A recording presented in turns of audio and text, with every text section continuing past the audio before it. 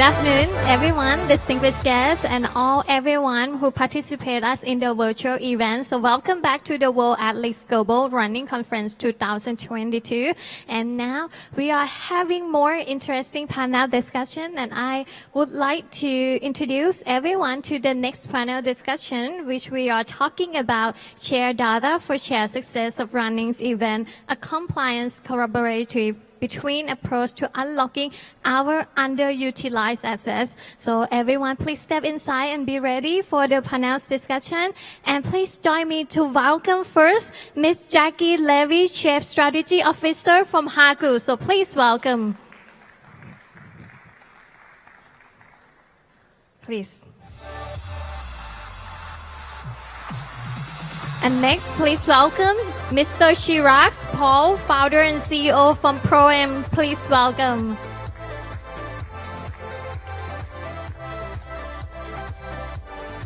And next, Mr. Pierre Duval-Leloy, founder from Jugu. Please welcome.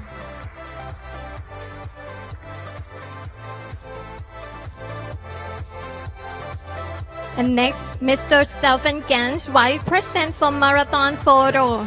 Please welcome. And next, Mr. Niels Chort, founder and CEO from Sportunity. Please welcome. And last but not least, our moderator, please welcome Sam Middlehorse, CEO from Admiral Digital. So please welcome. So leave all the stage to you.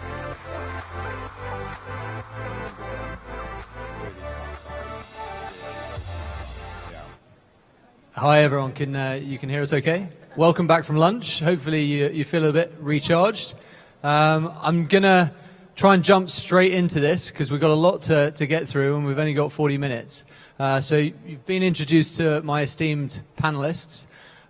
They represent all stages of a customer journey as someone goes through the process of registering to an event, to participating in an event, to being tracked and followed, and then seeing images after the event, their photos. Everyone on the panel has a pretty good understanding of data, and what we wanted to do was approach this rather than looking at it from our individual verticals or silos, as you might want to call it, to look at it from an industry perspective and try and understand some of the problems that we have in terms of unlocking the value from data, and then have a really tangible conversation about what some of the solutions might be, so that we can actually go away from this with some clarity over what are the things that we could be spending time on as we go away from the conference. So I'm just going to give a quick background as to where the panels come from. Chris has talked a lot earlier about some of the challenges that we're facing as an industry. You might want to call these kind of pretty aggressive headwinds that we felt during COVID times, where not only was the traditional business model that Chris talked about around ticket sales, sponsorship, grants and others challenged, we also had balance sheets that were pretty aggressively depleted during that period of time. And so we're in a process where if we want to invest in things moving forward, we're not really in a very strong position to be doing it when we think about a rights owner perspective or an event organizer perspective. So there's a bit of context that I just want to look at this from. So if we've got a challenged or broken business model, as it's been talked about, and we've had an industry, if we're being really honest with ourselves, that's been quite slow to change. We're still on a 1.0 business model, I would say, of what we are doing in the industry. How can we look at some opportunities that could be unlocked by looking at data in a different way than we've been looking at it up to today?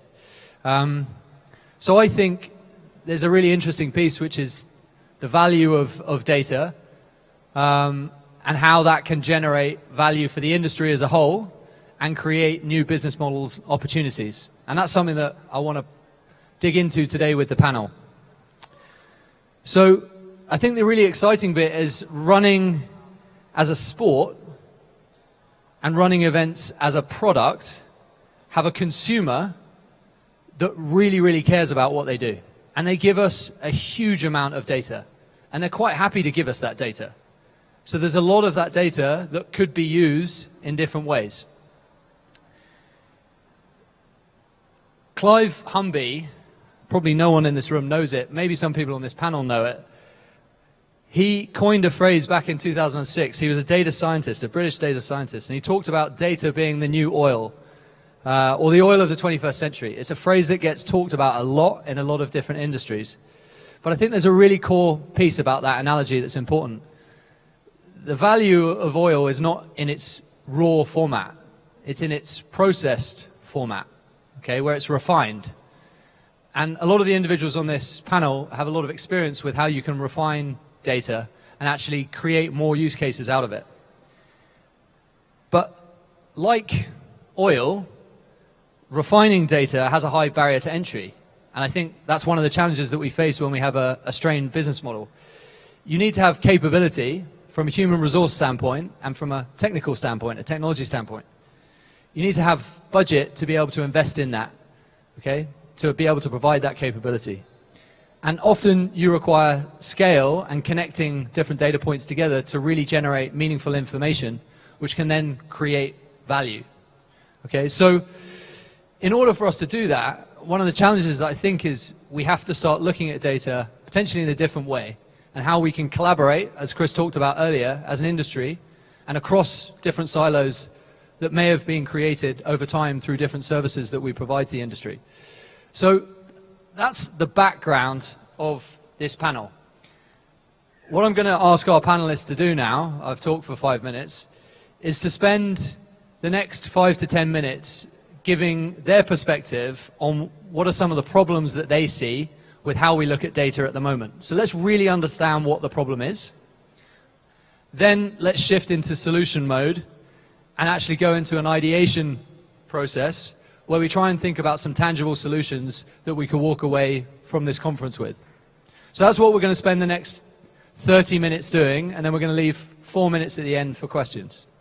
So I'm going to hand over to Niels first, he's down the end, and I'm going to ask Neil to give his perspective on what some of the problems are that he sees with how we as an industry are looking at data.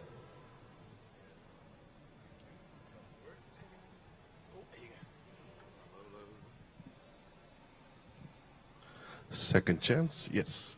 Thank you for this introduction. Yeah, we see in the market that data is of course important, and we see also these panels organized because we know data is important also for the future of this industry. So the know-how of it is important is step one, and that was maybe the last years also for a lot of events here. They didn't know that they have to do something with it, that the way of saving it, it's important, the way of structure it is important. So we can now move forward to do something with this data, and he was also saying about the value that we can create with it. And I think the challenge that we have nowadays is, okay, how can we also make business out of this? So how can we earn money with this? Who's the customer that are going to pay for this? Is that the athlete itself? Is that the fan? Is it the events that maybe have to pay to get the data, to promote their events? Or of course the commercial partners. And I think that's nowadays the challenge for most events here, with all the rules that are there with GDPR, etc. How can I create value? But after that value, how can I also monetize this value? So I hope we can give some advice in this panel how events can work with that. Okay, thanks very much for that, Niels. Who wants to go next? I can go next. Okay, Stefan. Hello. A few technical challenges here. Yeah, thank you. I agree with your assessment. I mean, the biggest challenge I see is currently the data lives in different silos, and every silo is by itself. It may be the registration company, the timing company, the event. There's no unique identifier which combines all these different data points across time. And I think in the end, combining these different data sources over time might unlock value for the customers. Because me as a runner who participates in different events throughout the year would like to see how I did throughout the year. Might to get access to the timing data, how I performed, or the images of all this. But currently this is inaccessible. And if we as an industry find a solution to access all and gather all data in one silo one data field in compliance with current regulation, I think we can all win. I think that's a great point. I think if I just summarize there, data sitting in silos is not creating enough value. There's more that could be unlocked. So we need to look at how we can create that horizontal integration across different services. Pierre? Yeah, so talking from my point of view in terms of registrations, I think one of the problems that we have today is that we're collecting way too many useless information. And it's boring, it's impersonal for participants. They don't understand why they have to answer all these questions in registration forms. And I think it's only because we've been doing this for 20 years and we think we have to carry on and keep it on doing the same way. So I think that would be, for me, the number one problem along what has already been shared and with which I fully agree. Okay. Nice. Thank you very much. Chirag? Hello? Yep. Good. I thought the mic was having an afternoon nap right after the lunch. I agree with all of us, I think, in that sense. The first point when we're trying to address over here, as Chris put it in his keynote in the morning, was the business model, right? And where does data fit into that business model? We often find across the region that we're in right now, across Asia, sport, music, gaming, live events in general, we've been going through a 5-6 year sort of change in terms of a mentality towards data. The first stage was collection, and actually collecting data from various sources, first party, then leading or understanding what first party data collection was, then to third party. Subsequently, I think now we're at a stage where like Pierre said, we can be a bit more strategic towards what we're collecting and why we're collecting that. I mentioned earlier to you, Sam, as well, that I often find a lot of our clients, we're a B2B company, we work across clubs, federations, governing agencies, and agencies themselves, that it's almost important for them to collect as much data as possible, as opposed to the data which is actually useful to them, right? So we're moving into a different phase where now we're talking about let's collect something which is more recognizable, reasonable, within the purview of whatever legal framework we're in, but how can I then monetize on that moving forward? So it's marrying short-term solutions with data, with a long-term vision or a business plan. So let's just stay on that quickly. Who should that data be useful for? Like, who are we talking about in terms of the customer? I mean, you want the data to be useful for the event organizer, sponsors, I mean, all the stakeholders, obviously. But first, you want to make sure that the runner understands why they need to give you that data. Like, why are you asking me for my running club? Why do I have to pick a start wave? Why can't you do it on your own? You know, like, why can't you just like pack people by 300, packs, and off we go and we do the start wave? You know, we drive too much anxiety in our registration forms because most people don't really care about the start waves in which they're going to be in, most of them, Jackie? To add on to that, one of the challenges we see with organizations is that they don't have a data strategy. So there's no plan for the data that they're collecting. We've always asked this, so let's continue to ask it, and not taking a step back and looking at everything you ask and all the data you collect and saying, what are we actually doing with this data?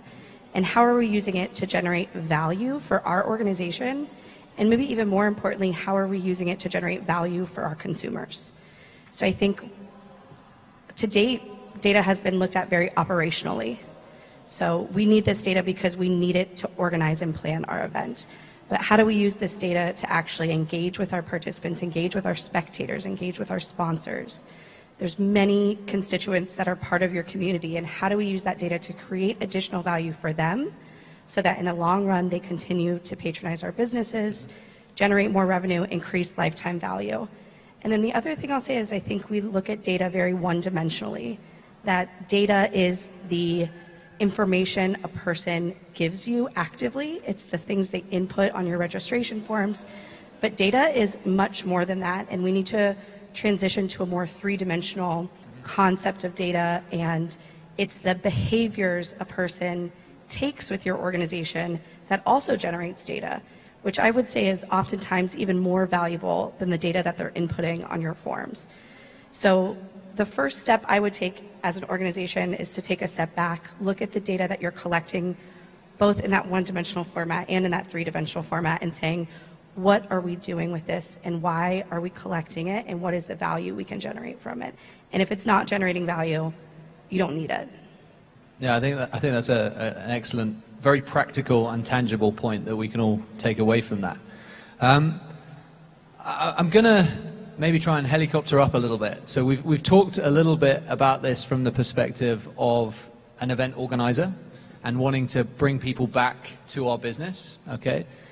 What about as an industry and trying to then potentially change some of the commercial models that sit around us as an industry?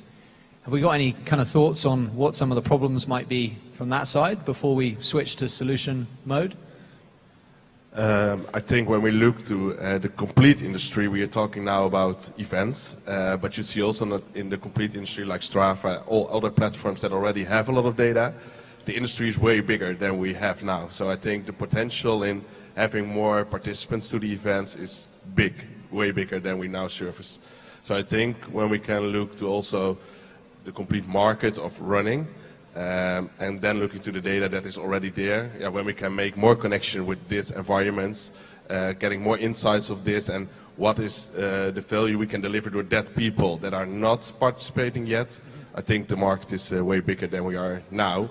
And also, like soccer players, they also have a summer stop, and what they're doing in the summer stop, maybe I can connect with them too. So also in the three-dimensional environment, what Jackie was talking about, I think there's way more data to see, to understand, and to create value on that. Chirag? Sorry, yeah.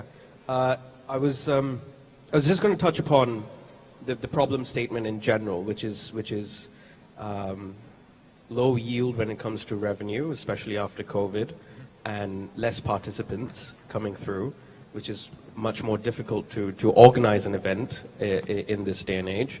And the four levers that Chris mentioned, ticketing, sponsorships, grants, if you're lucky, and miscellaneous.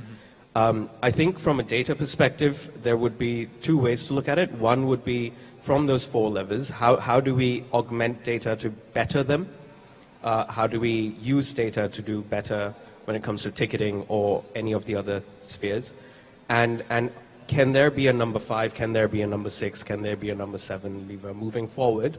If not today, but tomorrow. And I think if that problem statement is broken down in that way and data's looked to address that problem statement very clearly, not just from the fact that I want to be cool because I have data, but I want to actually use it to monetize and move forward. I think there's a lot that can be done, which is not groundbreaking. It can be done tomorrow. Okay.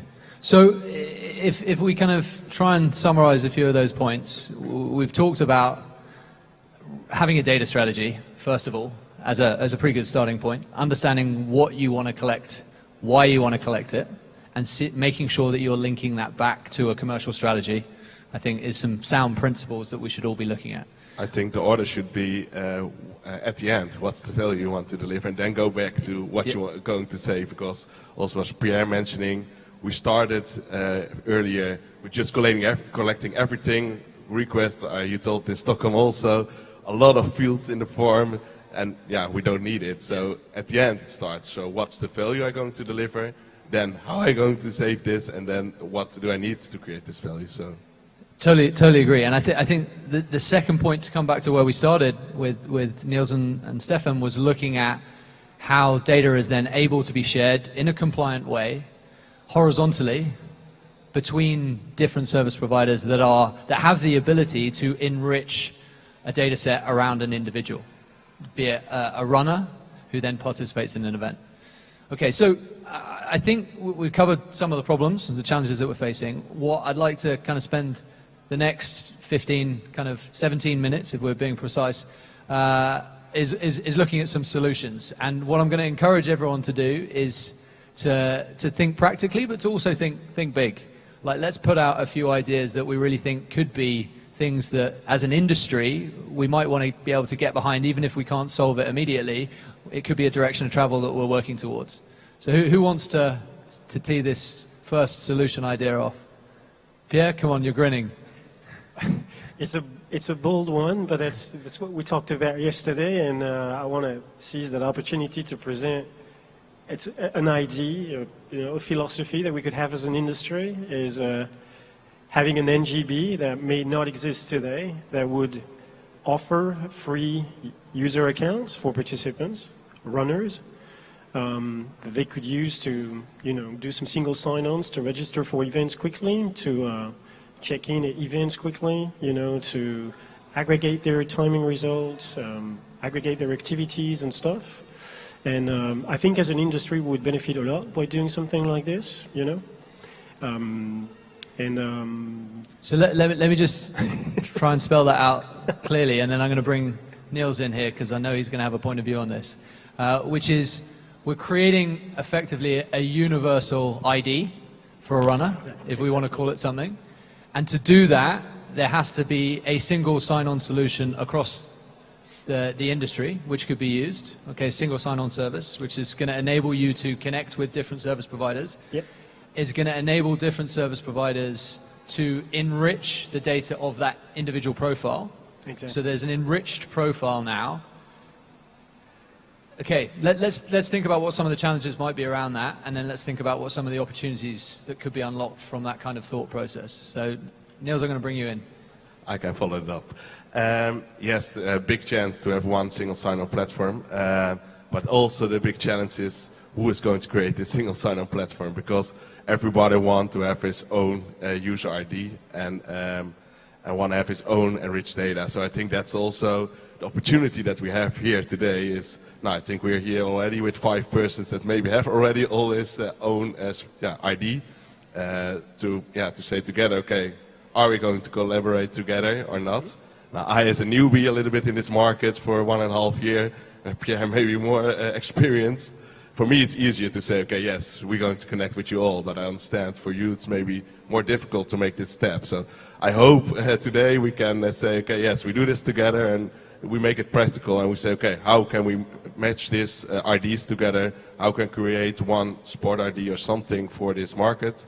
And that we can enrich the people with a really easy single sign-on registration, easy login in the apps for live tracking like we do, so that you can combine and enrich your personal data, because the data is from the person itself, it's not from us, it's from them. So when we can also give them their own environment where they are in and they can move over this world, yeah, that will be great, of course. Okay, so that single sign-on is premised across, big word here, interoperability, where we can transfer data across different service providers. What are some of the other benefits that we could get if that was in place? Like, how would it benefit the runner? Let's look at it from the runner's perspective.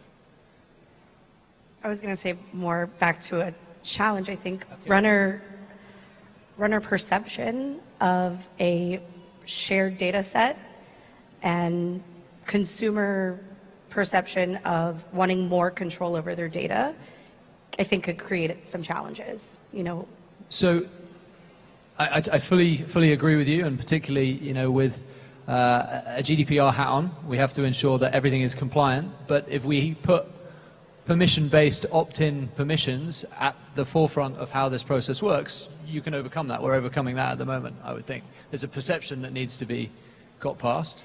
Yeah, I think there are certainly ways to move through it. I think it's just a big hurdle to jump, and there's already a lot of distrust among companies like Facebook and Sure. how they use your data and how they track you and everything. And so I think there's just, not that it's insurmountable, but I think there definitely is a big hurdle to establish that trust and, communicate with consumers how data is being used, how they have control over it, what control they have, who has access to their data.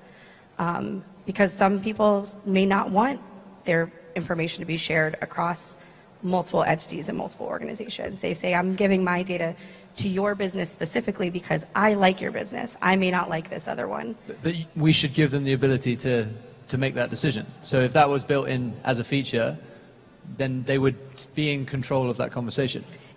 I think it's definitely a possibility, but there's also, even with a feature, there's, unfortunately for us, there's companies out there who have abused that privilege and have created this distrust. So even with those controls in place, there's a perception hurdle that we would have to jump over, even with features in place. Fully agree, and a totally fair point. Is there additional value that we could transfer back to the runner that might help us regain and rebuild some of that trust? Who wants to go? Stefan, I can see. Yeah, first of all, I want to say I think there already exists this kind of unique identifier. I think in most cases, at least what we found out is an email address.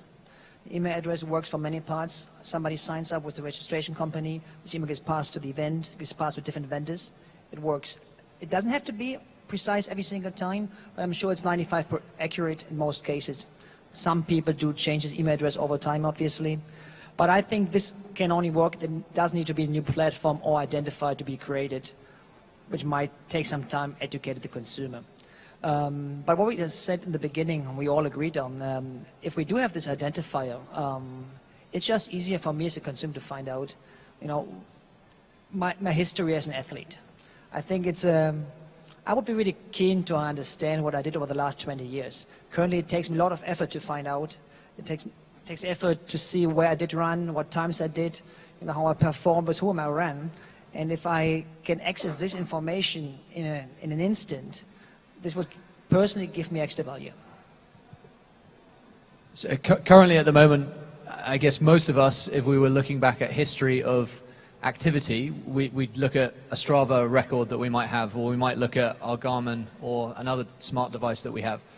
But often that doesn't then help us tell that story of our event day journey and the journey up to the event, which is, I think, all of us in this room are kind of involved in providing storytelling around that live tentpole experience, which is such an important moment within people's active journeys. So how do we as an industry kind of take control of that rather than have it sit in another platform that doesn't really want to play nicely in the sandbox with us? Any other thoughts? To address the first point, I think what the runner might benefit or participant might benefit is from a lot of personalization. I think simple things are not being done in the right way. Not just looking at your photo or tracking your loved ones, but simple things as you've attended the last 3 years for this particular event. Come back the next year. This is what we're doing differently. This is how we're structuring it. These are the changes that you would see from last year versus this year. These are small things that can be done, and the participant will see value in that moving forward. But what I was trying to address is what you said was, how do we think big? I think one step in terms of thinking big is to think small, or taking small steps. Looking at examples in other industries and other sports where 5-6 years ago they were having the same kind of problems, right? We have a loyal base, however we do not know how to engage with them, and we do not know how to subsequently monetize moving forward. Engagement is a means towards the next step, but it's an extremely, extremely important step. You need to know your consumer base or your customer base. At the end of the day, these are B2C organizations. If you do not know your customer base, how are you going to be able to succeed and grow? So when I say small, I'm talking about simple things, not just in terms of data collection, but how am I engaging with them? How am I personalizing content? Am I being able to build segments and behavioral patterns and send out marketing activity through emails, SMSs, whatever it might be, depending on the region that I'm at. So there are a lot of things that can be done that is not tremendously out of the box. There's simple things which are within the box, which have been there for a long time. I would love to talk about Web3 and everything else, but I think there's still a lot of stuff that big data and artificial intelligence and machine learning, words that we've stopped using, that we can potentially use, because they're technologies that an industry like this can still very much benefit from. Okay. Any other thoughts, Jackie? I would just say I completely agree with that sentiment that, what other industries have done really well over the last decade is know their consumer and craft very personalized and tailored engagement opportunities so that they can foster stronger relationships that bring those consumers back to spend more money with them. If you look at organizations like the NFL or the NBA or the English Premier League, they really know who their consumers are and they speak to them in highly tailored ways. So the way they talk to a new fan who's never been to a game before but is at their first game is going to be very different than the way they talk to a loyal fan who has season tickets. Sure. So I think, and the data is there. The data is already there. Maybe in some of the platforms you use, I know that's one thing our platform does, is give you the access to that data and then to actually execute on these activities. Is very highly personalized engagement touch points, whether it's email or social or SMS, content. Take a step back and look at the way that you're engaging with your consumers, and if it's generic across the board, it's not segmented, that's a really great place to start. Yeah, Sorry. Don't get me wrong. Building a collective is great theoretically, and a lot of industries have tried it, but when it goes to a stage where the collective might make sense initially, or data sharing might make sense initially, regulators and everything have come in, and we've seen this in different industries. Then it becomes an extremely difficult task to kind of unwind and take a step back and say, okay, I own this data, you own that, etc. So there are short-term solutions before we can get there. Sure. I think it's a great point that KYC should be permission to play. It should be, the basics that we do. I think one thing that I would just circle back on is one of the problem statements that we have, which is a strained business model that relies on the rights owner, the event organizer, whoever that might be, to have that capability to be able to do it and to be able to have the expertise and the tools to be able to do that, which costs money. They've got to pay for it. And in an environment where business models and break-even points are becoming more and more strained, something that should be basics and you should have are things that people are not doing. Now, that is a reality, and I think what will happen is people who are able to do that stuff will survive, and what we'll do is we'll have, over the next couple of years, a large number of smaller organizations that'll die, and maybe that's free market economics. I guess one of the things that I wanted to think about as an industry perspective is, could we look at changing the way that funding model is ultimately working? And could data be something that we could look at in a different way because of the value of that data across the industry? If we could think about that business model in a fundamentally different way, could we have a different path moving forward? The challenge I see with that is that there are so many events across the world. This isn't like an NFL or an NBA where you may have 36, 32 teams and they have a revenue share model, and it makes a lot of sense because there's a limited number of players in the market. And having a collective makes each one more powerful. In this industry, there's just so many events and so many organizations. It would be I just see a big challenge in having a more collective funding model, like something like the NBA or MLB or something like that. So I think just the sheer size, and not necessarily size and number of runners or number of fans, but size and number of organizations that are putting on events, and new ones are popping up every day. They're merging, they're breaking apart, new events are being created, some are going away, and new types of events are coming into the market. 10 years ago you saw the introduction of more like obstacle type challenges like Spartan and Tough Mudder. So I think just the rate at which the industry is changing and the size in terms of number of organizations, number of events presents a big challenge for that. I Niels? think we can. I think we can change this world because when we start with small steps that just mentioned is starting with understanding your participants and understanding your friends, you're going to see new values. So it's also not scared then anymore to create new business models because you know I'm going to deliver value to him and I know I can ask money for this.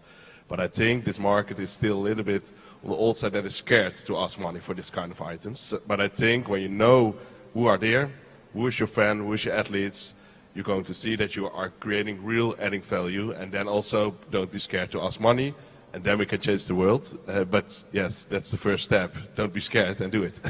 Okay. Stefan? Yeah, I think this industry has great opportunity.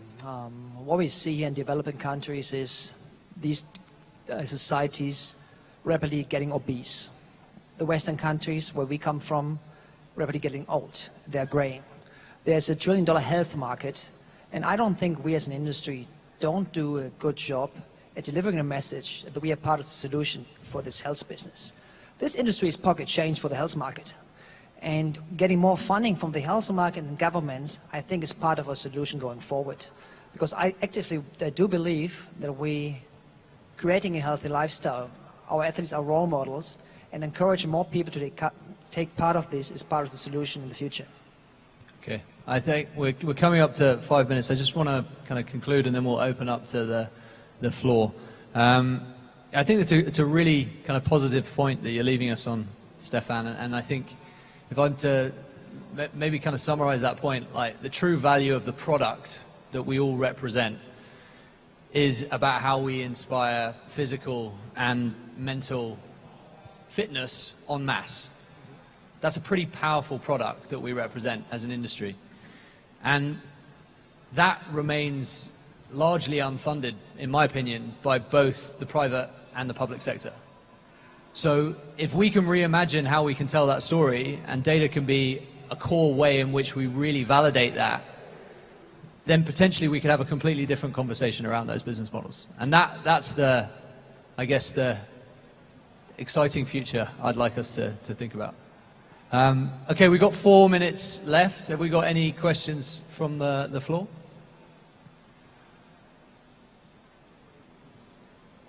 If not, we can keep talking about data. Maybe someone on the floor that is doing this already and can give an example from how they do that. Maybe it's one event that can show that.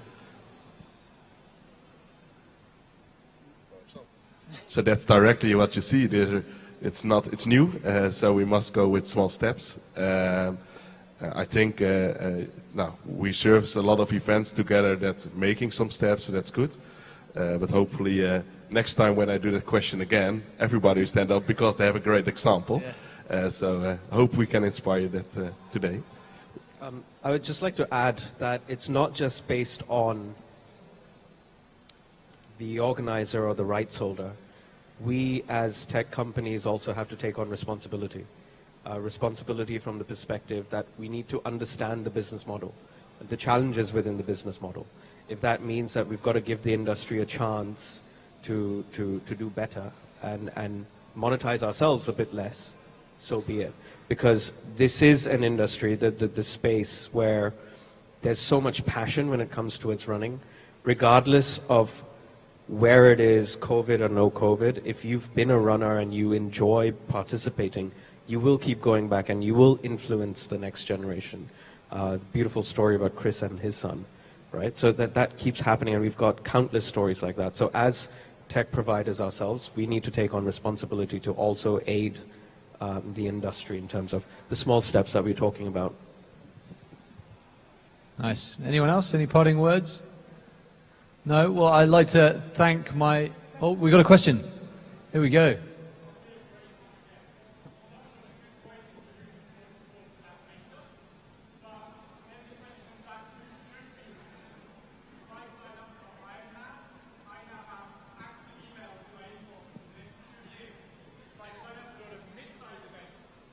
Have the, did you hear everything, or do you want me to ask again? Sorry. Start again. Of course, sorry. The question is, who needs to become responsible for that data? You mentioned there tech companies becoming responsible, but if I register for Ironman, I now have active emailing me for the next 2 years because I have an account. Less so with a lot of the big events because the events take responsibility, but especially in that mid-size event, I'll have maybe the registration platform emailing me. I'll have the event organizer emailing. I'll have the results and timing emailing me. You talked earlier, Jacqueline, about distrust in the participants. I think a lot of it comes from that not knowing where the data belongs. And maybe that comes in having a single identifier and platform to align all of those. And Chris, forgive me for the sake of being abrasive right now. You know, yesterday I got an email from Hoover about this conference before I'd signed up for the app. Now, that's not a bad thing. I had intentions to anyway. But again, for some people would raise that question, hang on, where's that data going? So who needs to take responsibility there moving forwards? I truly believe that the people that should own the data are the consumers themselves. Now, that means that they're still giving you their data, but they should have the power to rescind it. They should have the power to say, I don't want you to use this anymore. I'm also, and my company Haku is also of the mindset that as technology companies, well, maybe not so much you all, but maybe us three here, we have no business emailing you. You'll never receive an email from Haku because there's no reason to. We're simply empowering event organizations to engage with you in ways that generate value for you. So if you don't live in Miami, Florida, or you don't live in the US, why would you receive an event about a 5K in 2 weeks from now in Miami, Florida? So as a technology provider, we should be providing the organizations the features and functionality they need to create value for you from the data you've given them. So again, long answer, I'm going to make it shorter, is consumers should own the data. Organizations should be able to have access and use that data as long as they're generating value. I think also in case of connecting with them is the event. You connect with the event and that you want to be part of, and you want to be part of that journey. So I think the event must deliver you the best journey that they can deliver you before, during, but also after the event. So. Okay, I think we've run out of time. Thanks very much for that question. Thank you very much to my fellow panelists, and hopefully you've enjoyed learning a little bit about data. Thank you. Thank you. Thanks. Thank you so much, Sam and panelists. Folks, I'm going to have Irene introduce the next session, but I just wanted to say we recognize that we're running a little bit behind because we started late this morning. We've got a little bit of a challenge because Roy Teo, who's on the next panel, has to bolt for the airport, so we're going to give him his airtime and he's going to need to leave midway through that panel.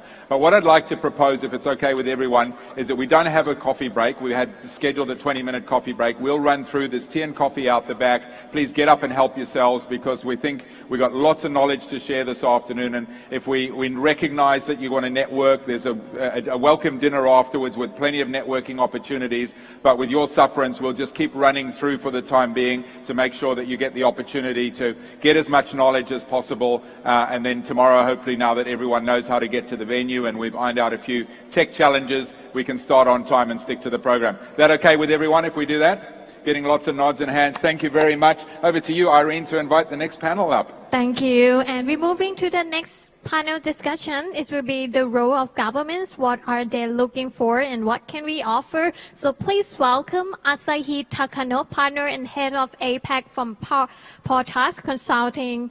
And please welcome Roy Teo, Chief Industry Development Technology and Innovative Group from Sports Singapore. And please welcome the speaker joining us virtually is a Janice Brooke, Paris country from Houston Sport Authority. And last but not least, our moderator, please welcome Jason Govers, editor and publisher from Sport Traveling Magazine. So please welcome and enjoy next panel discussion.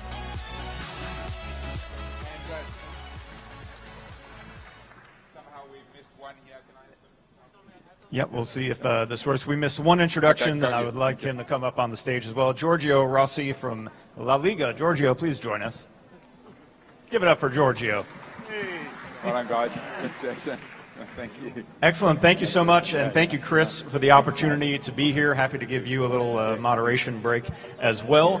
This is a discussion that we're going to have on governments and the role that governments play in sports events. This is something that we track very heavily in our magazine, Sports Travel. And we have an incredible panel here with us who represent governments in some cases, or organizations who work with governments, or sports organizations who work with governments. So I think we have a very interesting perspective, and I know just for some conversations that I had even last night with this group and even this morning, that this is a topic of incredible interest. It's also a very diverse topic. Obviously, when we're talking about the role of governments, goes without saying that depending on where you are in the world, you're going to have a different experience and a different philosophy with it. And we also have a very varied representative here among this panel who I think will get to that. And so I think it's important for us kind of at the outset here, for those who are not familiar with each of you and the roles you play, just to talk briefly about your organizations and obviously specifically how you work with government. In the case of Roy, Sports Singapore is part of the government. So Roy, just a quick background on Sports Singapore and what you do there. Sure. Good afternoon, everyone. I'm Roy from Sports Singapore. Sports Singapore is a government agency that is under the Ministry of Culture, Community and Youth. We look after both sport, fitness and wellness across the country. Obviously, we look at different age group from the young children all the way to seniors. We call them the active masters. And then we have different programs for us to develop them into whatever they feel like doing in terms of sport or fitness. So we run programs, we run facilities. We have more than 35 facilities. In Singapore, we run 27 swimming pools, 26 gyms, and we have active members of about 2.1 million, and that's something that Asahi is very familiar with. Well, it's a perfect transition. And Asahi, let's talk a little bit about Portis Consulting and the work that you do. And if the mic doesn't work, we'll get you one. Thanks, Jason. Good afternoon, everyone. Great to be here. So my name is Asahi, and I am a partner and the head of Asia Pacific for Portis Consulting. We're the leading global strategy consulting company dedicated purely to the sport and physical activity sector. And Roy is a good colleague of ours, as it were, a long-standing client and a partner of our work. Our work doesn't just focus on Asia, so we've worked with dozens of governments across the world, including the Middle East and Europe, as well as public bodies, a lot of sports federations as well, so we've covered IFs and national federations across over 40 sports. So hopefully today I can bring a little bit more of a macro view from an industry perspective about what's going on globally, and perhaps contextualize that a little bit more specifically to this audience. Perfect. And Giorgio, may not be obvious to everyone what La Liga is doing here and your work with governments, but why don't you talk a little bit about what you're doing? Yeah, hello everyone. I'm from La Liga, the Spanish Football League. I'm Italian, but I work for Spanish football. Yeah, that we have only 37 minutes. I cannot explain all this story, but basically we started working all over the world, and we have a representative, or sometimes we have office and so on in many countries, and I'm one of them representing La Liga in Thailand, but I also cover Laos, Cambodia and Myanmar. And basically I belong to the international department, so all the activities that we do in those 4 regions, 4 countries, all of them, I mean, the strategy comes from me, from my colleagues, and we try to get closer to the fans and expand the fan base and give exposure to our clubs. Okay, excellent. And with that, of course, we have the image behind us of Janice Burke from the Harris County Houston Sports Authority. Janice has been kind enough to join us, not from Houston, but she is in Doha this week for the World Cup. Houston, of course, will be one of the U.S. cities that will host the World Cup when it comes to North America in 4 years from now. So Janice and I have worked together quite a bit over the years. Her model in Houston is slightly different than some of the other sports commissions and convention bureaus that we work with. But Janice, if everything works here and you can hear us, talk to us a little bit about your organization and some context on how it's organized. Sure. Great to see you, Jason. Thanks for having me. our organization is a little bit different than most of the sports commissions in America. We are a government agency that was created to build stadiums. So we have 4 major professional sports stadiums that we oversee about $1.2 billion in bond debt service. And then we also are the sports marketing agency for the city and county. Excellent. Thank you, Janice, and we'll bring you in here as best we can as we continue the conversation. So let's get into some details here, and Roy, we'll start with you in Singapore. I think Singapore is a great example of a destination that over time has set out a deliberate goal when it comes to sports events and supporting that. And I know that has been a journey like it has for a lot of destinations and a lot of governments. But why don't we start there and talk a little bit about what that role has been like over time and the emphasis that the government has put on attracting sports events to your region. Well, the purpose of having events is not just showcasing Singapore, but really what do we want to do with that is to inspire Singaporeans to be more active and to be what they can be as they journey through their their life in Singapore. So that's a very important factor. Something that we say we want to live better through sport, and that is our tagline for Sport Singapore.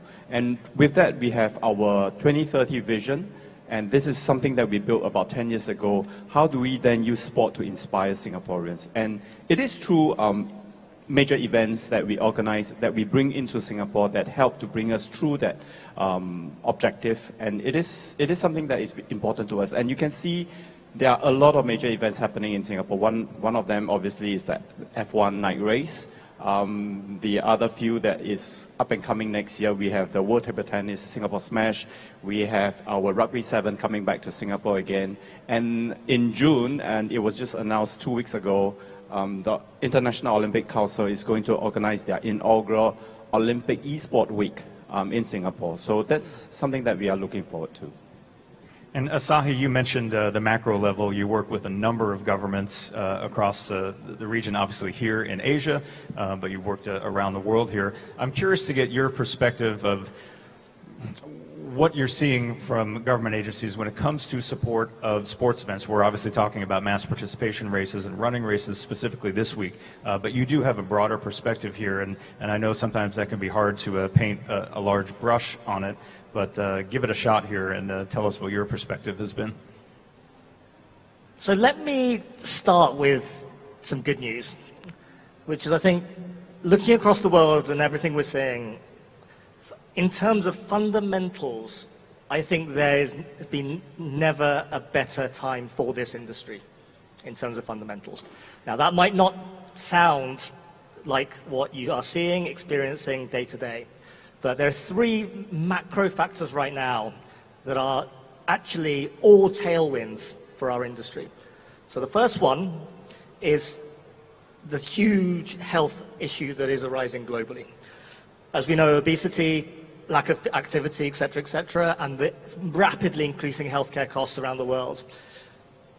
This has been there for a while, but what's started to change and what we're seeing is that there is now a really clear recognition of the importance of physical activity and sport as part of a core policy of central government issues around health, around PE, education, aging, social care, community, etc. So it's now got much closer to the centre of government. It's now getting the attention and the budgets of the biggest ministries in governments. Secondly, if we look at behaviours, participation behaviours across all age groups, we are seeing a shift away from traditional team sports and organised structured activity to basically running and walking. That is the single fastest growing activity among pretty much all participation groups in countries we look at today. And the third part is we're seeing a technological disruption and a technological revolution that is fundamentally changing how organisations, events and others can engage with a consumer at a much lower cost and a much larger scale than ever before. So those 3 things put together should mean that we are sitting in the best place possible, where we are the people offering almost the solution to all three problems with the enabler of the technology to help. Now, the reality, however, is that we are clearly in a place where we haven't quite cracked how we tap into that opportunity and how we manage to actually ride that wave. And I guess what I feel that the most forward-thinking governments and forward-thinking organizations are starting to do is to really challenge, innovate, and rethink the whole business model of why, what, and how. And I think, Roy, Singapore is actually a great example where they are constantly innovating about what can we do differently in terms of mass participation. But I think, without going into too much detail at this stage, what is really important for organizers, mass participation event owners, and so on and so forth, is to actually step back and really understand where the demand is and what they're really looking for. So how many of you, I guess, have had an in-depth problem-solving conversation with your Ministry of Health, for example, to really understand why is it that people are struggling to get active? Or talking to the education department and having a real discussion about what are the challenges in physical literacy and the lack of youth sport and participation. And based on those conversations, really rethinking actually what is the product that we can offer into the market where there is money and demand that can actually be the solution to the problem, rather than, I think historically there's been much more of a transactional relationship between event organizers and governments, which is, at worst about road closures, and at best it's about grants. But I think there's a real opportunity to change up the business model and the partnership model, given this massive tailwind. And I think if you can do that right, there'll be a real opportunity for growth. Yeah, there are some bigger, broader issues there that we're going to get to in this discussion as well, because I think it's very important. I mean, Giorgio, from your perspective for La Liga, I mean, some of your interest here in Asia, of course, is a brand play. You've got a league that you want to have more exposure here as well. But, I mean, La Liga has organized mass participation events as well. What is your perspective here? What are your conversations like, with the government entities you're working with here as far as the goals that you have? Is it about raising exposure for your league, or are there some bigger picture issues there as well? Depends on the on the situation, because we have plenty of example of collaborations with government bodies and agencies. Depends on, for example, before the pandemic, we were more involved in creating some events. The traditional one is, of course, the friendly match, for example, that the clubs can play in summer, and they came to Singapore, also some of our clubs. Then, of course, the situation changed, and when everything changed at the end, also the approach and the goals need to be adapted to that scenario. Now I feel that our relationship with the government is quite different, because we are sometimes the way the tool they use to achieve a goal. For example, in Singapore right now, we are partnering with Sport Singapore and the Football Association to develop coaches and kids, so footballers. So we are the tool that Singapore chose to run this project. In the past, more than be the tool, we were the event itself. So that the situation changed. So now that the government has to allocate a budget in a different way, need to be careful when they choose the partner. Luckily, in the case of Singapore, they chose us. So in this case, is a positive thing. But in general, for the industry, is getting very difficult as well to get things moving forward. And Janice, let's bring you back into the discussion as well. I think one of the reasons that I was interested in having you involved with this particular discussion is obviously Houston has attracted its share of international events as one of the largest cities in the United States. You're also part of or involved certainly in a state government in Texas in the U.S. That has had a very interesting model from a government perspective of how they have supported sports events with some funding. So I was wondering if you could talk a little bit, certainly on any themes that you've heard so far, but also the rather unique model that your own state has moved forward when it comes to supporting sports events. Yes, and I think I love the discussion, because in the past, governments typically wrote checks, right, and said, oh, okay, and we'll get an event organizer to put the event on. In our case, we are the event organizer, the marketing agency and engine for the city and county, and then also really for the state. So the state of Texas really values all of these sporting events as more and more of these large mega events like Super Bowls and Final Fours and international rugby and soccer. Of course, we have World Cup coming.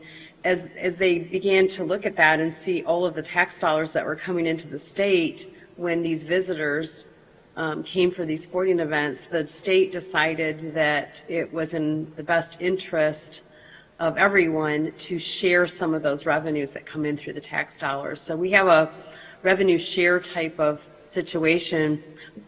So the burden isn't just on the cities. The state shares some of that burden and gives money back to the cities that are hosting in order to put these big events on. Yeah, it's an interesting model that we don't see everywhere. But I want to go back to something Asahi had mentioned as well, because these are discussions that I know are happening across the United States with cities that we work with. This notion of sports events, I think government entities, at least in North America, see them as economic drivers. They generate hotel room nights, people spend money, and that is the point for a number of government entities. But what Asahi had mentioned, there's a broader discussion, and I think it's happening globally, where governments are looking beyond just the economics of sports events and getting at this bigger picture of the industry that we serve and that the audience here serves a quality of life goal for its residents through its sports events. But I'm curious from your perspectives of what that discussion is like at the government level, how important of an initiative that is compared to just the dollars that an event might bring in economically for an event. So interestingly, in Singapore, when we look at events, we look at three factors: economic, social, as well as sporting. So economic obviously is whether it brings in that tourist receipt or it drives the economic activity in Singapore. Social, how great is that event in bringing people together? A mass participation event like a marathon is a good example of how they will bring people together. And then the third one, which is sporting, that is where I mentioned earlier on, where we want to see how that particular event can then encourage or inspire people to excel in a particular sport and eventually perhaps become our national athletes. So those are the three areas that we looked at, and in fact, we focus a lot more on the social and sporting element because we have our tourism board that will look a lot more on the economics aspects. So in a typical sporting event, typically you will see Singapore Tourism Board as well as Sport Singapore coming together, looking at different aspects, evaluating events based on those three areas that I speak about. And I just want to go back to the earlier point about collaboration with the industry, and that's very key. Just by looking at this panel, the two gentlemen here are actually partners of Sport Singapore. We don't see them as vendors, we don't see them as transactional relationship, but they are part of important partners for us to grow our industry. La Liga is not just partnering in terms from a coaching provision point of view, but in terms of innovation. They work very closely with an agency called the Global Sport Innovation Center that's based in Singapore as well as in Spain, Madrid. They are the ones that come out with interesting innovation solutions for the sport and fitness industry. And this is where I think La Liga provided a lot of problem statements for our sport tech companies to solve. Yeah. Asahi, I'm curious about your perspective, as you touched on earlier, what you're seeing that conversation like from different government entities and how important they are valuing this notion of the quality of life, because it seems like an opportunity for this particular industry that we're talking about here with running events and mass participation. I mean, 100%. I think we've been around 15 odd years and work globally across so many different clients, but the fastest area of growth, which my colleague Viola earlier touched on in the earlier panel, is this whole idea of social return on investment. So be it the UEFA Football Association, World Rugby, Singapore government, whoever we're working with, the thing people are dying to understand is how do we generate the social and economic impact through sport and physical activity and targeting the designer strategy to maximize that. And so our work in actually quantifying that and helping them to model that and so on has been by far, I think, the fastest growth area of the type of work we're seeing demanded from public bodies. And I think what that points to fundamentally is, health ministry, sports ministries, education ministries, etc., they are all facing a massive supply chain challenge. There's a huge demand in preventative health. There's a huge demand in needing to get physical literacy up. There's a huge demand in needing to get sport participation up. But they're never going to be the people that can actually deliver and meet that supply, especially in this increasingly fragmented, distributed, unstructured, digitalized market. And so clearly, this room actually holds a large part of that answer. But I think the challenge is how do you get that answer in a shape that allows the governments to go, that's what we're looking for. Thank you very much, we'll have that.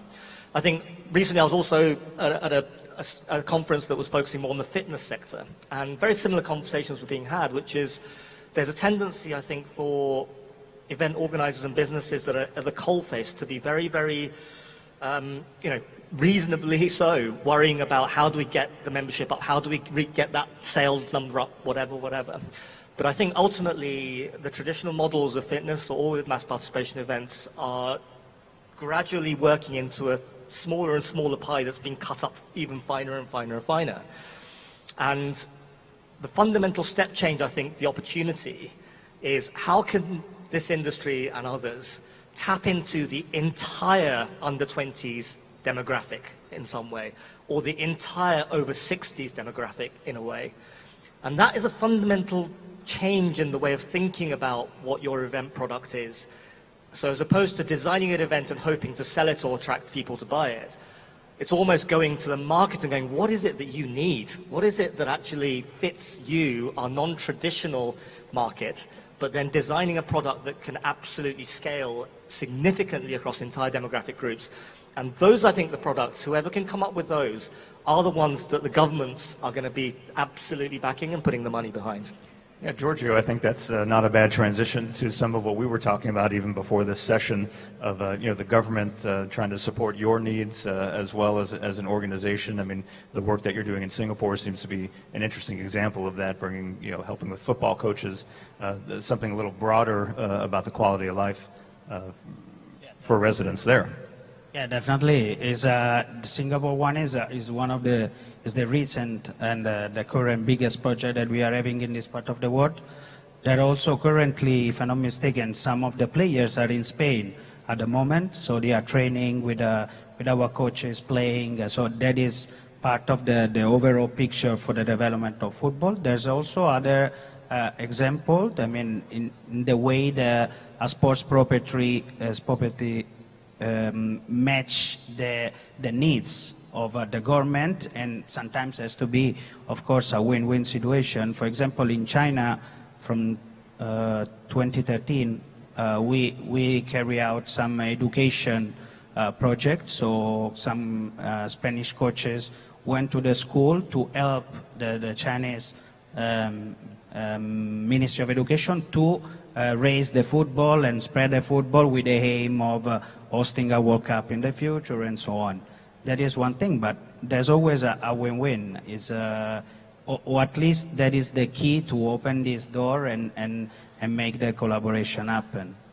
And Janice, bringing you back in as well, you and I have both been involved in the Sports Events and Tourism Association in the U.S., and I know some of these discussions are discussions that cities across North America are having right now, this concept of economic development versus the quality of life and the bigger picture that sports events can bring in, and of course, the role that a sports commission like yours plays. Obviously there's an economic interest, but there is a very big broader interest. I'm curious what your perspective is from what you've seen in Houston and your conversations with other city leaders around the country in the United States. Yes, this is a big topic right now amongst all of the cities that do sporting events and host them in the United States, is how do you connect with the community, and what is that bigger what is that bigger goal than just putting on a great sporting event? We have the NCAA Final Four next year in 2023, and one of the things that started back in 2016 with our city was how do we get kids engaged, the youth engaged, that are going to be going to colleges and universities later that NCAA is very interested in, and how do we connect them? And when we went to the school district said, we don't know how you connect us and how we get our kids involved, but all we know is our kids aren't reading right now, and we need help to get them reading. And so you think, well, how can sports help kids read? Well, we came up with this Read to the Final Four, and during March Madness, and as all of the schools are competing and the brackets are going down, till you get to the Final Four schools that participate in the Final Four, we did the same thing with the schools. We had kids logging in minutes of how many minutes they were going to read. And we started with one school district back in 2016, and now every city in the United States does the Read to the Final Four program during March Madness. And here now coming back in 2023, the program has grown so much, we need a full-time person on staff just to administer it. And we have 11 school districts involved where millions of minutes of reading will be logged. And so that's just one example of creative things that we've done in the United States to help impact a community much beyond the event. Excellent. Thank you, Janice. Let me bring it back to running and mass participation events, particularly for Roy and for Asahi. We touched on it earlier. I think we have obviously a number of race directors in the audience here, and to be honest, I think for a lot of them, working with governments has not been quite as easy as we might have been describing here. There are, of course, challenges and conflicts that arise naturally with permitting, closing off city streets, the unique nature of these events. What advice, if any, do you have for race directors on how they can approach their governments to possibly change that narrative or get that relationship on a different footing? This is probably an existential problem for the industry, but nonetheless, we've seen some successful examples here and there. Singapore is a perfect one as well. Any thoughts for the industry here on how those relationships can be smoothed over? I think important factor, plan early. That's one. The other one would be find a unique factor that gives us the reason for us to close the road, which is very key. So we have been doing quite a lot of unique activities in Singapore this year. For example, this year is our first year that we allow swimmers into our Marina Bay reservoir. And that venue, if you have been to Singapore, you will know that if you are doing broadcast, it has a high broadcast value. And it is so important that you get yourself in there. So this is the part that I would advise if you have any ideas. Number one, unique, and number two, come to us early. And in Singapore, you just have to work with Sport Singapore because we will be the leading agency that will help you to talk to the various other government agencies to close the roads, to open up the reservoir, or to open up the airspace if you need the airspace. Asahi, do you have any thoughts on that? I mean, I think I go back to my point about just fundamentally maybe reshifting the mindset a little bit of a sales mindset and a product sales transaction. Because ultimately, the flexibility sits on this side. We can change the product, and we need to change the product to meet the constraints, but the opportunity is there. And I think there's two areas worth looking at. One is really thinking about and listening to what does the market really want. So I have a lovely anecdote relating to esports. So every sport is freaking out. They have to do something in esports because that's the thing, and we have to do something. And frankly, very few sports have any idea what to do, but they just feel this immense pressure they have to do something. But one interesting example has been Taekwondo. So I was chatting to World Taekwondo, and they are really investing in the e-version of virtual active Taekwondo, where basically you can fight people in your room with a few attachments to your hands and feet, and so on and so forth. And they're really investing in that. And I said, where's this come from? And the really interesting story they said was, well, as social progress is happening, Korean parents less and less want their kids having their heads kicked in, right? And full contact taekwondo is not actually something that they're encouraging their kids to do. However, there is still a demand for the national sport and a real following, and people still want to do it. And this was one of those ways of connecting to the young generation while maintaining something where there is a market and a support from the parental generation. Very small example, but just a really good example of actually getting to the heart of the problem. So if you can understand what is it that your governments or your public bodies are looking for in the demand market, the areas where they really need help, and designing your event to that by leveraging digital or otherwise, I think that's one really important way to do it.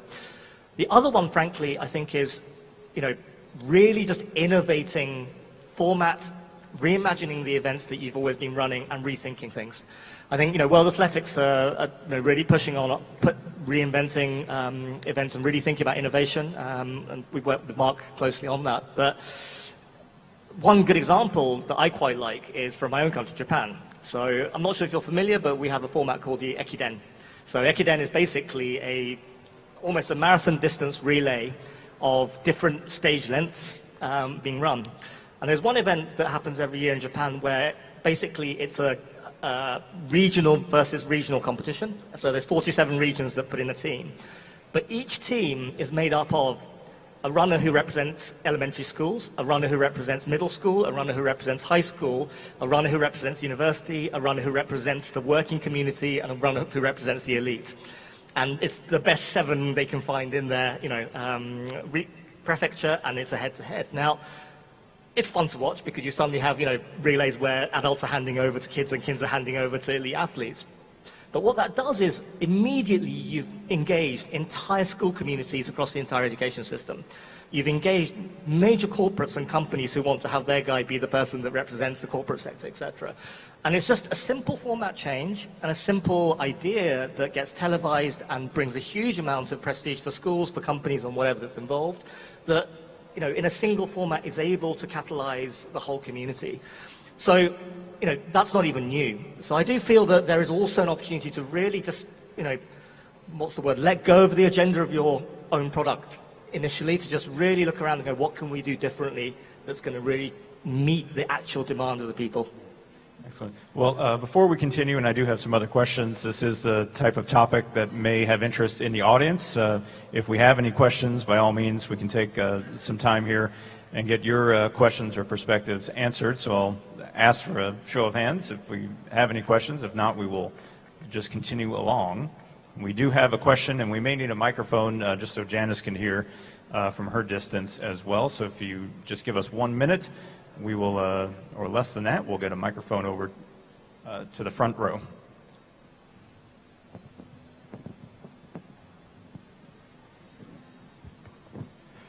Yeah, hi, Richard from Australia. Governments obviously love spending money on stadiums, and people love seeing new stadiums built, and we all like going to them to watch events. But the people in this room here are mass participation event organisers, so we're often fighting governments for that investment into our community events. What advice from any of the 5 of you up there would you have for us having conversations with governments to encourage them to use what limited resources they have in funding, spend it on our events and getting people moving? I'm very passionate about getting people out moving and participating in events, not watching events. What advice have you got for us to have those conversations back in our regional areas and local, state, national governments to spend money on people doing sport, not watching sport? That's a really great question. Jason, if you don't Yeah, mind Janice, me jump in, please. jumping in. I think having a conversation, and it all starts with that relationship and understanding what does that community need out of your event as much as you need from them. And so having, for instance, we have a certain part of our city that we really want to develop. It doesn't have the greatest reputation. There's a lot of kids, at-risk kids and students that we want to be involved in health and wellness programs. And so being able to put an event at that part of town, which is a little bit different than our downtown area, would be really advantageous for us. And so we would be willing to give more and to work harder with the organizer. And we've kind of dubbed that part of town as our extreme sports mecca area. And so we've got BMX and we've got skateboarding and things like that, because that attracts that particular part of our region. But I think it starts with a conversation and understanding what you need out of the event and what you need out of the government to support you, and then what the government is looking for. It might be developing land. It could be it could be branding. It could be, like I said, that health and wellness side of it. So really having a partnership and working together and having honest conversations is helpful. When we did the Olympic trials for the marathon, one of the things, because we're shutting down streets, it costs a lot of money, we have to take out curbs, we have to put them back in, things like that. But one of the things that we did is we worked with Team USA. What their goal was to win medals at the Olympics, and so we created the exact same format, just about, it was duplicated, that they'd be running in the London Games. And so that got our community excited, and rather than just another event where they're shutting down streets and it's inconveniencing people, all of a sudden it became this electrifying, wow, we're part of helping the United States maybe win medals. And so changing that narrative and how we marketed the event was important. Maybe just let me jump in. I think still going back to Asahi's point, looking at what is the demand for that particular event and looking at what is already being supplied in that particular city or country, and see what space you play in. The other one would be innovation. Whether there is innovation in that particular event. If there is, I think there will be a lot of interest, specifically for Singapore at least. We look at that three areas: economic, social, as well as sporting. If you are here in Singapore and if you have a very innovative ideas, I think there will be ways for us to support the event. And we will be doing so for example, 2 triathlon events that's coming in next year, with very innovative ideas, doing different things, not like a traditional triathlon activity. So innovation is one specific area that we will be looking at. And the other one will be how does it impact the people and the residents, the spectators, not just the participants. But obviously, if we want to have more participants, that's where we want to see how can we get more people involved, and whether is it an activity that is of interest to the residents. I mean, I think present company excluded,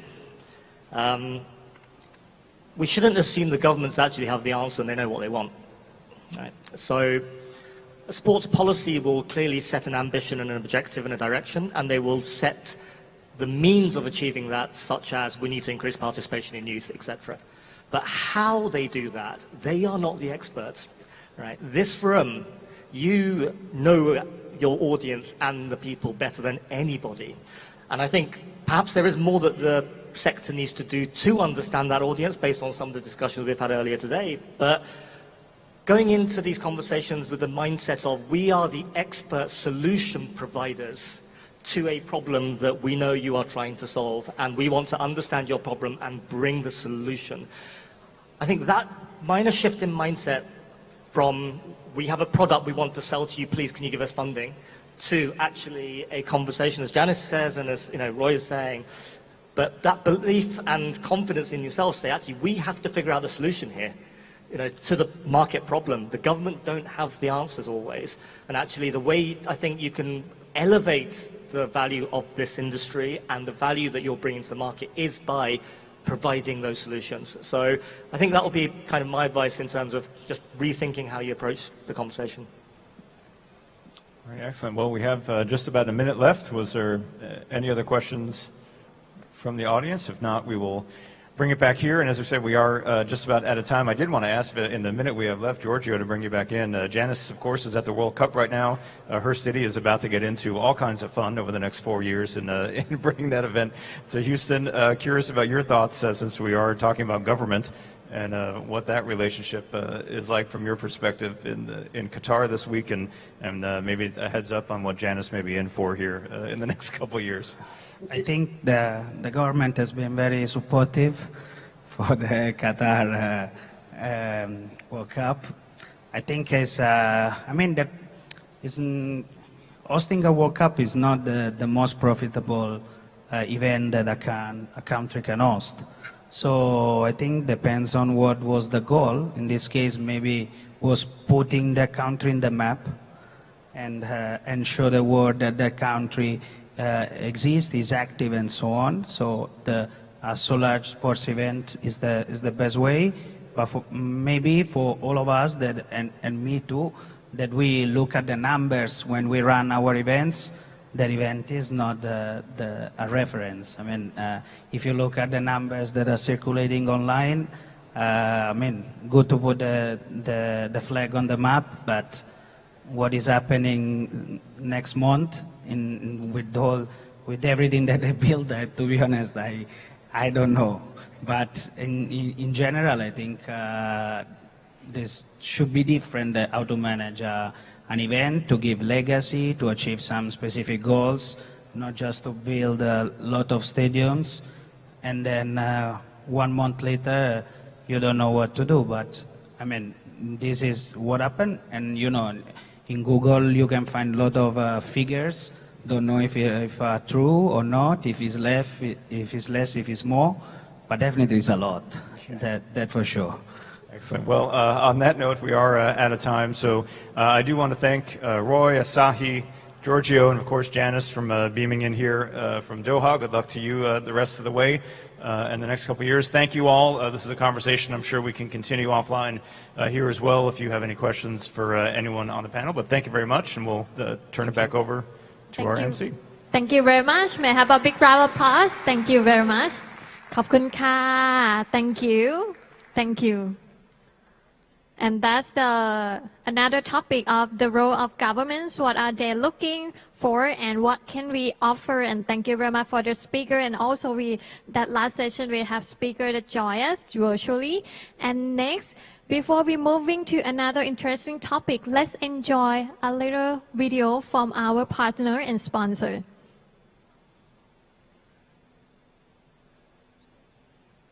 เที่ยวแบบใหม่มีแต่เรื่องให้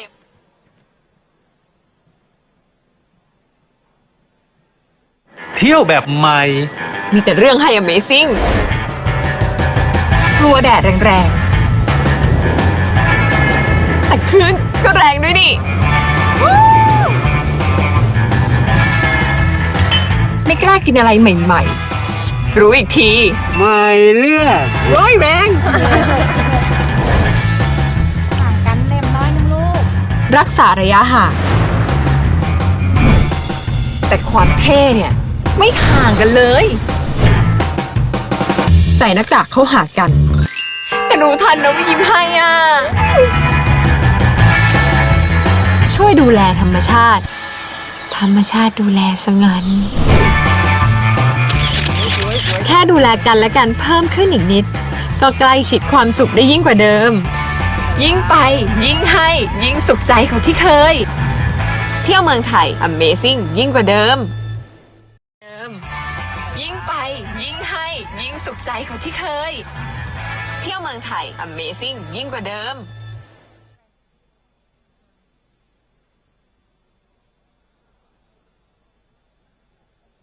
And that's a video of our sponsor.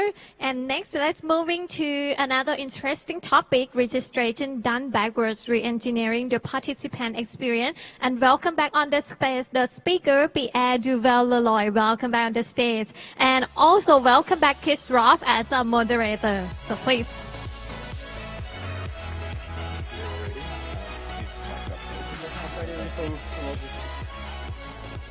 Here we go. Pierre Duval-Leloy and me, it feels like we were at the welcome drinks last night, the Newco welcome drinks. He doesn't need much introduction. I'm sure many of you know him. Registration done backwards. That sounds a bit weird. So what happens? They pay first and then you take their details? It's almost that. No, not exactly, but so I've been thinking of one way to approach registration differently, and the idea was to spend some time together and present that opportunity or that path to the audience today. And before we actually jump into it, I just wanted to share some. I wanted to share some good news. So you've probably seen recently there's been a 38% increase in activities upload on Strava compared to last year. So for those who are worried about our market, I think we're in a good shape. I think a lot of people are running, and that's very good news, you know. And another thing is, I know when people look at data, most of the time they're like, okay, 38% more activities, what does that mean? Maybe it's just that people are running more. Maybe there's not so many new, runners in our market. Good news is, there's been an extra 2 million new users per month on Strava this year. So, I mean, this is just amazing, This is really, really good news as an industry. Okay, I can see people taking photos, and they take a picture of you, not the data. Don't worry about that. But the funny thing is, we're still minus 20%. We could argue, in terms of participation on events, it's a struggle. We all know that. So the problem is really on us, to solve, this equation of how to attract people to events. And registration done backwards, Chris, is something that could start by improving this. I mean, I find that statistic amazing. So average 26 fields per registration form. Yeah. So, and you said some of them have as many. You said it's some over 100. Over 100. Over 100 fields. Yeah. It's insane. So what does that mean then for the participant? Well, it's a race in itself. It's a marathon in itself just to register. How long is the average time that it takes people to fill It's okay. I mean, the average time is around 4 minutes, so it's not too bad, But we could do a lot better, I think. Yeah. So 26 fields on average. So I did the work myself. I struggled to find 26 fields. Like after 15 fields, I was like, okay, what else can I add? And I struggled to get there. And that's what we're taking people through today. What it does is induce anxiety. It's stressful. That registering is stressful. The amount of people messing with their first name and last name when they register clearly shows that they're, nervous. There's something generated by our forums that are kind of stressing, So we need to address that. What it also does is that it's extremely boring. Seriously, I mean, it's just, I mean, I think we should register more to our events, because it really is boring. And last but not least, it's completely impersonal. So what's the solution to that? So I'm not saying this is the solution that I'm going to show today. It's one thing I've been thinking about, and I wanted to, present to the audience, and hopefully we can talk about that tomorrow, is thinking in terms of personas. So forget your data set, like everything you've done for 20 years. Like Pierre, we've been doing the same thing for 20 years. We just want to keep on doing the same thing. Let's just take a step back, and before building your form, try to identify 3 to 4 personas, maximum, because even 3 or 4 can be a challenge for some of us. And then we'll tailor the registration form for each of them. So personas for today, to give you an example, I've picked 4 personas that, could be anything you want, But for today, we chose to go with Beat My PB, that guy who's coming just to beat his personal record. Plain and simple. No merchandise, no medal, no finisher t-shirt. He doesn't care. He doesn't care about the expo and all that. That kind of guy. Finisher. He wants to finish the race. He wants the medal. He wants the merchandise. He wants souvenirs. He wants to spend time at the expo. This is a great experience for that persona. Socializer. Like we could argue around that one, but I don't want to do a race on my own. I prefer to do it with my friends. And so I decided to go with a persona around, these type of people. And last but not least, family trip. I'm coming with my wife and my son. We're going to come for a few days. It's not just about the race. I'm not here to perform. I'm going to spend a bunch of money. So how do we talk to that person, right? So let's go through each one of those. You got so what we're going to do is, remember you got your 26 fields, is we're going to change that a little bit. So now we're going to have 20% of our fields that are going to be common through those 4 personas, but 80% of them that are going to be custom to each persona, which means that I'm going to be able to collect a lot more, interesting information about that participant. Mm-hmm. And this participant is going to be more likely to give me that data because they relate to it. Comes back to the conversation Caroline was having. Exactly. 80% of customers come back if they're having a personalized experience. We're going to be able to ask more detailed questions, get into more details around, okay, training plans, but what do you want? AI-powered training plans? You just want a PDF? You want a coach on the phone to answer your question? That kind of stuff, because if you just ask a simple question to all your participants, do you want training plans? What's behind it? I mean, what are you offering me? Not compelling enough. So if we look at the registration process for the finisher and the guy who wants to be this PB, they're completely different. On the left side, I'm pushing merchandise. I'm pushing things around, metal engraving, things that they can relate to, because, they're excited about that. This is what they're expecting from you. And coming back to this morning's conversation, potentially driving revenue because you're identifying the things that they really want rather than just pushing and things it's that okay, they switch off at. And it's okay to put 10 fields in the form because this is what they expect from you. Yeah. On the other side, Beat My PB is going to be more around start waves. Which start wave do you want? Okay. Can you give me your date of birth, your gender? I don't really need the date of birth for someone who just wants to be a finisher. They don't care about their age group. They don't even know what an age group is. Yeah. They don't want to know about the start wave. You drive anxiety. I remember a friend of mine registering one day and calling me and saying, Pierre, I need to pick a wave. What do you mean? Yeah, I need to pick a wave. What's a wave? I have no idea. There's a bunch of times, but if I take the last one, what's going to happen to me? What do I miss? Someone who just wants to be a finisher doesn't care about the start wave. Mm-hmm. Take that away from the form. Yes, you won't have the same data set from one persona to another, but that's okay. We might have to get Mike Nishi and Marcel Altenberg to talk about that from an operational perspective, but I'm sure that there's interesting lessons in it, because obviously part of that wave stuff is helping drive the start, but I'm sure there's ways around it without creating anxiety, as you say. You don't have to ask. You can just manage that in the back end. Yeah. That's fine. Got it. My socializer, I'm going to So the point that you're making is, tell us your expected finish time, and you auto create the waves rather than asking them to choose a wave. Even this expected finishing time, the personal best per persona will know. Yeah. The finisher doesn't have a clue. Might not have a clue. Don't ask that. Yeah. Got it. Just work out the wave for them. Yeah. No, and great create point. finisher waves. You can even market the fact that those are waves for finishers. Finisher wave. It's like there's some people behind you, some people in front of you, so you'll never be alone. Don't worry. You'll be fostered by the crowd and stuff like that. Yeah. So socializer, super simple. They just want to get in, plain and simple. You want to know how many people they're coming with, so you can send them referral codes and stuff like that. But that's it. You keep it very simple. And on the family one, well, I'm going big. Okay, do you need childcare? Okay, do you need accommodations? Do you need facilities, facility access for the finish line?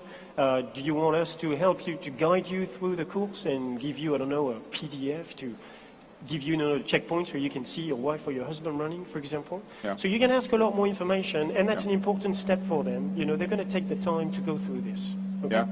Oh, sorry. And so how does that translate once you've registered? Yeah. You create custom dashboards. So what you do is, on the left side, my finisher gets the 7 tips to become a finisher. He gets the to-do list, because we tend to forget that. But when it's the first time that you go in for a big race, there's a bunch of things you don't think about, and that you want to be, you just want to be taken care of. You want to be onboarded. Yeah. It's a name that I would like in this industry that we use a little more, instead of talking about registration, would be more like talking about onboarding. Okay, we're starting our journey, let's go. Yeah. So I'm putting tips and stuff, I'm going to put the diploma in there. On the other side, Beat My PB, I'm going to contextualize the race for him. So here I've put the race course that takes you to a video where you can discover the race course with Kipchoge, for example. You've got the countdown, you've got the start list explained to you. So in this case, there's 43 people in my age group. 80% of them are going to run faster than me. And if I do achieve my expected time, my expected finish ranking will be 231st, for example. The kind of stuff that people want to know. Yeah. These guys, the guys who wants to beat their PB, they're going to crunch your start list. You just want to formalize that in a way they can digest and they can relate it to, So and coming back to the brand stuff, so you've now got data on those different groups that are relevant to a brand to be able to partner with a brand in that space, in the finisher space, in the beat my PPE, rather than them getting this blanket they're part of the whole event, but they're part of a particular niche within the event. It opens up a lot of opportunities which you wouldn't have if you just process the same thing for every single participant. Yeah. Socializer is the same. I'm just putting the social feeds and, social buttons and stuff like that. Referral code so they can share, a discount code with their friends. Very simple. They're just here for the fun. They want to take photos and that's it. The hashtag, things like that. And the family thing is where, again, I put more content, spectator itinerary, childcare, VIP finish line access or family access to the finish line, just so they're sure they can see their loved ones. What else did I put? What to do with time frames. So there's a museum visit, it takes 3 hours. There's what did I send? Attend NPW, it takes 2 days. There's a walk, it takes 20 minutes. Things like that so they can organize their weekend at your event. That would change quite a lot of things for them. And that's about it, pretty much. It's what lies behind registration done backwards. And I think if there are 3 very simple takeaways for today, it would be the data set, accepting that you may not get the same data for each persona, and that's okay because they're not the same people, and they're not coming for your event for the same reasons. You just have to mentally accept that. I know it's hard compared to how things are being done at the moment, but that's number 1.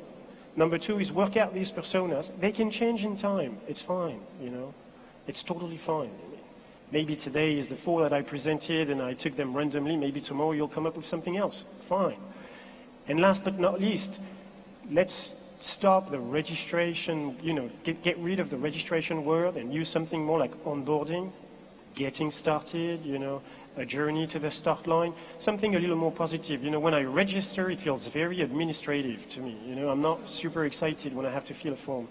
So thinking in terms of onboarding and taking them progressively to, what they expect from your event. And you guys have a lot of data. You understand your event. I mean, I don't have to tell you what your audience is. What I'm saying here today is just trying to approach this slightly differently.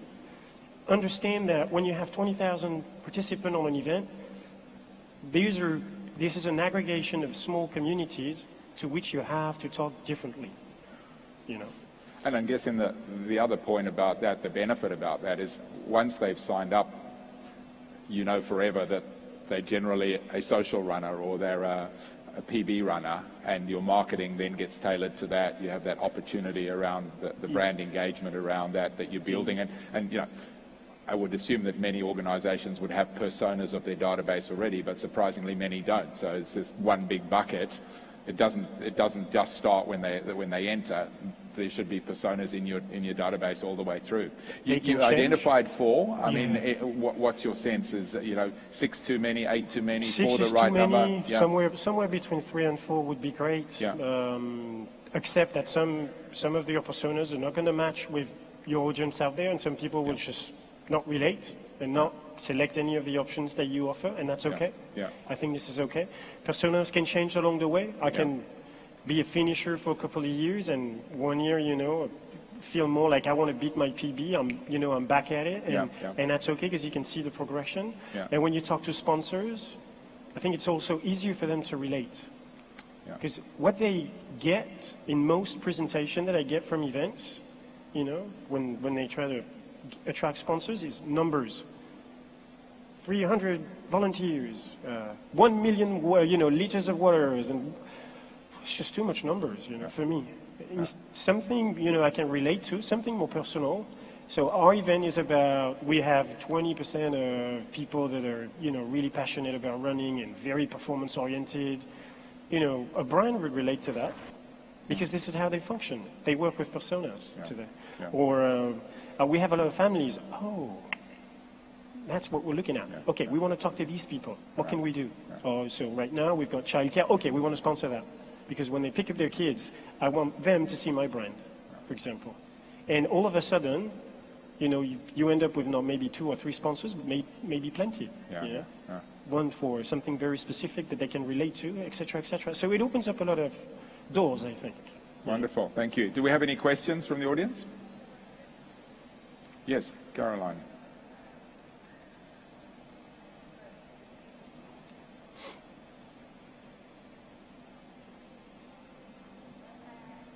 Not working.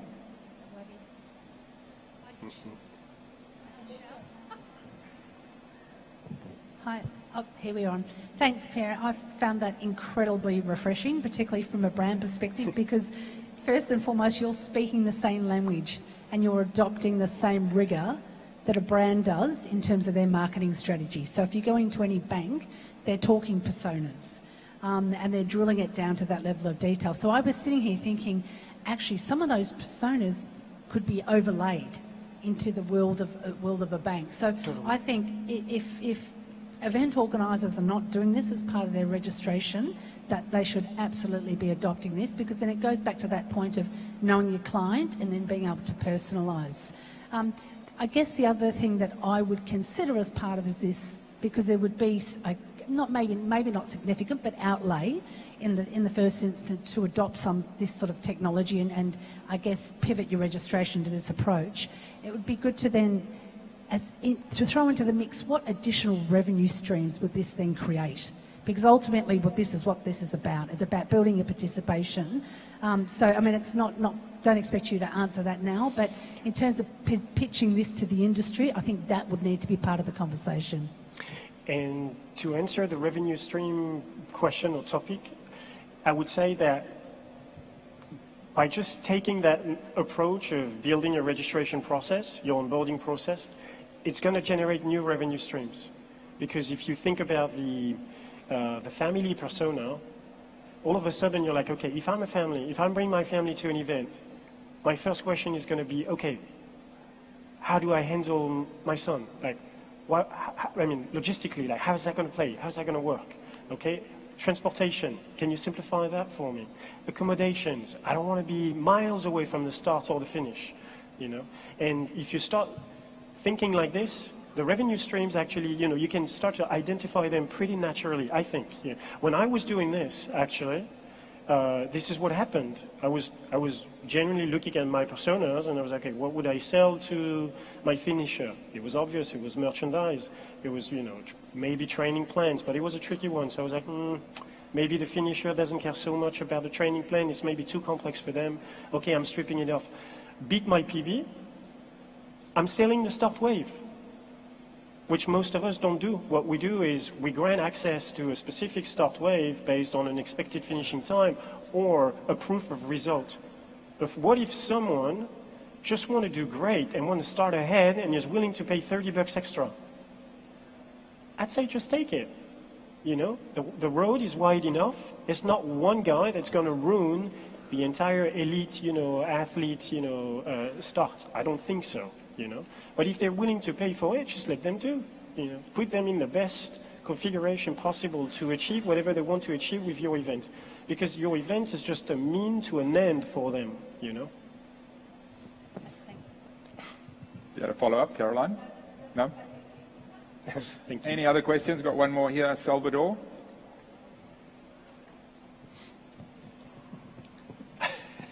I know, I should have put I rewind for the socializer. No, it's less of a question, it's more of a confirmation what you're saying. We heard all the morning about how do we get more personalized, how can we talk to the audience differently.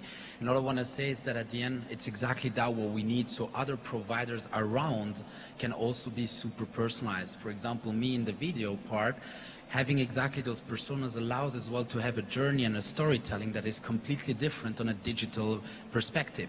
But it can be the same for, as you say, hotels and other service providers around it. So I found that extremely important that somewhere we have a starting point, as you have provided here, to get into that personalization, and as you say as well, that will augment naturally the revenues because you're targeting exactly what the person wants. And so all I want to say is that it's great confirmation that's exactly what we need and where we, for example, in my métier, where we need to go as well. And just to wrap it up, it's not a NUCA thing at all. I think any registration company can do it. We've been designed to do that as efficiently as possible. We've got the dashboards and stuff, but pretty much any registration provider could do that. It's just a mindset. So anyway, I hope you enjoyed it. Thank you. Thanks for your questions. Thank you, Pierre. Let's have a round of applause for Pierre. And he's got a race to the airport, but wonderful to have you here. Thanks so much. As always, yeah, thank you. Thanks, Pierre. All right. Thank you very much. Thank you. Over to you, Irene. Thank you. And that was the topic of registration done backwards, re-engineering the participant experience. All right, everyone, let's move it quicker. We are going to the next topic. It's DEC Innovation Spotlight Part 1. And we will have Jackie Levy, Chief Strategy Officer from Haku. We will have Salvador Garcia Sabuki, Partner and Head of Operation from iRewind. We will have Stephen Ken, Vice President from Marathon Photo, Jim Harrison, founder from XG Studio, and of course we will have the moderator will be Raj Samwani. So please welcome. ขอเสียงปรบมือต้อนรับด้วยค่ะ Please give a big round of applause. Yes.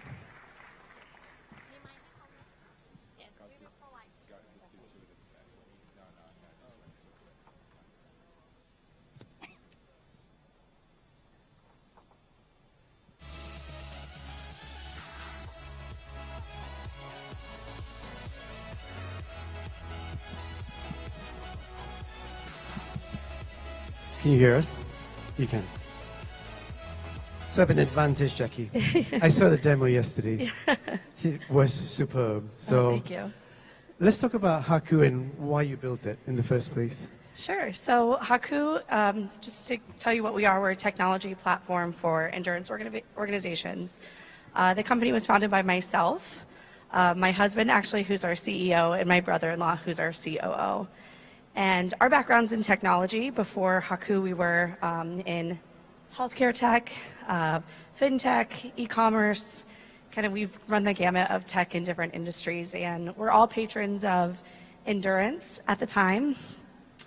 At the time, my husband was training for a very big triathlon, and this was 2012. So he went to register for the event, couldn't register on a mobile device, and was kind of like, hey, you know, it's 2012, I can bank on my phone, but I can't register for this event on my phone. I wonder why that is. And so after some digging, really realized that endurance organizations at the time didn't have a powerful business platform with which to run their event on. So what we started and aimed to do was to build this one-stop shop for endurance organizers to have everything that they need to kind of run their business. So everything from CRM, email marketing, digital marketing, e-commerce, of course, registration is a big piece of this, partner management, medical tracking, results, lots of stuff to the platform, and that's kind of what we've built over the years.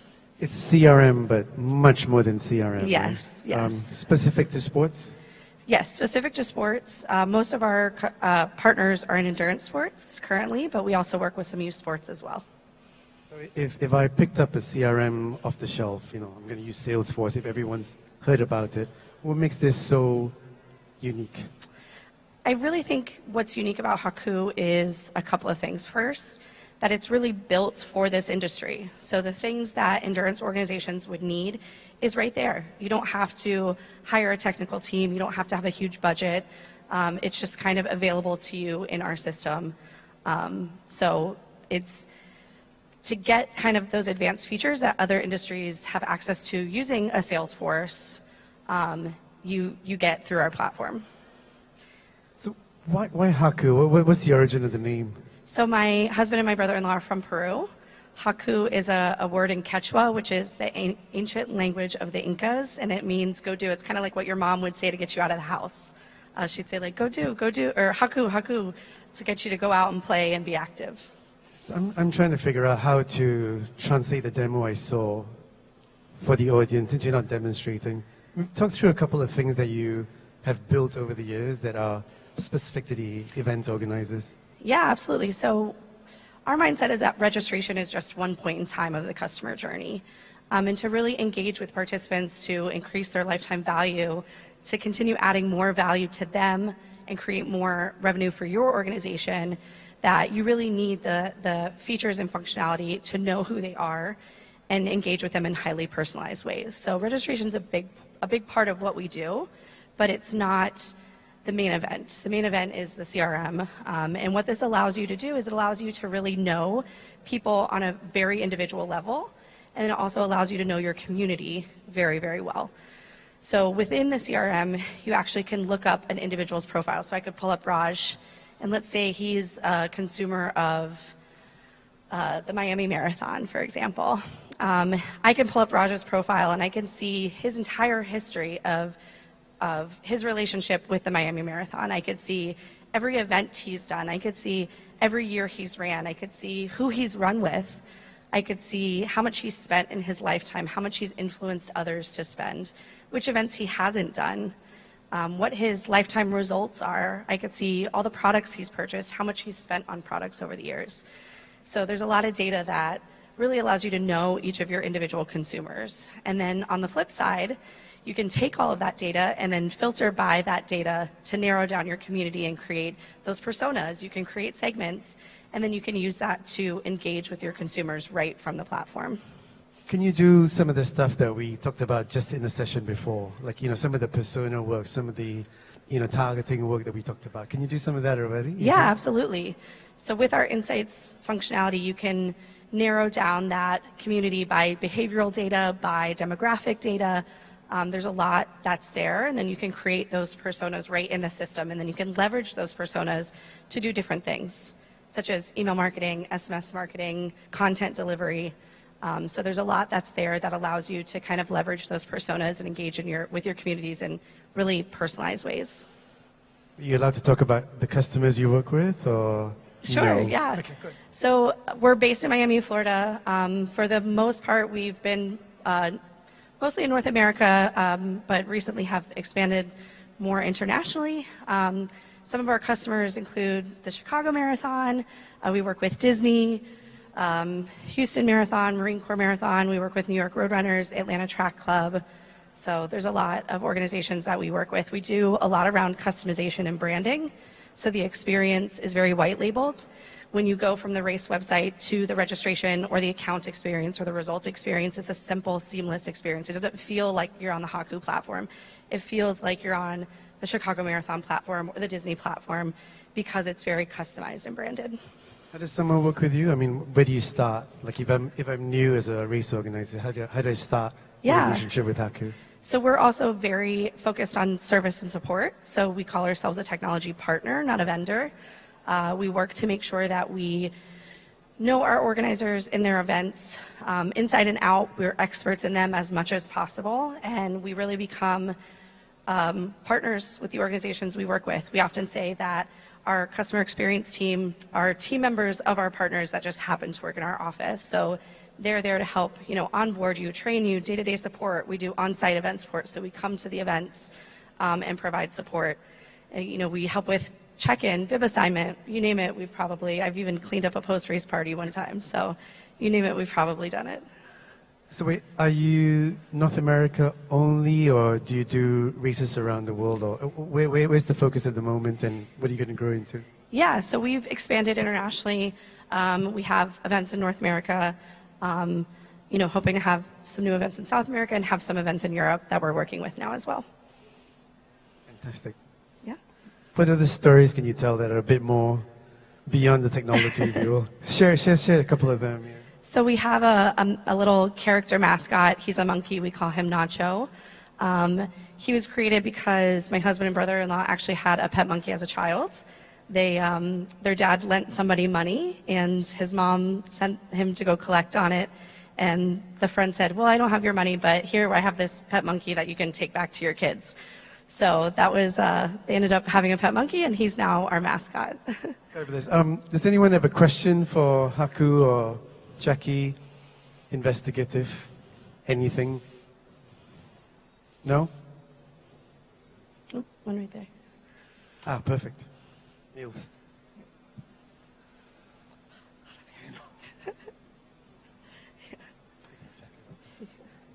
What are the big challenges for Haku, especially in this market? I know you're really active in the US market. Now, today you are here in the Asian market. What are for you the big challenges here? The big challenges? Yes, what can you do here? You know, we're not really in Asia right now, so I'm not really sure what the challenges would be. We're kind of slowly working our way east. So when we get here, then we'll know a little bit more of what the challenges are.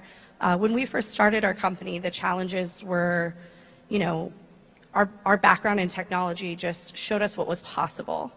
When we first started, we knew CRM was such an important tool to have, but a lot of times you would talk to somebody about a CRM and they just didn't even know what that was, where in other industries, they had been using CRMs for 2 decades. Now it's, you know, every event organization, at least in North America, has one. So that was a big challenge, just, you know, people's openness to see the value of the technology, why they needed it, and how it improved their lives. And, you know, there's been a big digital transformation, at least in North America, on that aspect. And so it's exciting to have seen that progress over the last 10 years.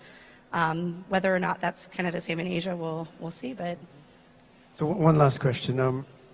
Does an implementation of a CRM lift your revenue? Not even specific to sports, but in general. What do you think? yeah, I definitely think, you know, having a CRM, because it allows you to do all of the things that can help drive revenue, open new revenue streams, increase customer lifetime value. Without that, you can do it. Without a CRM, you can do it. It's just a lot harder. And the way that we've built our CRM is, our whole platform actually is with a really big focus and emphasis on user experience. So we don't think that you should have to have a, like I said, a huge budget. You shouldn't have to be an engineer to set up and work with your data and segment market and, you know your consumer better. So it doesn't matter. You don't have to be a tech expert to use our platform. Fantastic. Unless there's another question for Jackie, we're going to let you go otherwise. All right. Anyone? Okay, perfect. Thank you, Raj. Thank you very much. And thank you very much, Jackie Levy, for the innovative in this session. And of course, could you please be on the stage for the next innovative? And please welcome Salvador Garcia Sabugi, partners and head of operation from iRewind. So please.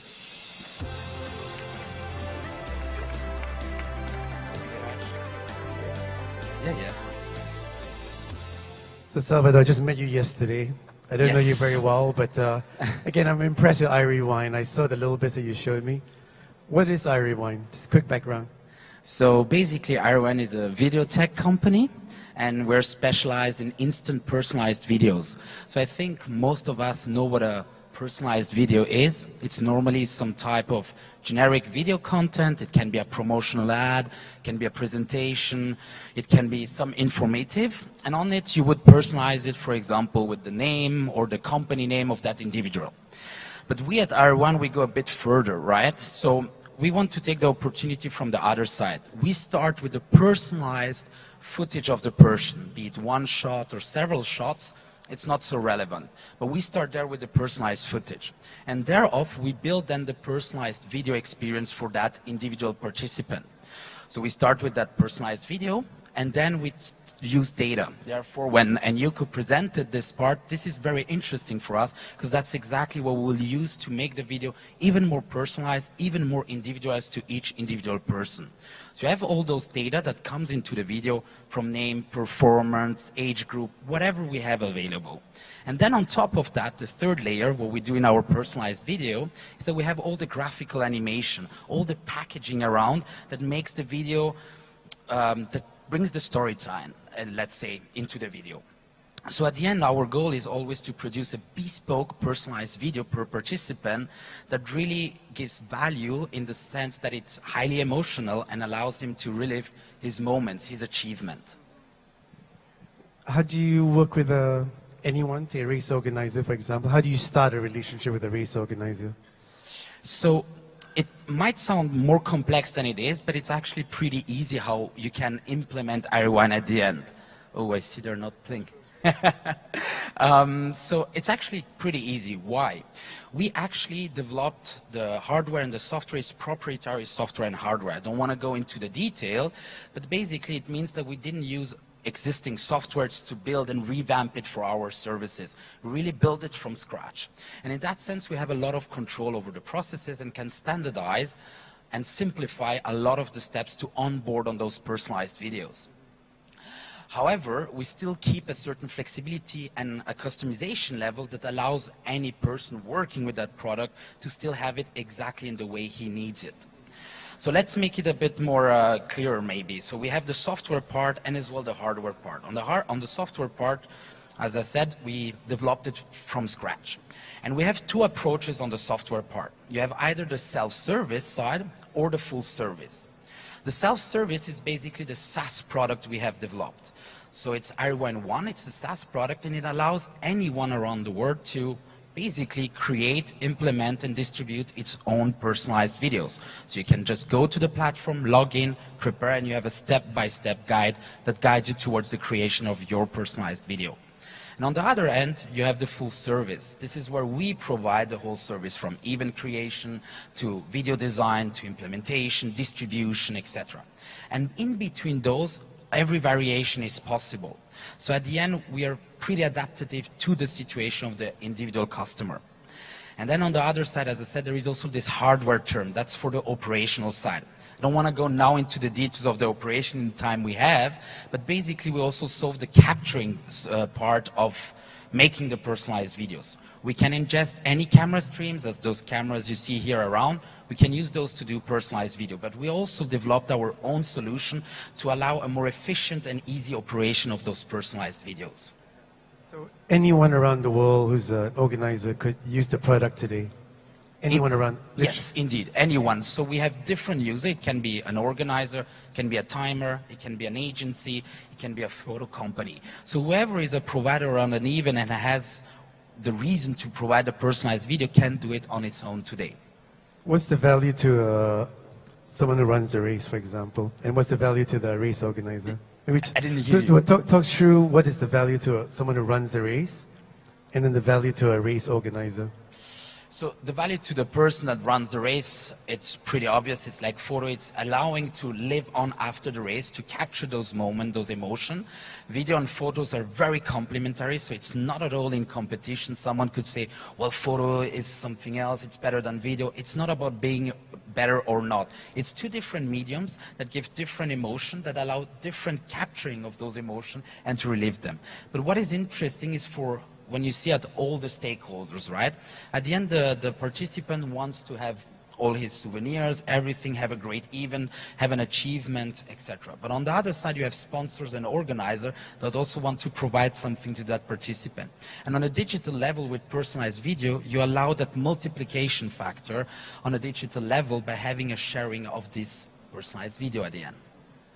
So Irewan One, which is the SaaS product, is very new, right? Have you got any customers? Are you working with people already at the moment? So exactly. Irewan One is basically the SaaS product we developed for allowing the self-service of our product. So since the beginning, that it was always our vision to create a solution, not that we can use for ourselves, but that we can collaborate with other companies and allow anyone to produce their own personalized video. So Iron One is exactly that. It's a platform where you can go today, you can request a login, you can start creating your event, implementing. You have, as I said, a step-by-step guide that flows you through the whole experience of creating your videos. And that allows really, in a simple terms, to create that personalized videos at the end. And we have a few customers today. As I said at the beginning, we have different types of companies that can use it. We have, for example, Marathon Photo, who is coming after with Stefan, that is using, for example, Iron to produce their personalized videos. We have timers using it. We have agencies. For example, in Australia, we have a big agency that implements that as a complete package of services they offer to events. And then we have also the organizer himself. The goal for us was not only to get the big marathons, the big races around the world, but also to allow the local races, the local communities to also have something of that coolness, something of those technologies and innovation that are available for the big races. And that's exactly what Iron One allows. It allows the long tail, all those events that maybe we all here don't focus so much on, but those are extremely important as well, to give them also an opportunity to deliver the same type of services than major events, but not necessarily with the same type of budget. So I guess I'm trying to figure out, like, if I got a video done, how much do you see in terms of social engagement and sharing, and the video being beyond just the race in terms of an individual person? How much have you seen there? So there are a bit two different, depending on also the partners we're having, there are different business models. But let's regroup them in two categories. Either the personalized video is free, either it's paid in some form. If we look at the payment part, it's more the traditional way of doing it. Video is very comparative to the photo. It can perform a bit better, a bit less, but it's mainly also, complementary to packages you can sell. So for example, if today you would have only photos, you could add video, you could add t-shirt, you could add the medals, you create packages that allows a better sales. But that's maybe the part where we're less focused on. Us directly as Iron, we focus more on making the videos actually for free, because we believe that for all the stakeholders in the industry, offering them for free makes sense. The consumer is more than happy to receive something for free that is about his moment, about his achievement. Maybe a brand or an organizer is happy to offer him that as a t-shirt souvenir, but in a digital form. And there is where we see really a lot of engagement. So typically, if you have an event with 10,000 participants, you easily can expect 150,000 to 200,000 views directly on your platform, without counting sharing and download. So that's very, very powerful when you take that into consideration for a brand. And this multiplication effect actually is even bigger in smaller races with 800,000 participants, because there is a community effect, and they view even more the videos from their colleagues, friends, or family around them. Anything else you want to share just in terms of the success of iRewind? Because you've been around for a long time and you've done quite a bit of work. Is there anything that sort of you haven't shared yet? So I don't have something particular. We started a few years ago already, 7, 8 years ago. And at the beginning was about creating the tech, creating a solution. As I said, the vision was always to try to make it available to everybody, to collaborate with different companies, to try to say, okay, we want to become video expert. Let's us be the best in that. And let's other one be the best in photo, be the best in registration, be the best in platform management, etc. So we can all combine our forces to offer the best services. And today we're very happy that now we can offer that SaaS product. And next year we're rolling out with a brand new platform starting from January. And that will allow us, hopefully, to really cover as many events as possible. I think you and I talked about collaboration a lot last night. And I think that's a theme that has been going on today as well. So I'm beginning to feel like we should tie Haku and you together, and then maybe a couple more people in the spotlight together so we can actually build something that's very specific for MPW. Agree? Fully agree. Open conversation can always help. It doesn't need you need to come to a solution, but you can always discuss, plan, and see what is possible, and grab all the opportunities. Does anyone have any questions for Salvador?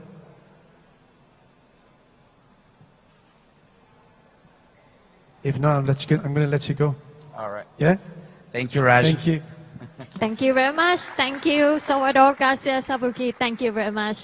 And next, we're moving to Innovative for Marathon Photo. Please welcome Stefan Gren, Vice President for Marathon Photo. Please.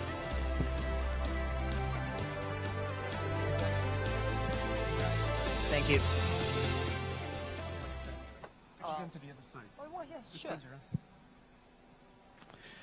So we've had data conversations, like the last couple of hours, in different shapes and form, right? Right. What data does Marathon Photo generate? Well, what data do we generate? I think we're all aware, Marathon Photo creates a very important asset, at least to my mind, of course. It's a photo. And this photo contains several layers of information.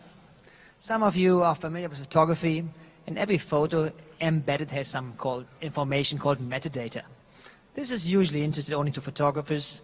Sometimes we provide images to agencies. They use this metadata to format in images in certain ways. Well, we don't use it, but we create it.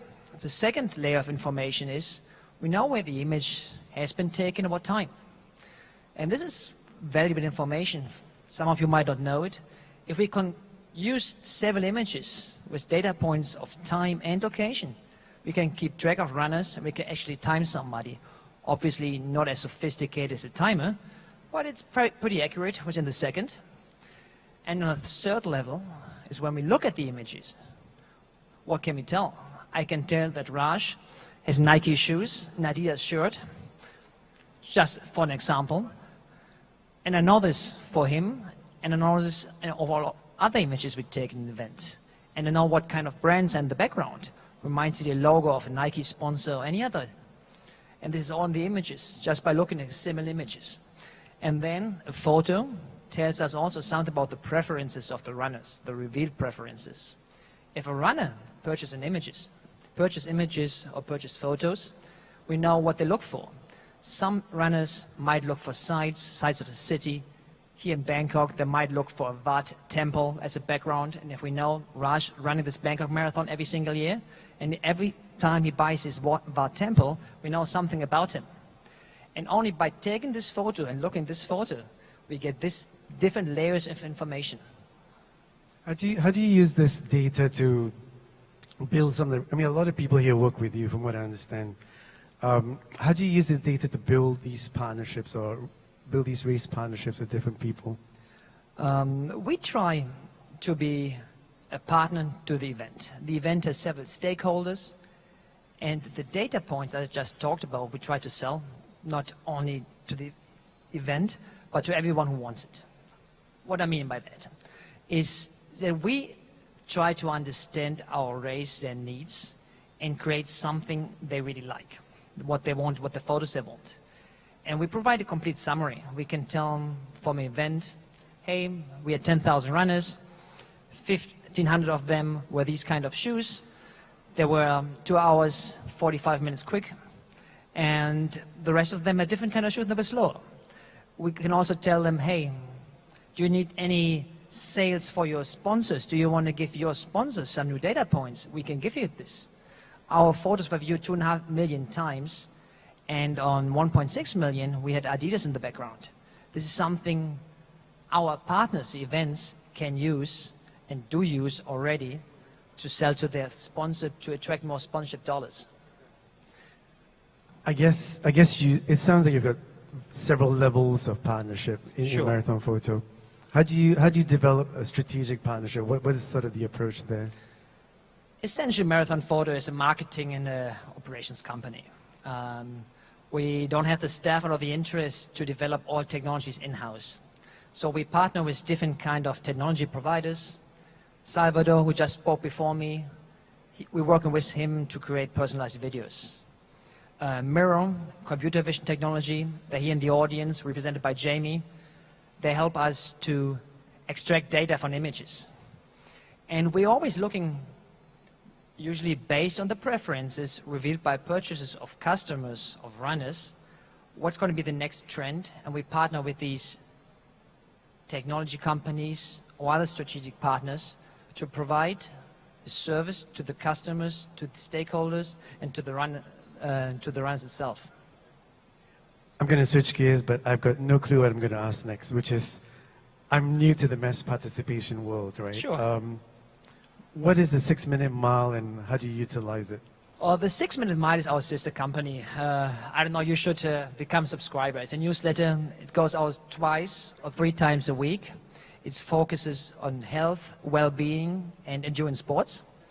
And it helps us to engage and keep engagement with our core group of people.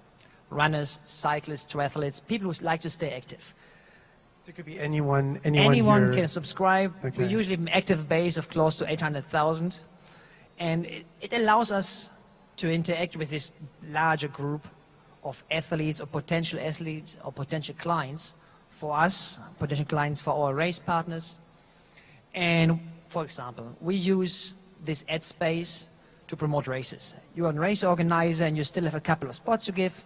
We give you free ad space and you can reach out to 800,000 people. You might not want to reach to 800,000, but we can track it down. Hey, you're going to reach out only to 40,000 people living in a certain zip code. We can slice and dice this as we like to create bigger value for our partners, the events. We also use this for surveys, but it's called getting feedback from runners. At least for us as a photo company, it's not always easy. We see the sales and we know what they do, but they're only not articulated preferences. They're just revealed preferences. So when we put some services in this 6-minute mile, we get some feedback on how to change and what to do better. So we use it for. That's super, super useful. So you were on a data panel earlier on, and you spoke quite a bit about the future of it and some of the low-hanging fruits you can utilize in the industry, right? What is the future of data, the vision of using data in races and partnerships from your point of view? Yeah, that's an interesting question. I mean, I'm not a visionary, but I think what is clear and what also this conference is about, that this industry needs to change a little and need to find new revenue streams. And I think analyzing photographic data will help on 2 levels. First, with the brand data we just talked about, I think it's become very powerful. The apparel industry, it's a $1 billion industry, far larger than this industry, and there's viewed margin budgets. Right now they're giving us fair amounts in different kind of forms, but I think they have not realized how much value or how much data we have on their core customers of runners and athletes. And we now have access to this kind of data, and we just need to do a better job and bring this message across that this data exists and how they can utilize it. So one of the examples I'll share real quickly with you is there's this notion of a 360 fan experience in football. Yeah. You've heard about it. So before the match, what's your life? There's a during the match, which is the most focus of most people, including here. I mean, it's really about the race. And then there's post-race, what do you do? And it could be short-term, it could be long-term, but there are organizations, La Liga is a great example. It's a Georgios in the room where you're using all the data possible. Some of it's yours, some of it's from partners, some of it's from social feeds, etc., to build the 360 fan experience so you understand people better. Yes. I mean, it could be for a race, someone who runs a race as well. Do you think that's something that is applicable here?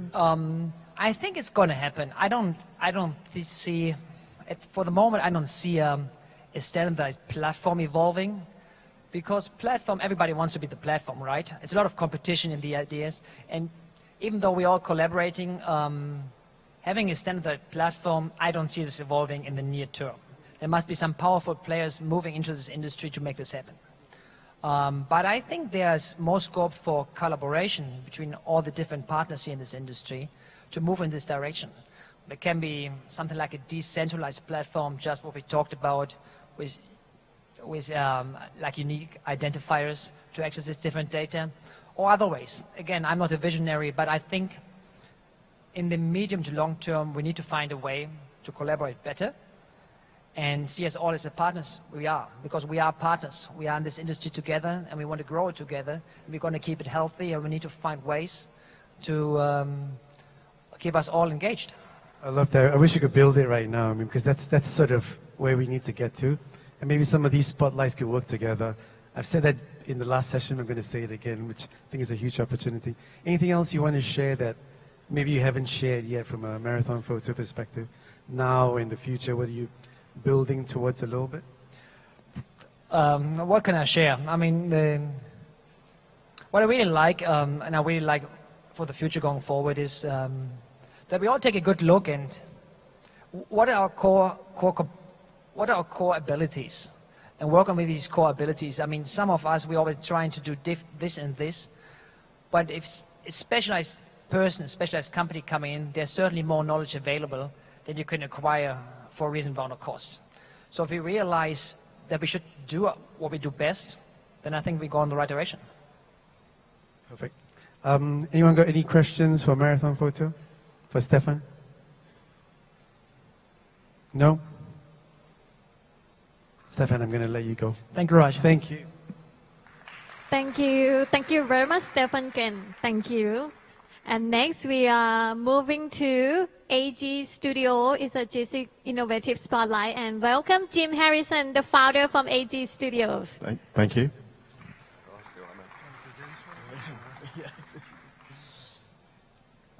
So Jim, I think you've got some things to share with us. Yeah, and there should be a PowerPoint to just kind of exemplify what I am, what we're talking about here. But there we go. Let me just introduce myself. My name is Jim Harrison. I come from a company called XG Studios, and I think my career really has been in sports social media. So I've spent the last 15 years growing social media communities for high-profile sports rights holders like Manchester City and World Rugby, the England team, Real Madrid, because there's someone from La Liga here. But in that time, I've built channels, communities of hundreds of millions of followers. But I think the only person I ever made rich was Mark Zuckerberg. And I guess that kind of like, in this 15 years, two things have happened. One is that I've sort of, at the end of it, in the last few years, just really tried to understand what Web3 means, what digital ownership means. And the other point is that my son's grown up, and hearing kind of, this in this conference about this next generation, I guess what's been really super interesting about what we've been doing is that I look at him and he's only 15. He spends 3 hours a day in a metaverse. He minds his own cryptocurrency. He runs his own YouTube channel. But when he finishes a race or he does well in his football team in the league, we give him a plastic medal or a certificate for those efforts. And I guess that whole idea about how we reward people for sporting activity is time to change. So that's what really XG does. XG does two things. Firstly, it's about rewarding people with rewards that are kind of ready for a digitally native athlete. And the other interesting thing about my son growing up is that the rewards he gets tend to just are disparate. They're all over the place. He's on loads of park runs that are held over there. They're in the Brent Athletics community over there. He's got the medals on the back of his door. They're all over the place. What he doesn't actually own is his own sporting story, his own kind of his own data. And that's really why we built XG. So XG is a Web3 sports platform that enables athletes to own their own achievements, their own milestones as NFTs, if you like. But more than just a sort of digital trophy cabinet, what it does is it unlocks a collecting journey, so that the better you are, the more rewards you collect, the cooler they are, so that you can kind of flex those products in social media and other digital worlds that you might inhabit. And I guess that's the whole point generally over the next decade or so, is that I think we should try to think about how, if you're good at sport in real life, if you're good at running, or if you're good at football in real life, you can take those traits into metaverses and digital media and show your own digital identity for what you do from an athletic point of view. So that's XG. I mean, we're kind of, what we do, we started it for football and for mass participation events, which I'll go into. But really what we do is we integrate with sources of truth that might be the event organizer or the timing company. In the case of football, the league data. And we then bring that data together and allocate rewards based on individuals. And I think it's important to say that the rewards that you can get are very different. You can collect rewards, but the idea is that you can go through various stages. They're not just sort of digital medals. Although this is our Ukrainian-based AR designer, Dmitro, showing a nerdy kind of, AR medal that you could wear in social media, or whatever you might care to put it. But I think what we want to try and do is sort of make things that people want to collect, things that are cool and make them want to collect. And those things can be anything from art to music NFTs to AR wearables. I mean, you've probably seen Nike and Adidas do their drop of Web3 products last week. And even for partners, you're kind of looking at what partners might gift, and they might be things like, mystery boxes based on you completing a quest, a number of, increase your personal best, or do three 10Ks in a month, or whatever it might be. Those are the people that partners want to reward, and you can do it directly through XG. So we were lucky enough at the beginning of the year to partner with two UK-based running partners, Limelight and Great Run Events, who I believe run the largest half marathon, though I think Jakob tells me that Gothenburg might be bigger. But anyway, they were great partners, because what they allowed us to do was just sort of trial, learn things with people, doing beta groups with small groups of athletes, really testing and learning, making sure our processes worked well, getting user feedback. And it's been an incredible kind of response, actually, and just kind of exciting. I mean, these are the first NFTs that 90%... Actually, go do a quick show of hands. Who's got an NFT? Okay, interesting. So it's kind of almost on par with the running community. Not many people have NFTs, but they're kind of interested in digital ownership. And at the bottom there, you probably can't see it, but with the Great North Run, we asked 8,000 runners whether they wanted a personalised NFT for their run. Of the 8,000, 2,000 people said yes, and 1,000 people went on to mint their NFTs for the first time. And that kind of conversion ratio has given us real confidence in the project to say that people are quite interested in the idea of data, their own data ownership. Nearly there. Raj. And then, so going into 2023, we're keen to work with a select group of more partners and just do more testing and learning, more growing. And I think it's important to say here as well, especially in this group, that we've got a quite different business model from, Web3 has enabled us to do quite a different business model. But what we're trying to do is be incredibly collaborative. So we want to make it free to use by the event organizer. We want to make it free to collect by the runner. There are things that if you want to make a premium bespoke NFT for yourself, you can, there will be, you can certainly have that opportunity, and that can be offset by participant payment or sponsorship, or just not printing large quantities of medals and so on. And then next year we'll launch a token which you kind of don't need to know about, but it's the Web3 equivalent of shares in a company. And we would like all event organisers who do use XG to become kind of shareholders, own the token, and the more active and engaged they are about XG, the more rewards they get. And likewise with partners, if we have partners come through, rather than keeping the money ourselves, we want to spread it out to those partners who, to the race organisers, who are the people that without you it wouldn't happen. So we should share and spread that kind of those partnership revenues out amongst the running community.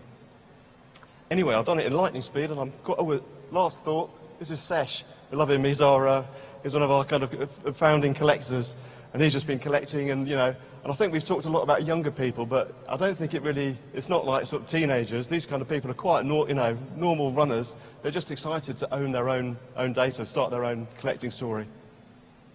Fantastic, Jim. First of all, it's new technology, leveraging Web3, and then you've got a new business model as well. The business model part of it, the sharing part of it. Just share a little bit more how that would actually work with a race participant or race organizer, rather. Yeah, well, we think if XG is going to kind of be, to be the standard, we really need to have kind of, a global standard, if you like, rather than trying to, have lots of independent ones. And I think the data conversation was quite interesting. So we are genuinely trying to make it absolutely free to use your, to own your own data. And I think that's kind of important, rather than saying you have to subscribe $10 a month just to own what you've done. So spiritually, we want to make it free to own and free for the event organisers to use. But then, for those things that you can do, like you might have a sponsored NFT that's brought to you by a bank or running a apparel manufacturer. Those are the things when you think that's your opportunity to make it yourself.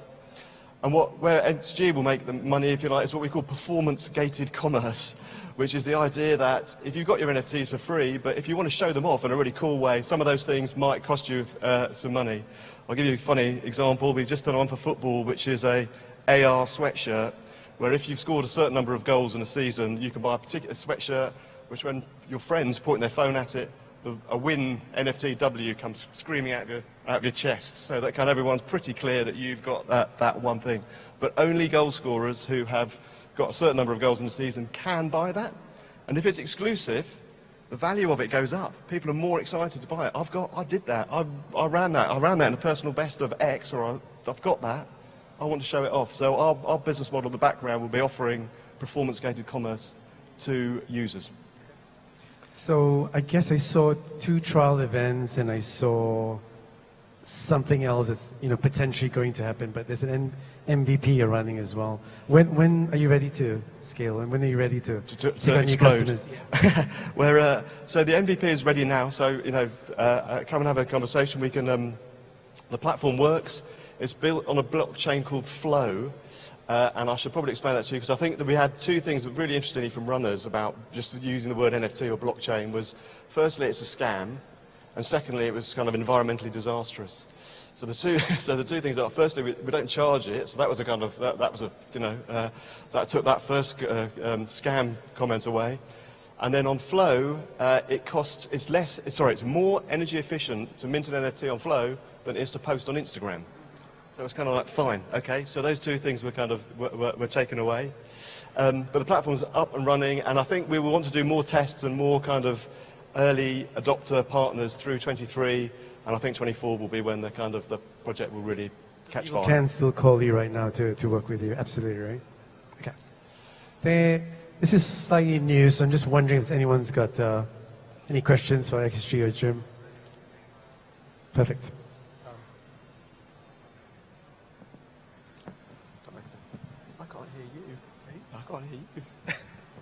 Hi, I was just going to say, just like in the audience here where there were very few 20-year-olds, right, 20 plus, I feel like sometimes in our events also we skew older. And so have you seen, when you start talking about NFTs and things like that, that people's eyes just kind of gloss over and they don't really understand what this is, or why would I take advantage of it, or what's in it for me? So it's interesting. I think that there are some people that we just call curious. So they can be any age. They're just like, I can own my own data. They're just curious. They're like, I'm interested in that. We've got quite a range of NFT holders, and I don't think none of them are under the age of 18, I don't think, at the moment.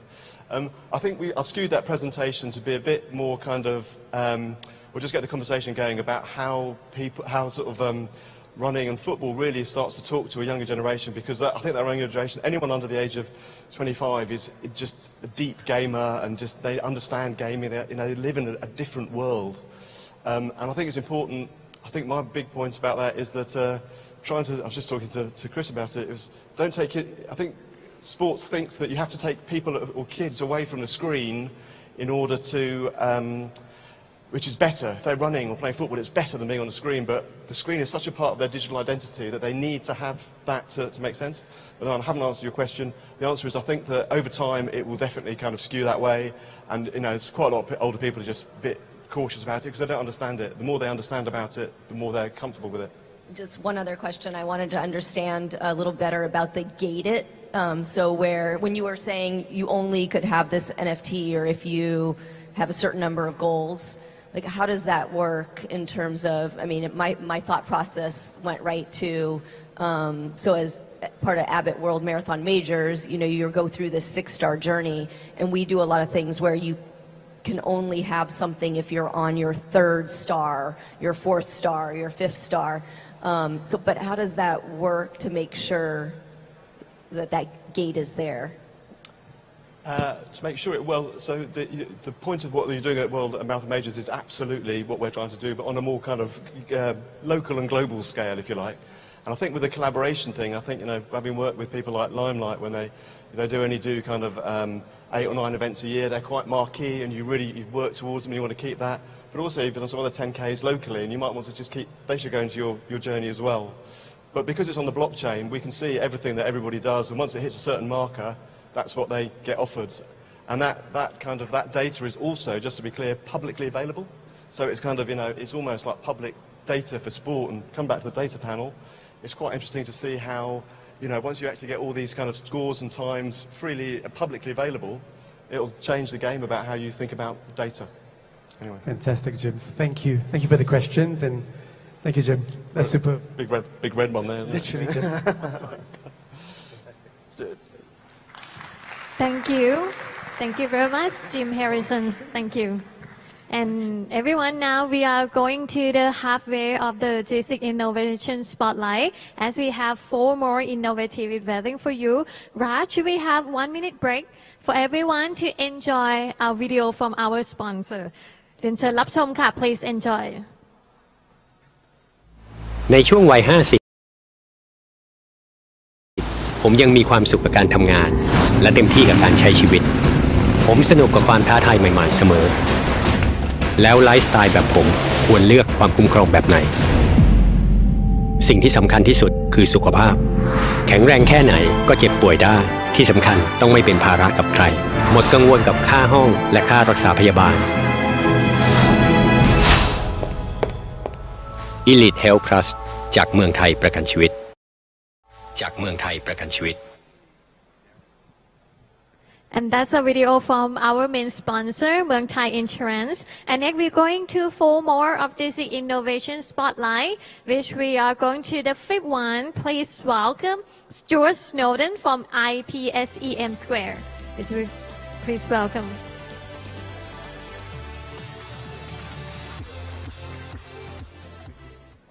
Testing. Hey, let's do it. I just saw you 2 weeks ago. Yeah, I know. I'm getting around at the moment. I'll just point out also, we don't make everyone spell out our company name. It's just Ipsum. Okay, so not Ipsum Squared, but Ipsum. Okay, yeah. Fantastic. So, introduce Ipsum Squared or Ipsum as a start. Okay, so I think we're going to be the outlier here today in that our company, where our innovations have occurred, aren't really in technology. We look at processes and how you can do them better, particularly being engaged in sports events. We do 2 different areas. We work with brands and companies involved in sport to make them more commercially successful. And also we work on the other side around operations of sports events. So there are 3 different examples that I can give offhand. One is we have been running and supplying staff who work at football events hosted by the Asian Football Confederation. Over the last 2 years, we've probably provided staff for 300 matches across Asia, which meant last year I just bought a lot of PCR tests. Now, provision of staff doesn't sound like a particularly innovative thing, but in this case the model was different in that we didn't just provide the staff, we took on responsibility for recruiting them, paying them, contracting them, making sure they were trained, organising their transport. So we became an outsourced service provider to an agency and a federation rather than them just buying a bunch of people who just come in and out and then they have to coordinate. So for our client, what that made easier for them was that they could reduce the demand on their own team.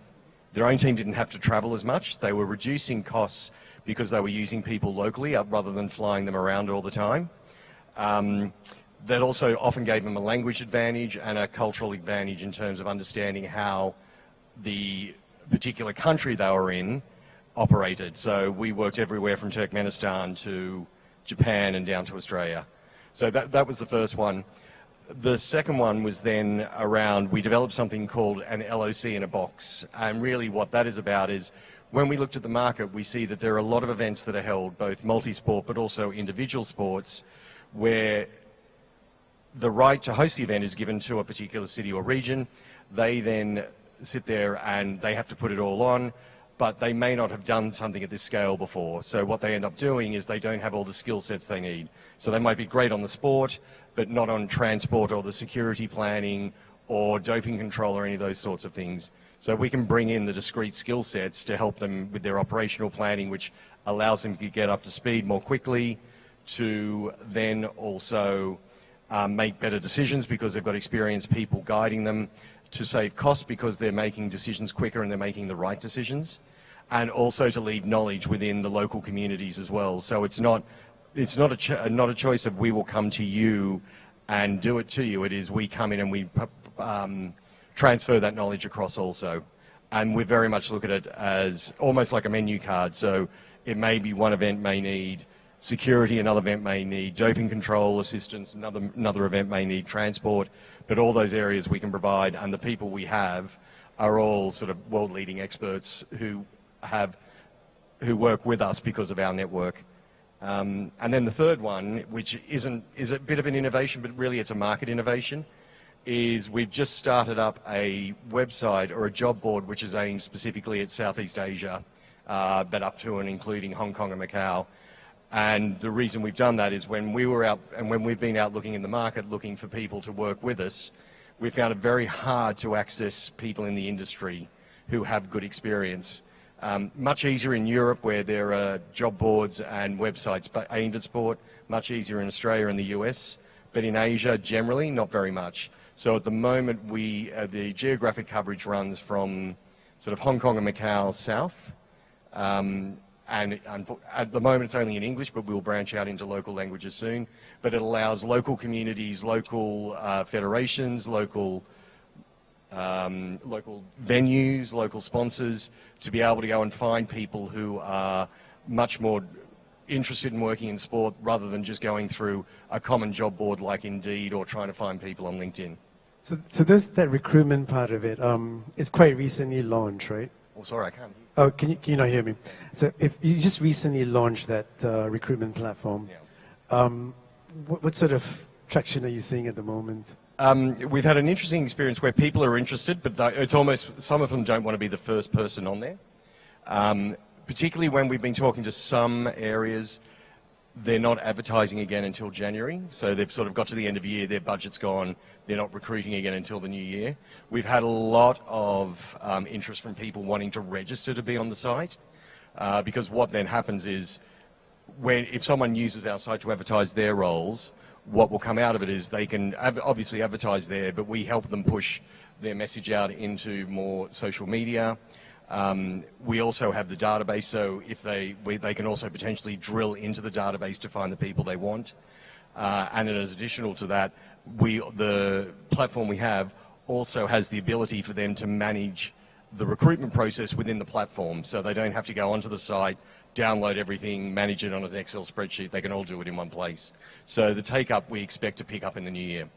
And it's cross-skill, it's cross, any kind of project, any kind of area in sport, really. So MPW is one application, but it could be for any sport, really.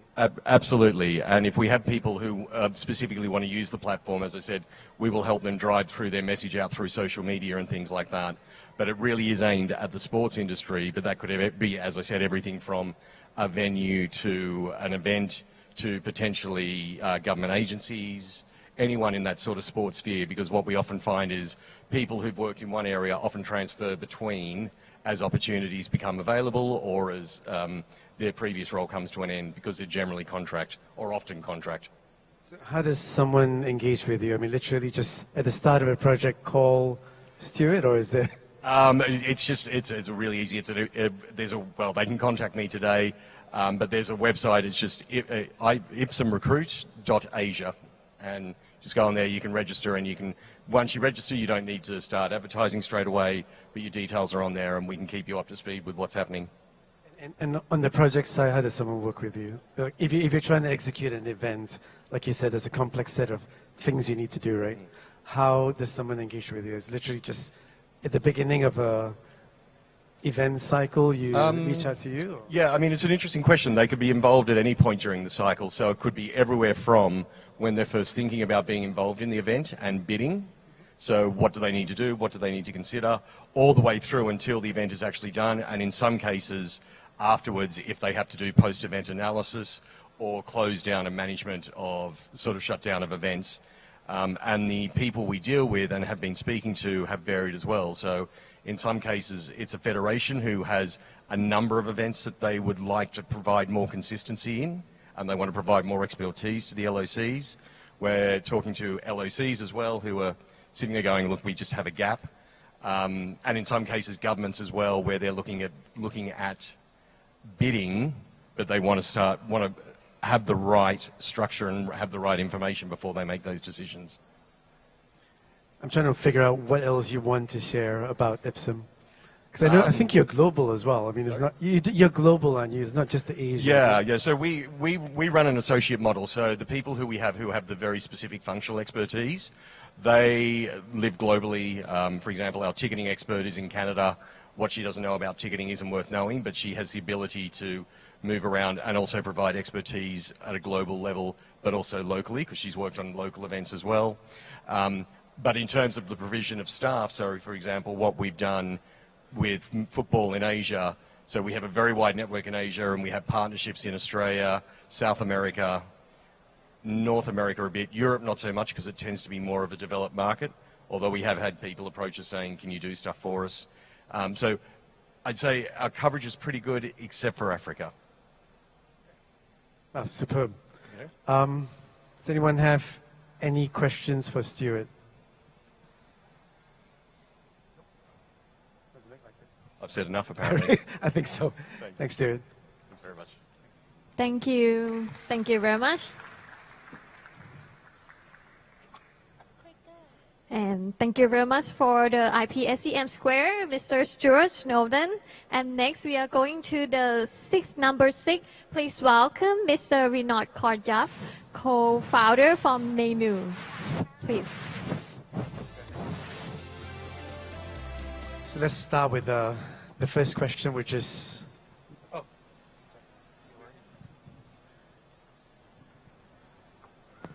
Okay. Tell us about the genesis of the name Nenu. Yeah, thank you. Thank you for having me. So Nenu is a identity company. So you may ask, like, why is an identity company here? Well, because when we run a race, it's an achievement, and achievements are a manifestation of who we are. So what we're doing is basically taking our achievements and aggregating them and putting them into blockchain. Reason for blockchain, again, and NFTs is because it is one place that's publicly available for anybody to be able to pull your data from. It is not owned by any one company or any silo. So we're looking at it from the concept of the achievement is uniquely individual. It's not based on the company or the organization or the education or any other vertical that you may be getting the achievement from.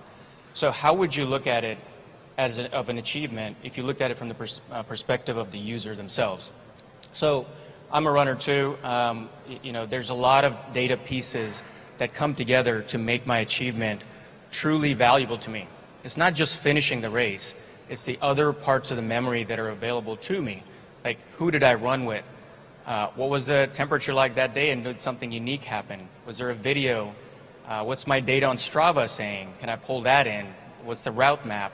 All of these pieces, what we've done is really just put together in this visual 3D cube, which is actually becoming the NFT. And this is my co-founder. He just ran this race at Turkey Trot in Gig Harbor in Seattle area. So what we're doing now here is creating a digital medal for the achiever, so they can actually carry that with them anywhere they go. I've never seen anybody walk around with their physical medals before, but now this is the ability for people to actually do that and show off what they have. I mean, it's beyond the medal, which is cool, right? Because, I mean, I don't think I'll ever wear any of the medals I've got. It just doesn't make any sense, but this I might keep. What stage are you at in terms of building where you are as Nenu? I'm sorry, say that again. What stage are you at in terms of building Nenu and being able to actually deploy some of this stuff? Yeah, I couldn't hear you because of the echo, but yeah, so right now our goal is just to get this in a couple of different verticals. Achievements are a human concept. They're not necessarily only in races, they're also in education, so we're working on education and also in sports vertical. We want to be able to make sure that a race can issue it, so we look at it from the perspective of an issuer and an achiever. So our platform allows people to be able to issue the achievement. And when you're doing that, you're actually giving the authority and the stamp of approval that this person actually finished that race. And then once that's done and we put that in the blockchain, it's forever their own data. So, this is how we're essentially going to start building out the ability for people to own their achievements as they go on different races or college degrees or whatever else they may have. Okay. If I was a race organizer and I wanted to do this, how would I work with you? Yeah. It's fairly simple. So ours is a simple platform. All you have to do is just sign up with us, and then you give us the data as soon as the race is finished. We take the email address and then the achievement results and put it through. Your particular logo can be in the hero face like it's showing right here. And then the rest of the information on there is actually coming from the user themselves. What we're doing here is when you actually issue the achievement, the user has the ability to actually change any of these faces. Like Justin did here, he added his own photos. So you can add a photo, you can add a video, you can pull data from Strava. We're integrated with Strava there. You can write a quick journal too. So this is really giving the user the full authority to decorate it as much as they can, and only then will they mint it. So that's a way we're actually saying, if you think about it from the user's perspective, we're giving you all the ability to not just decorate it in the future, also share it the way you want to share it. And when you're sharing it on different platforms, you're actually promoting a positive story about the brand that also issued that achievement to you. It's not race specific, is it? So if I ran this, I can download this app as a consumer. Is that correct? Yeah, so that's the nice thing about this. Even if an issuer doesn't issue it, like today or tomorrow during the Bangkok race, you can actually run the race, take your own photos, pull the data from Strava. You can build this on your own. The nice thing about an issuer as a race issuing that achievement is that now your brand is associated with that positive message that that person is going to be selling and sharing with their friends and with their family and everybody else. So that's, and once it's on the blockchain, it's a permanent bind between the issuer and the user for that race. Where do I download it? I mean, is it nainu.com or where do I download it? I'm sorry. Where do I download the app? So just go to Apple. If you have a iOS device today, you can just go and look up Nainu, and you should be able to download it. We are coming out with an Android version also pretty soon, so it should be ready soon. So everyone who runs a marathon on Sunday should have this on your phone, really, as an iOS user. Absolutely. So, we are early stage startup right now, so we're starting to do small races. We've kind of got the proof of concept now, and what we're doing is making sure that giving the ability for users to be able to also do it themselves, even if the issuer is not providing that capability. But in the end, I think the value is owning that data for the user themselves. It's on the blockchain, and then they can actually see that, as you can see at the bottom there, the key. We're on a Solana blockchain, which is a public blockchain. And the reason why we chose that is basically because we wanted to be on a blockchain that's there a few years from now and not just crumbling because of the issues. So I guess we can download this today. You're available. Are you just North America, or can any race start working with you today? No, we can do any race anywhere. There is no limitation from a geographic standpoint. It's a simple web platform and an app. We try to keep it as simple as possible, thinking about it from the user's perspective. So, yeah. Perfect. Anything else you want to share before I sort of ask people for questions? No, I think the fact that, there's a lot of conversation about personalization today that I heard too. And that's, for us, is the ability to personalize it from the user's perspective is extremely important. We're seeing that in the younger generations. So I think that's our main goal right now. Thank you. Any questions for Vinod?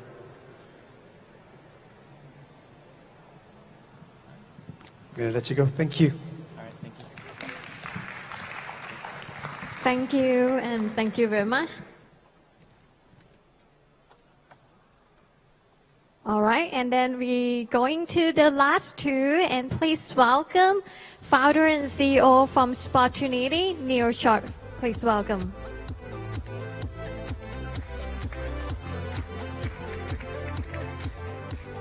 So Niels, you were on the data panel earlier, and tons of insights. Happy to be here again. Fantastic. We kick off with a small video, so Sure. if there is sound, I don't have to sing, but...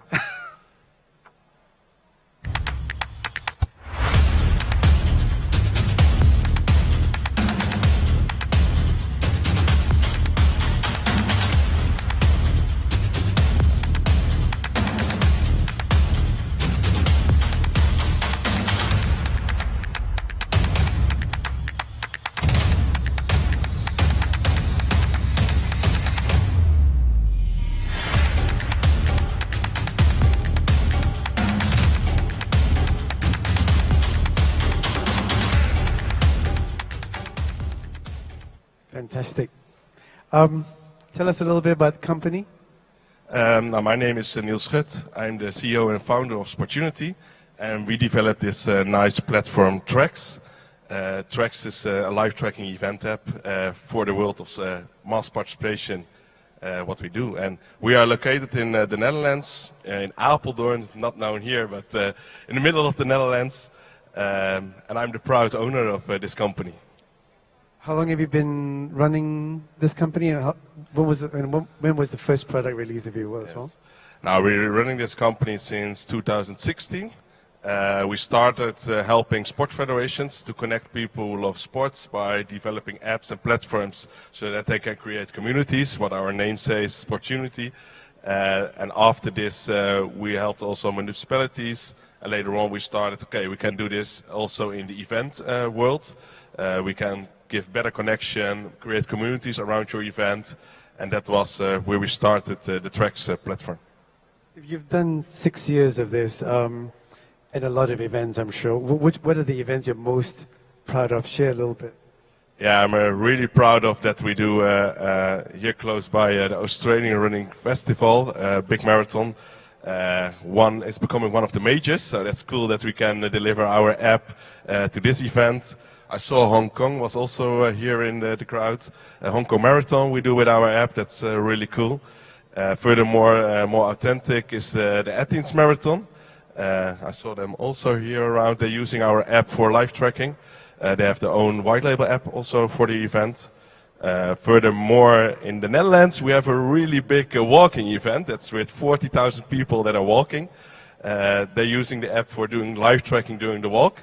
They're starting 5 o'clock in the morning, finishing 8 o'clock in the evening, so all day walking, and we track them with the app. And this weekend, this Valencia Marathon is coming again. So we did it last year with our live tracking app, and we will deliver it also this Sunday again. So I will leave Friday evening, travel from here to Valencia to be there. And that's a really cool event, also marketing-wise, it looks perfect. And I brought with also a video from Valencia Marathon so that you can see how this was last year.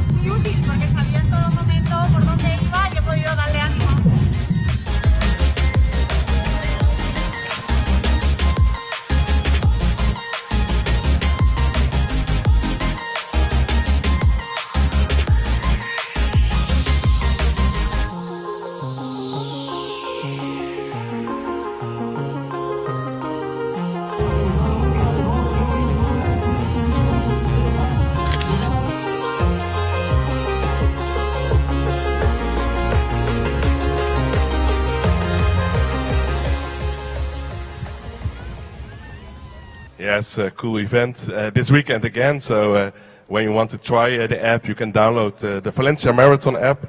They have their own white label app. Last year, 13 million activities on the app, so really used a lot.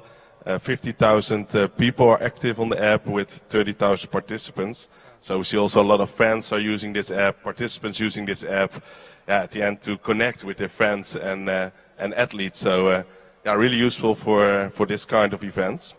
And we do that now for 500 events a year, so all over the world, with 3 million users yearly based. So a lot of people are active with the live tracking app during the events. And our goal is to help events to get better connection. We're talking today about how can I connect with people and how can I have more interaction with the people, how can I understand them better. We try to do this with the Tracks platform to get the connection with them, to get communication tools with them. And also during the event, yeah, a lot of people are on this app. So also for partners, sponsors, communication, push notifications, everything is possible in this app. So we hope this way we can help the events to connect better with their fans and athletes. I mean, it's super flexible, and you can have a lot of integration with different things. How do you support the running industry in the future with some of the work you're doing? Sorry? How do you support the running industry in the future with some of the work you're doing? Yes.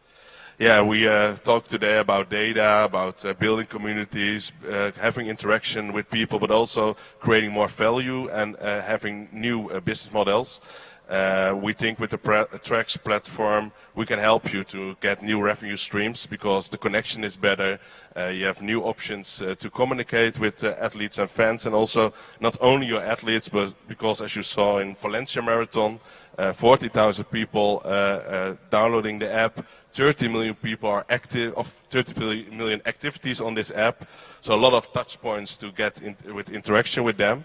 And at the end, we can also have new revenue streams with this app, so delivering new data to the users, giving more interaction with the athletes and fans, so that you get more money out of this.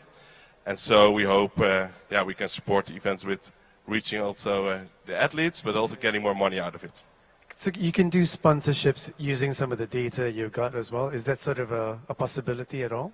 Yes, we have multiple options for this. Of course, we're working with a lot of timing data. So with the timing data, we can also do activations when people are running somewhere and say directly, okay, he's on this place, and show a movie from a partner and say, hey, these fans are cheering for you now, wave and go on to the finish. Now we did it with Nationale Nederlanden, a big company in the Netherlands. With Essex and iRewind together, we did a partnership in the Netherlands for Dam to Dam run, where people had the live personalized video. Now we delivered the live tracking data to this so that people get also really interactive videos, and not only that they see themselves, but also with data and statistics. So that's really interesting for them to interact with partners. So how do people work with you? I mean, do they just contact you and try and white label, or can you just go direct? Now, events have multiple options. They can be a partner of the Tracks platform and just have their event in the Tracks platform. Now, it reached already 3 million people yearly, so that is also an opportunity to present your event. But like I called about examples that I'm proud of, like Sydney, like Hong Kong Marathon. They have their own white label app, so just download the Hong Kong Marathon app with all their identity, logo, styling, etc. in it, and also their own sponsors in it. So events have two options, or be part of the Tracks platform, or be part of your own white label app, get your own white label app and have it in the App Store. Okay, so any questions for Niels? I think it's quite comprehensive. I actually love it a lot. Any questions? Any last words, Neil? Oh, perfect.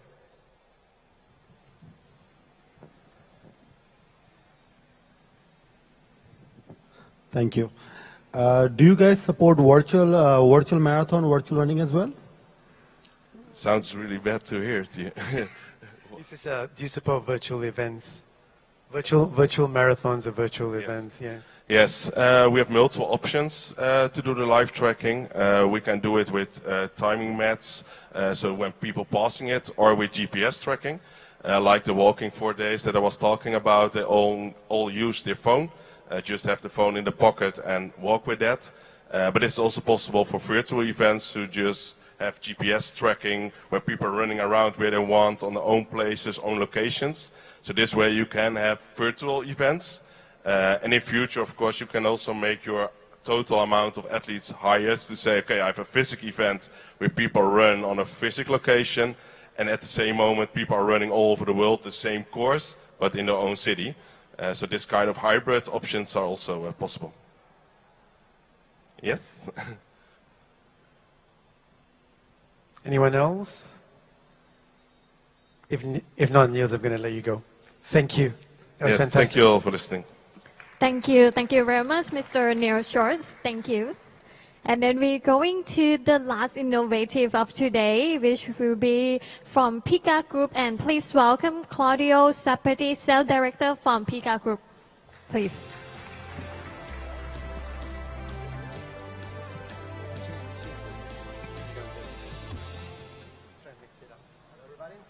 Hello. Hello. Okay, great. Yeah. So Claudia, tell us a little bit about Pika. Let's start with the name. Why Pika? Pika is quite easy, from pick and up. So basically the founders wanted to get a marketplace, a place where all the images of somebody could be stored together, easily accessed, and always available in their pocket. How long have you been running Pika? Or how long has it been? Myself, I joined Pika 2 years ago, like 3 days ago. It was a 2-year anniversary. But the company started in 2017, initially developing the technology. And 2019 was when eventually we got more investors, more backup, and when we started growing internationally. And then, of course, 2020 hit. So we just postponed that for a couple of years. But now, here we are. So talk a little bit about the innovations you're bringing to the photography world. Yeah, so basically it's a different flow. Up until today, yesterday, people had to go every time on a web page searching for a bib number, searching for a selfie, taking a selfie multiple times, which becomes boring in a way. As Pierre was saying before about trying your own registration system yourself, try to see the photos of your event yourself, search for a runner and see how it is to do it. Pika actually makes the photo come to the participants, and after the first time they take a selfie or the first time they log into their own accounts, those photos are there forever available, and basically they create an history of all the events that the participant has been part of. How can events organizers leverage all the user sort of interaction in Pika? Well, people from the app get the photo. They get the possibility to, of course, customize and personalize their image. So the race director can send us some logo, their sponsor logo. They can decide to put some stickers similar as Garmin or as Strava. So then people can customize their own photos, trim the photo if they like it more zoomed in, share it on the social media, track all these kind of sharing activities so that their marketing teams can always get KPIs on the platform used by the participants. What is the business model for Pika in working with event organizers? Super flexible. So basically we work with event organizer, we work with photo agencies or timers, and it depends on what the partner wants to do. So if the partner wants to sell the photos are on sale, and then we take a revenue share. If the event organizer wants actually to give the photos for free, we provide the platform. We are not the photographer, we are the platform. And so the event organizer can use his own photographers. They simply upload the photos on Pika, and the system automatically does the detection and provides the personal gallery to each individual. Are you just European-based, or are you global at the moment? Globally, sorry, I missed one point on the business model. One idea is also, sorry, the previous slide. We work also with football stadiums, for example. So in that case, we have a license where the team, it could be now it's football, it could be basket, it could be anything. We basically deliver the photos to all the spectators on the stand through facial recognition. And that's simple as somebody take a selfie once only, and then he gets all the images of the events of the game on the halfway and also after the match is over. And so weekend after weekend, if somebody is like a ticket holder of the stadium, he will get all the different galleries together and relieve his emotion with his kids, his parents, his family, his friends, and so on. I was going to ask, I mean, are you just Europe-based, or how do you do business around the world? Like, what geographies are you working in? So we are mostly in Europe at the moment. We have a couple of partners here in Asia as well, in the Philippines and in Malaysia. And of course, we are expanding. The expansion plan was a bit like interrupted by, we know what happened, but now we are expanding abroad. We have also events in New Zealand. And yeah, that's why I'm here, to get some more partners. Great to see other platforms that also are open to cooperate. So I'm really happy to be here and to see the business expanding also in Asia and in the US. So if I'm a consumer, when are my photos available on Pika? So the photos start to be available even while the event is still happening, is still going, because we don't need to wait the whole photos to be uploaded before the system does the detection and the delivery. But as soon as the first batch of photo is up, automatically those photos are immediately directed to each person. So then even family, like imagine like a long triathlon or like a long marathon, people can see the photos while the participant, the athlete, is still running, for example. And so then basically the speed is like 9,400 images every second. And so then we can make the math. That's amazing. How do you deal with privacy and privacy laws and all that stuff? We are very lucky because Pika started in the plans 2017, so when GDPR was becoming like a necessity. And basically, with Pika it's impossible for anyone to be a stalker, let's say, to find, search the photos of somebody else. I cannot see your bib number and type your name, see your photos, sorry, or I cannot type your name to see your photos. And the fact that, if you can go on the other side, sorry. The fact that sorry? The last video, the last, well, doesn't matter. Anyway, with the facial recognition, basically it becomes impossible for anyone else than yourself to be able to find the photos. So it is privacy proof. We have a patent actually also. We have a patent on how the facial recognition happens. So it is a photo, basically. The system recognizes that actually is a live photo. There's like a 3-second gap in between. If you want also to check the next video, sorry. From that, you see an example of an event with Emily Ratetowski, where basically she's the only one who will see her photos, and nobody else can. I'm sure that she doesn't mind if her photos are visible to the public. But then you can see that with a selfie, she can find all her images. She can select those that she prefers, create her special gallery within her gallery. But basically, there is no way to use the old school bib number to search for the photos. Some examples of people you work with, customers-wise? Example, for example, in Venice Marathon, we work with marathon photos, where they take the photo and then they upload on Pika. Milan Marathon, we have the ex-director of Milan Marathon, Andrea. We did the L'Etape du Tour in Malaysia, go-kart triathlons in the Philippines. We did the Göteborgsvarvet, women's mini marathon in Ireland, Bilbao night run. I mean, there are a few many. It's just like too long to list them all. Anything else you want to share? I mean, we are open to cooperate. We are open to build something together with everybody. Yesterday at the networking event, having drinks, I was thinking about the analogy of different organizations, different groups, being like a transformer, if you know the Transformers. So each one has some really strong background, really strong technology. And if we get them all together, it becomes a super incredible platform where everybody can provide value for themselves, for the whole industry, and for the runners, of course. And then we bring the level of the industry from something cool that is nice to being more like professional, to get something of a certain level. And that's why also brands like Rolex, Audemars Piguet, Lamborghini, Porsche, they use Pika because of kind of the experience that we can provide, the user interface, how easy it is to get your photos.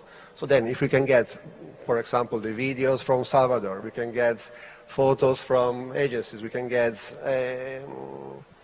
a whole suite of technology together, then it becomes a fantastic experience from start to finish, 360 degrees. So it's music to my ears because I still maintain that if we got all the 8 innovation spotlight people to work together, we can build one platform for MPW, no? Exactly. So that is Yeah, definitely a absolutely. possibility. Yeah. Thank you. Thank you. Any questions for Pika before we let Claudio go? Or even comments?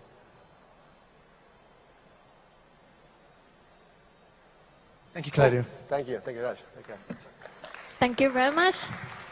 Thank you very much to the Cordial Sapiti, and also thank you very much to Raj to be the moderator of the GSIC Innovation Spotlight. And then we all hear about 8 innovation that we heard about, and next we will moving is more quickly. Before that, we take a little break to our video from main sponsor.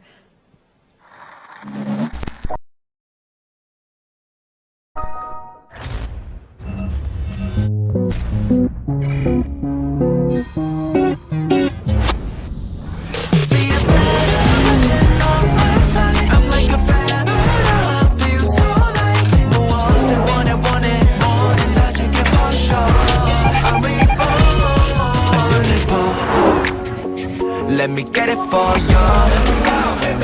Alright, got it for you. Gonna have some fun. 자 이제 새롭게 다시 시작해. Here we go. See a better version of myself. I'm like a feather. I feel so light. 무엇을 원해 more than that you get for sure. Hurry up, I wanna go, just wanna go. Feels like I go back to 7 years old. I gotta do it. I'm gonna feel it. I'm gonna do it. Whatever I want. แมทชีวิตในแบบคุณ All New Toyota A-Team นี่แหละรถของเรา Listening in the topic of a look around the corner in emerging health technology, what opportunity might they present? So please welcome Dipa Ray, co-founder, managing director, and CEO from BodyMap. And next, Dr. Rex Gorrier, preventive and functional medicine practitioner. Yes. Sorry, we've now gone so fast that we're getting ahead of ourselves. So just give us 5 minutes. We're missing one of our speakers for the next panel. Thank you. Great job. Let me just do a little bit of housekeeping while we wait for Unmish to be here. We're a little bit ahead of schedule. A really important and hugely exciting announcement. We have a very, very special guest tomorrow. Tomorrow afternoon, we have the Prime Minister of Thailand is coming to join us, and the Minister of Tourism as well. So we really encourage you to be there for that session from just about 12 o'clock, I think 12:45, he'll be joining us. So a huge honor to have him joining us. You can pronounce the name, Mr. better than me, Mr. Prayut. Prime Minister. Yeah. Prayut Chan Ocha. Get that, I would hate to get that wrong, but yeah, wonderful. Mr. Prayut Chan-o-cha is going to be here tomorrow joining us. A reminder that as soon as we finish today, down one level, we have a welcome dinner brought to us by the amazing Bangkok Marathon, amazing Thailand Marathon Bangkok. So come down and join us for that. More networking, plenty of food if you haven't had enough already. And then tomorrow morning, hopefully you find your way here a lot easier than you did today. We'd like to get online and get started by latest 10:15 tomorrow, so we get on schedule. Just got our full panel here, so I'm going to now get out the way and hand back to Irene to announce the panel again. Thank you, Irene. Thank you. Thank you for the big event. Announce the big event tomorrow, so you will meet Prime Minister tomorrow. And let me restart again for the interview in the next session that we talk about a look around the corner at emerging health technology. What opportunity might they present? So please welcome Dipa Ray, co-founder, managing director, and CEO from BodyMap. And please welcome Dr. Rex Gorrier, preventive and functional medicine practitioner, and Unmish Pratasarati, picture board partners, and our moderator, Caroline Dazis. Welcome back.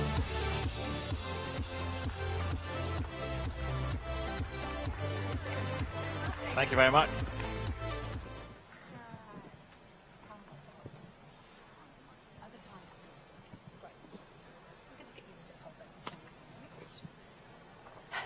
Hi everyone, thank you so much for joining.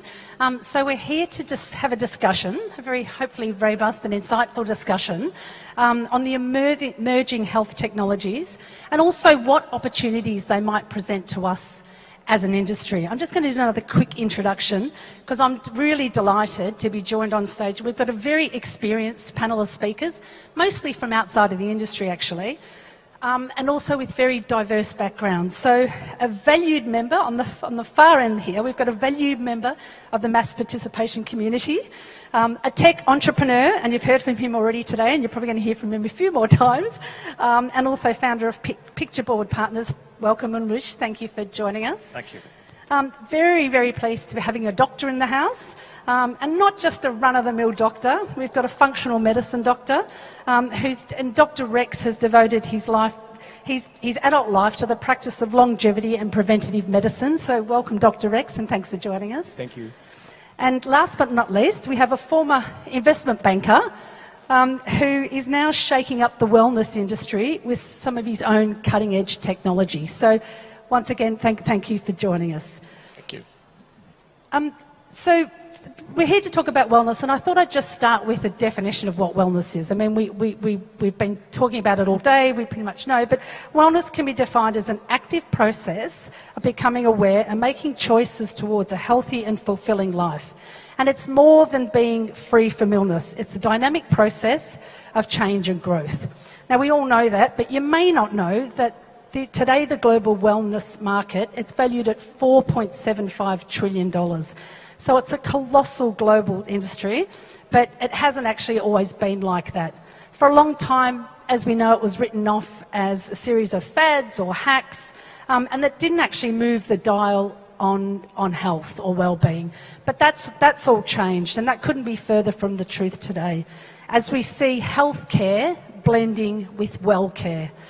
And doctors like Dr. Rex are actually prescribing wellness as part of a recovery or a health plan. So I'm going to start with you, Unmish. With that in mind, what do you see as the macro factors that have influenced this growth or this pivot? And also, do you think that the pandemic has impacted that? So I think this is it's a once in a generational trend. In the sense that if you look at industrial employment and then professional services employment in the post-war period, if you look at the introduction of women and diversity in the world in the 90s, if you look at digital ways of working in 20 years ago, this is a generational shift, and once it's here to stay. So that's the sort of first point. What's driving this, in my view, are fundamentally three factors. One, the centrality of the mobile phone, or the very, very smartphone, as I call it. I think it's a very important piece. Access to information, consultation, payments, transaction, everything is in one piece. Two, I think we are in a stage 20 years into the internet where there is a very large drive to self-improve by having your own information, knowledge, wisdom journey. And that's happened to us from a travel perspective, happened to us from an education perspective. It's now looking inward from a wellness perspective. And then last but not least, there's a very large curiosity for alternative medicines outside of allopathy, which again, over 20 years of the internet, whether it's traditional Chinese medicine, Ayurveda, Reiki, yoga, whatever the case might be, there's been information available now the last 20 years. So I think those are the sort of three broad pieces. One is a device, the other is an actual habit of self-improvement, and third is the information being available for you to be able to action. The only caveat I would say between health and wellness is health is regulated, whereas wellness is not regulated, and that brings in different kinds of economics. Hope that sort of is a start. Great start. Thank you. Thanks for setting the scene. And I guess following on from that trend of pivoting more towards wellness and that people wanting to take more control of their own health journey, and Dr. Rex has seen this a lot with your own patients. Dr. Rex is now going to kindly actually take us through some of the more innovative technologies that are on the market at the moment, and also some things that are coming that he's actually been dealing with his own patients. So we might just step aside and because we've got a little bit of a slide presentation. So I'm going to hand over to you. Thank you, Dr. Rex. Thanks, Caroline. Thank you, everyone, and thank you for your definition of wellness. I don't really see sick patients. I see people who are not yet sick.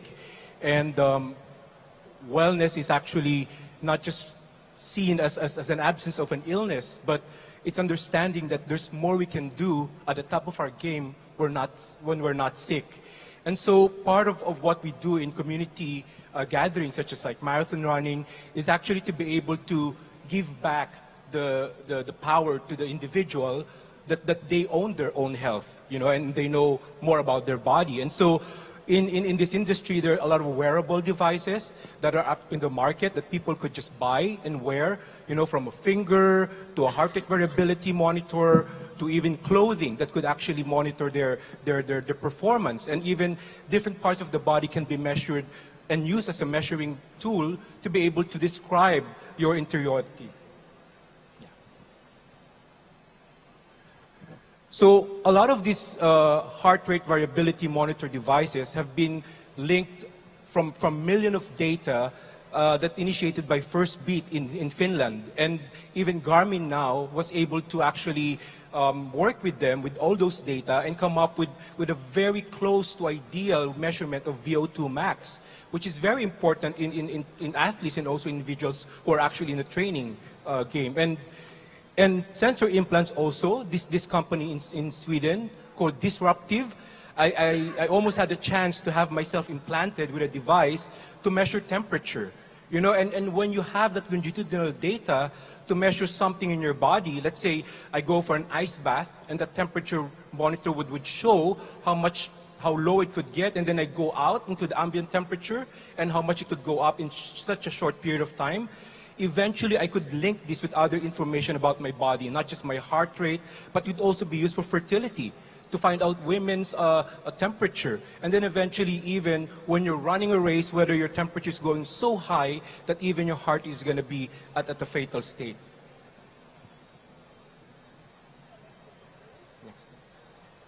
So there's a video I want to show. This is not something that we have used in the clinics yet, but this is something that probably you might have seen on social media about at-home testing for urine, so that people would know their electrolyte status and even the other aspects of their health.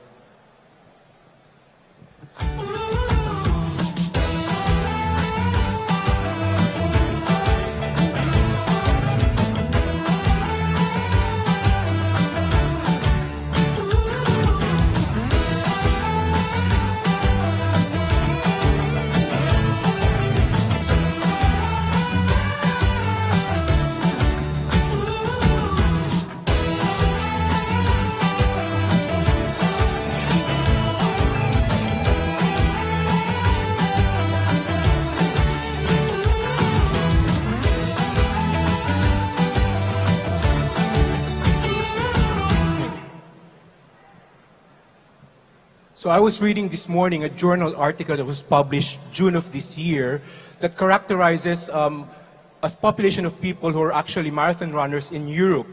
And they said that majority of them, 35%, run out of a habit, you know, it's their hobby. And only 16 to 17% say it's because of health, and around 17% say it's because of weight loss. You would think that probably, oh, that's a big discrepancy between you running for reasons of being just a hobby and for health reasons. But if you combine those people who are running because of health purposes and, of course, for weight loss, it's actually much far greater than those who are running just for a hobby. So I really would advocate for at-home testing. And the one here on the left is DNA testing. In fact, I brought with me like a box of a genetic test kit. You just need a blood spot, you put it on paper and send it off. And the important thing about that is it could describe your normal self, you know, before you even get sick, to be able to know how much you need to train and how far you could actually go on with the training based on your injury potential, your recovery. And so your trainer, your doctor and yourself could actually adapt to what your body is really designed to do. And you could actually meet your potential by even tweaking certain things such as nutrition, by adding supplementation, and probably improving more on rest and recovery. So probably what is the future of these testing devices and wellness? You know, the difference between wellness and illness is just a few letters. Remove we from the wellness, it becomes illness. So when you are feeling alone and you don't have any support, whether it's data, whether it's support from a professional, or whether it's support from a community of people who wanted to do the same thing, activities that you wanted to do, then you're actually left without anything to use as a benchmark for your potential. And so smart products in the future might really just be wearables, not just a gadget, but could also be part of your daily like wardrobe, and even things that you don't even need to be worried about. And one thing about this smart toilet is about gut testing. A lot of the positive effect of running or even doing marathon or walking is that it gives you a mental state that's actually very good. And I always believe that the gut is connected with the brain. And so gut testing in the future will be probably one of the things that we need to consider for people who's going to do activities like this. Fantastic. Thanks, Dr. X. Just on that, I mean, I found that smart toilet concept incredible. Do you think something like that is the future of wellness in terms of people wanting to take control of their own health and wellness journey? Do you see in however many years' time, you know, something like a smart toilet being in everyone's houses? Yeah, definitely. You know, we only have 1 trillion cells in our body, but we have 10 trillion organisms in our gut. So the question is, who's squatting on whose property? So to be able to know what characterizes your body is to know also your gut biology. And we're going to talk about a little bit later on in the discussion about how the industry can use these technologies. But for the people in the audience sitting here today, it is an industry that's moving really quickly and it's very, very dynamic. What recommendation as a doctor would you give to people that are, you know, wanting to use those home tests to take better control of their own health journey? How do they weed out the fads from the foundations, I guess? Yeah, there's really a lot of companies now, techs and even startup. But I think the best way is the intention. You know, what do you really want to know about your body? And if you're looking for an illness or a disease, then you have to go to the hospital. But choosing something that will describe your normal state so that you would know how to improve it is actually one of the best probably deciding factor for what kind of test you want to do. Is it about your mental state? Is it about your gut state? Is it about your hormones or your vitamins? And also whether the validity of the test results has a lot of data that's been published already.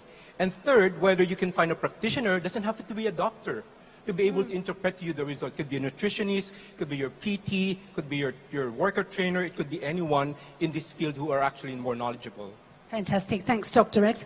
And we've got another piece of technology, so I'm going to invite Dipra back to the stage.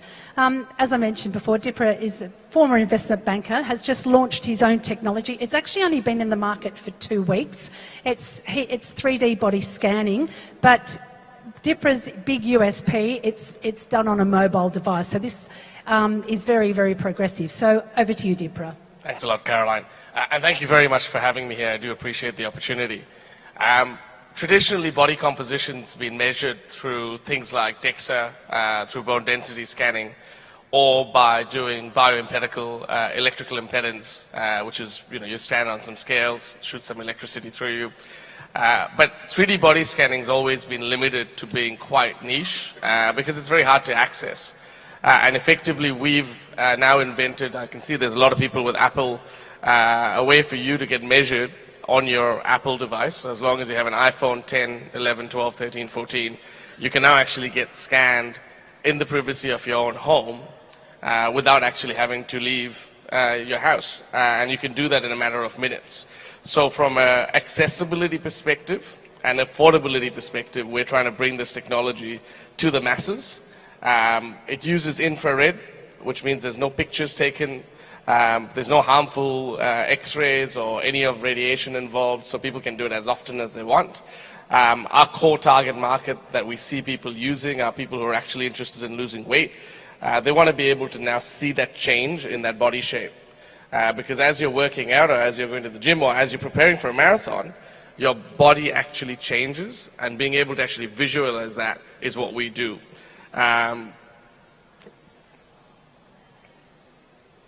So effectively, we now have a way of doing it without So you can actually, everyone here could get scanned today at no cost, right? So we don't charge anything for someone to get scanned for that first time. We make it completely accessible. You don't have to buy any equipment, but really for yourselves as organizers, it allows you to create an experience for your participants that's impossible to do today at scale, right? So everyone, you can actually tell them to use it. We then charge on a monthly basis where people can then decide whether they want to do that or not. They get a personalized health report. It's a 6-page report that actually tells you about your somatotype, your body fat estimate. We've done research that has proven that we're within 3 to 4% of a DEXA. So we've actually done research to prove that in terms of validity, because we think that's important. And you can do it unlimited times. So one of the things that we want to do is encourage people to actually see the progress and not be limited to how many times they can scan. And last but not least, we allow them to set goals and actually see the progress that they're actually making. We work with the organizers or organizations in 2 particular ways. The first is that we can give your participants a free trial. And then on the back of that, if they then decide to actually sign up to our plan, we normally do a commercial model where we'll share some of the proceeds that we make. The other one is if you've got participants who actually want to acquire memberships, we can do a wholesale model as well. Why would your participants be interested? Our view is that obviously the fact that it is affordable, right? Like if you look at it from a technology perspective, traditionally a DEXA scan would cost about $100 for one scan. We allow unlimited scanning for $9.99 a month. The fact you can do it anywhere, and the fact that you can do it at the before and after of the training in particular, of a running festival, something like that, is likely to help retention of people actually turning up to your events as well. We believe that. And then obviously the fact that they can do it anytime, anywhere is incredibly convenient. Great, thanks, Tipra. And I was explaining to the panelists when I was briefing them that all day we've been hearing about personalisation and mass participation events are down 20%, etc. So looking for creative ways to build those numbers back, but also to I guess identify additional revenue streams. Now, this may not be a massive revenue stream for someone sitting in the audience as an event organiser, but could you just touch a little bit more on that commercial model? If we do have people here today that do want to offer, maybe factor this into your membership or your registration fee, and you want to factor this in because we know that participants are wanting that sort of personalised solution. So a little bit more on the commercial model, please. Yeah, so the good thing for us is we don't charge, like because we're on an app, we have a very low fixed cost, right? So from our perspective, the way that we work with, again, if let's say an organizer of a mass participation event, is that we would give all of your customers or your members, the participants, a free trial. So they could do it pre-training as they're getting ready for the marathon or a running festival. They could then, if they then signed up, we would then basically give a revenue share back. And depending on the size of the participation, actually that could be quite material. And that's at zero cost to the organization, right? So it's all upside from where we sit. Okay, fantastic. I'm going to invite everyone back on the stage now, or back into the middle, sorry, you're already on the stage. Thank you.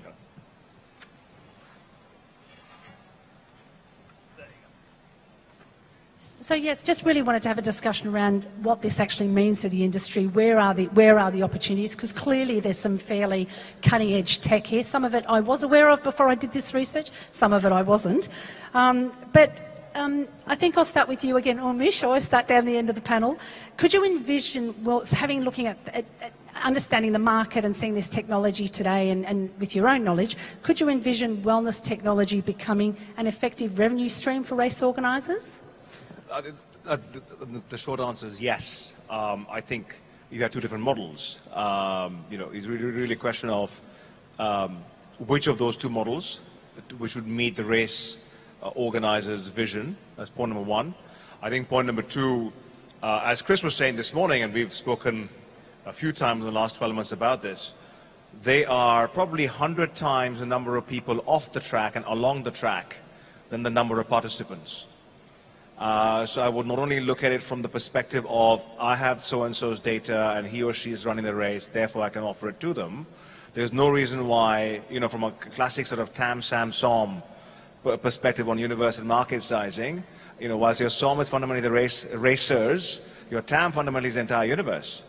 So, I think if you start looking at it from a very tactical perspective, yes, but I want to sort of try and broaden the lens a little bit more to sort of say, actually, this is quite large, and you could sort of run a campaign running into the event itself to actually get a lot more piece. And then the third piece could be you could actually look at, like in Singapore, you've got polyclinics and other networks with the municipality. Because the big advantage, and I was speaking to somebody else backstage about this before lunch, is a lot of federations today, if you look at, say, rugby, cricket, football, they work with national governments.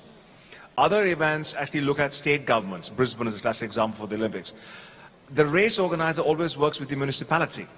And that means you have a city stronghold with the mayor who can actually, look at public health, who can look at education. So I'm trying to sort of make it more of a concentric circles model. On the day, race plus the audience, but in the race suite, there's a much larger net that you can cast. So short answer is yes, but there's a lot more there.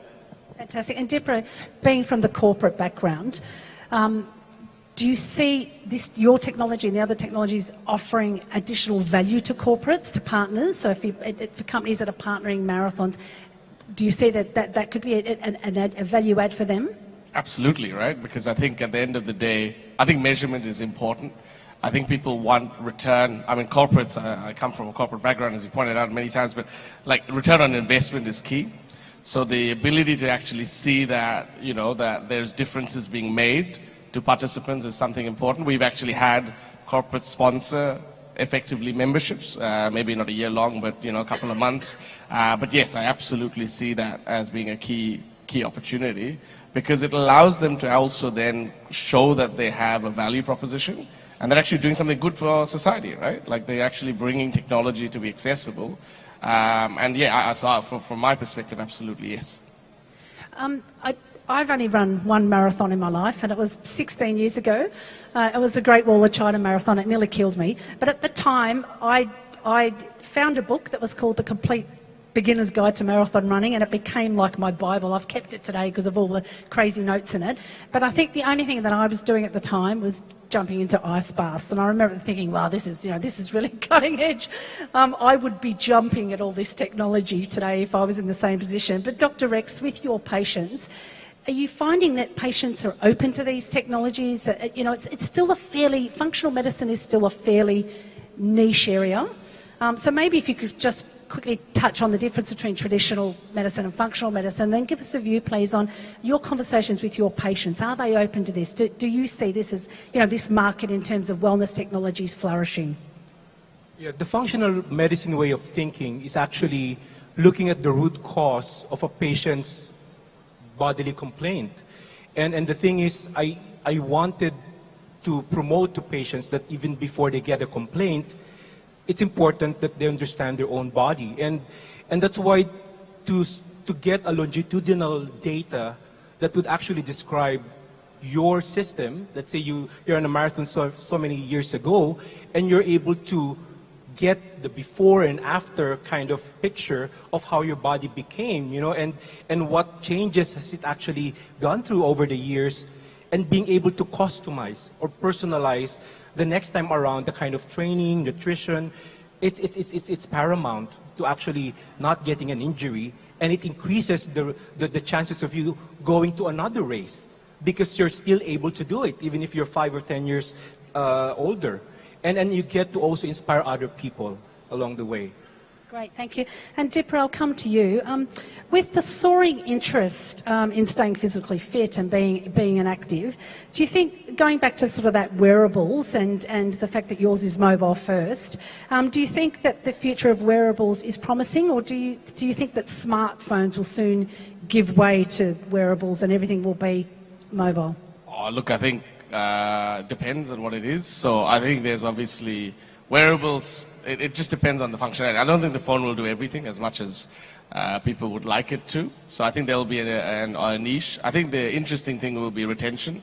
So there's lots of data, and I agree with Dr. Rex on this. So there's lots of data, but what are you actually doing with that data, right? So it's great to know that I've slept 2 minutes extra yesterday, but so what, right? And that retention, that ability to keep people engaged, I think that's where the wearables will be interesting to see. There'll be a clear differentiator. There'll be some that do really well because they build on a really good experience, and then there'll be some that just wither and die because I think data is only as useful as how you then present that story, right? So if I can tell someone that, hey, they've lost 5 centimeters on their waist, and that's because they've been doing certain things, and if they keep doing it, they'll lose, that this is what they'll end up looking like. That's more powerful than just saying, hey, you've lost 5 centimeters, right? So what? So that, I think that so what is the key for wearables to have a longevity. But I think the apps will try to do everything, but I don't think they'll always be successful. Great. I'm just going to pause there. We've got a few minutes left on the clock, 5 minutes left on the clock. If there are any questions, please, from the audience. Any questions around the wearables or any of this technology? No? Okay, Urmish, I'll come to you with the final question. So we've spoken a lot about taking a holistic view to event management and running the marathons and looking at it. Chris speaks a lot about looking at it more than just a race. Could we take this principle of holistic medicine and wellness and apply the similar principles to the way that we are running these our own events? And where do you see the opportunity there? So, so my practice works across sport, media, and gaming, right? In the media space, there's a whole new type of web-based television channels called OTT, over the top, Netflix and Stan, and you got various other players, right? I was doing a workshop with a fairly large regional player, and they were looking at a next generation product. And I said, what business are you in? And they said, we're in the content business. And I said, no, you're in the convenience business. Because I can watch what I want, where I want, when I want, for howsoever I want. And that was sort of one angle of what is your business. Tony Fernandez, who founded AirAsia, which is a budget carrier in Southeast Asia, 5 years ago, told his staff when they had 34 million names on their database, we're no longer an airline, we're a marketing platform. Now, I'm trying to bring this down to the fact that if we are a race event promoter, what do you have? What are the key currencies you've got? You've got credibility, firstly. People trust what you do, safety, performance, all that kind of stuff. Brand equity. Yeah, massive brand equity, something, you created it and you've traded on it over the last 20 years. You've got credibility. You have got data about, as I said, on the track, along the track, and in the city, which is a very different piece. And you have got relationships from different types of revenue generating streams. How are you not any different than a supermarket? A supermarket is fundamentally, you go to a location and you navigate around. How is that any different flying into a city and navigating around a city on the road? Same thing. It's an IKEA, except it's on a very large basis. I'm just trying to sort of, give intuition in terms of how we can look at ourselves as race promoters in a slightly different kind of a way. It's defined, it's credible, and you have monetization avenues, so why not look at it differently? That's just me. No, I completely agree. I'm just nodding my head going, yeah, 100%, right? And I think it's that journey, right? Like you got, yeah, I completely agree with what you said. Okay, great. So we're almost out of time. So I guess participants are looking for, if we're trying to sort of summarise this discussion here today, and a lot of the discussions we've had on the stage here, that participants are looking for a holistic, hyper-personalised and outcome-driven programs. And I think it really ties into that discussion we had earlier on about personas as well, and understanding your client needs. And all of that will bring about more personalised solutions that we once thought was, I guess, a one-size-fits-all. So we see there's enormous opportunity here in the technology side of the wellness space. We understand that wellness is going to be ever more important with our participants as they take greater control of their own health journeys. So as an industry, we really should be embracing this. There are some great technologies, that we've been presented with today, but it's then understanding how do we wrap that into our offer? How do they then become commercially viable? How can they then offer an additional revenue stream? So any final words from the panel before I say my thanks? Dr. Rex, you've been quiet for too long. Why don't you start? No, I would just like to encourage, the organizers that this is such a big campaign that brings people back into the community. And maybe in the future, even the corporate world can incentivize, activities such as this one and tie in some testing to actually know also the performance, not just on the track, but also in the office of people who are working for them. Okay, ladies and gentlemen, please join me in thanking our fantastic panel today. Thank you very much, gentlemen.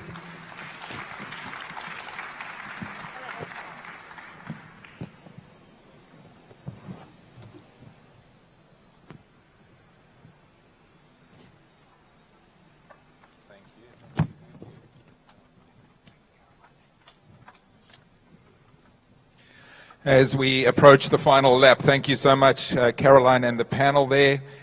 We're heading towards the last session. We're a couple of minutes early, so I just wanted to do a few housekeeping notes and importantly to once again, as we did at the top of the show today, thank our partners. Obviously, these things cannot happen without the support of a number of partners, particularly our local and government partners here in Thailand and Bangkok, Tourism Authority of Thailand, the National Sports Development Fund, NSDF, Amazing Thailand, Toyota, Tri-League and Tom and Ben and their whole team here who's helped us put this together. The Amazing Thailand Marathon Bangkok, which is on Sunday, as we've mentioned already, and we do have a few bibs for any of you that would like to go and participate in that. And then our official partners that have supported us, many of them for many years in the MPW space, Marathon Photo, our official photography partner, Nuco, iRewind, the official video partner, MyLapse, our official timing partner, and on that one, big reminder, I've heard that Norrie Williamson is going to be leading out the field tomorrow in the MyLapse run. If you can keep up with him, good luck to you.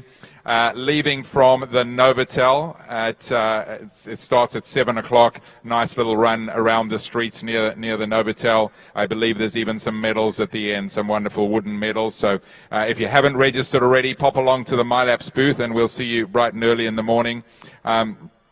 ASICS, our official apparel partner. A huge thanks to GSIC, the Global Sports Innovation Center, powered by Microsoft, and particularly to Raj, who's going to be back on stage shortly, but the amazing job he did with our Innovation Spotlight. TrackX, the official race app. ASN, our official media partner. And then our official supporters, World's Marathons, Haku, IPSM, Squared, Pictureboard partners, Grow on Purpose, and Pika. I think hopefully all of you have downloaded the conference app by now, but if you haven't, just download Hoover, and that's spelled WHOVA, and just log in with your registration password. If you have any problems, go to the registration desk. They can help you with that. Hopefully you're using the hashtag in any posts you do, WAGRCMPW22. Marathon photos, taking photos. You've seen the photographer around today, down right in front of me here now, with a big smile on his face taking photos. Thanks so much for those. If you haven't done that, there's a QR code on the app, or otherwise pop along to the Marathon photo stand. Take a shot of the QR code, and that will take you to a place where you literally just upload a selfie, and you're able to get your photos sent directly to you. That's pretty much it in terms of those announcements, but a big reminder that when we finish up, we head downstairs, down to level 4, and we have the official welcome dinner. It's going to be a fairly casual affair, but obviously a networking opportunity. Please wear your accreditations to get access into there. And I'm now going to step away and hand back to Irene to start the last lap and welcoming our last panel, Thanks, Irene. Thank you. Thank you for the housekeeping announcements. And everyone, we are going to the last but not least panel discussion. It will be the interview session that will talk about Web3 and the Metaverse, which is very interesting topic. And I think it would be a hype word and a buzz on this. On today, not nowadays, and this will talk about what opportunity for mass participation events. So welcome back once again on the stage, Unish Patasarati, Jim Harrison, and moderator Raj Samwani. Please welcome.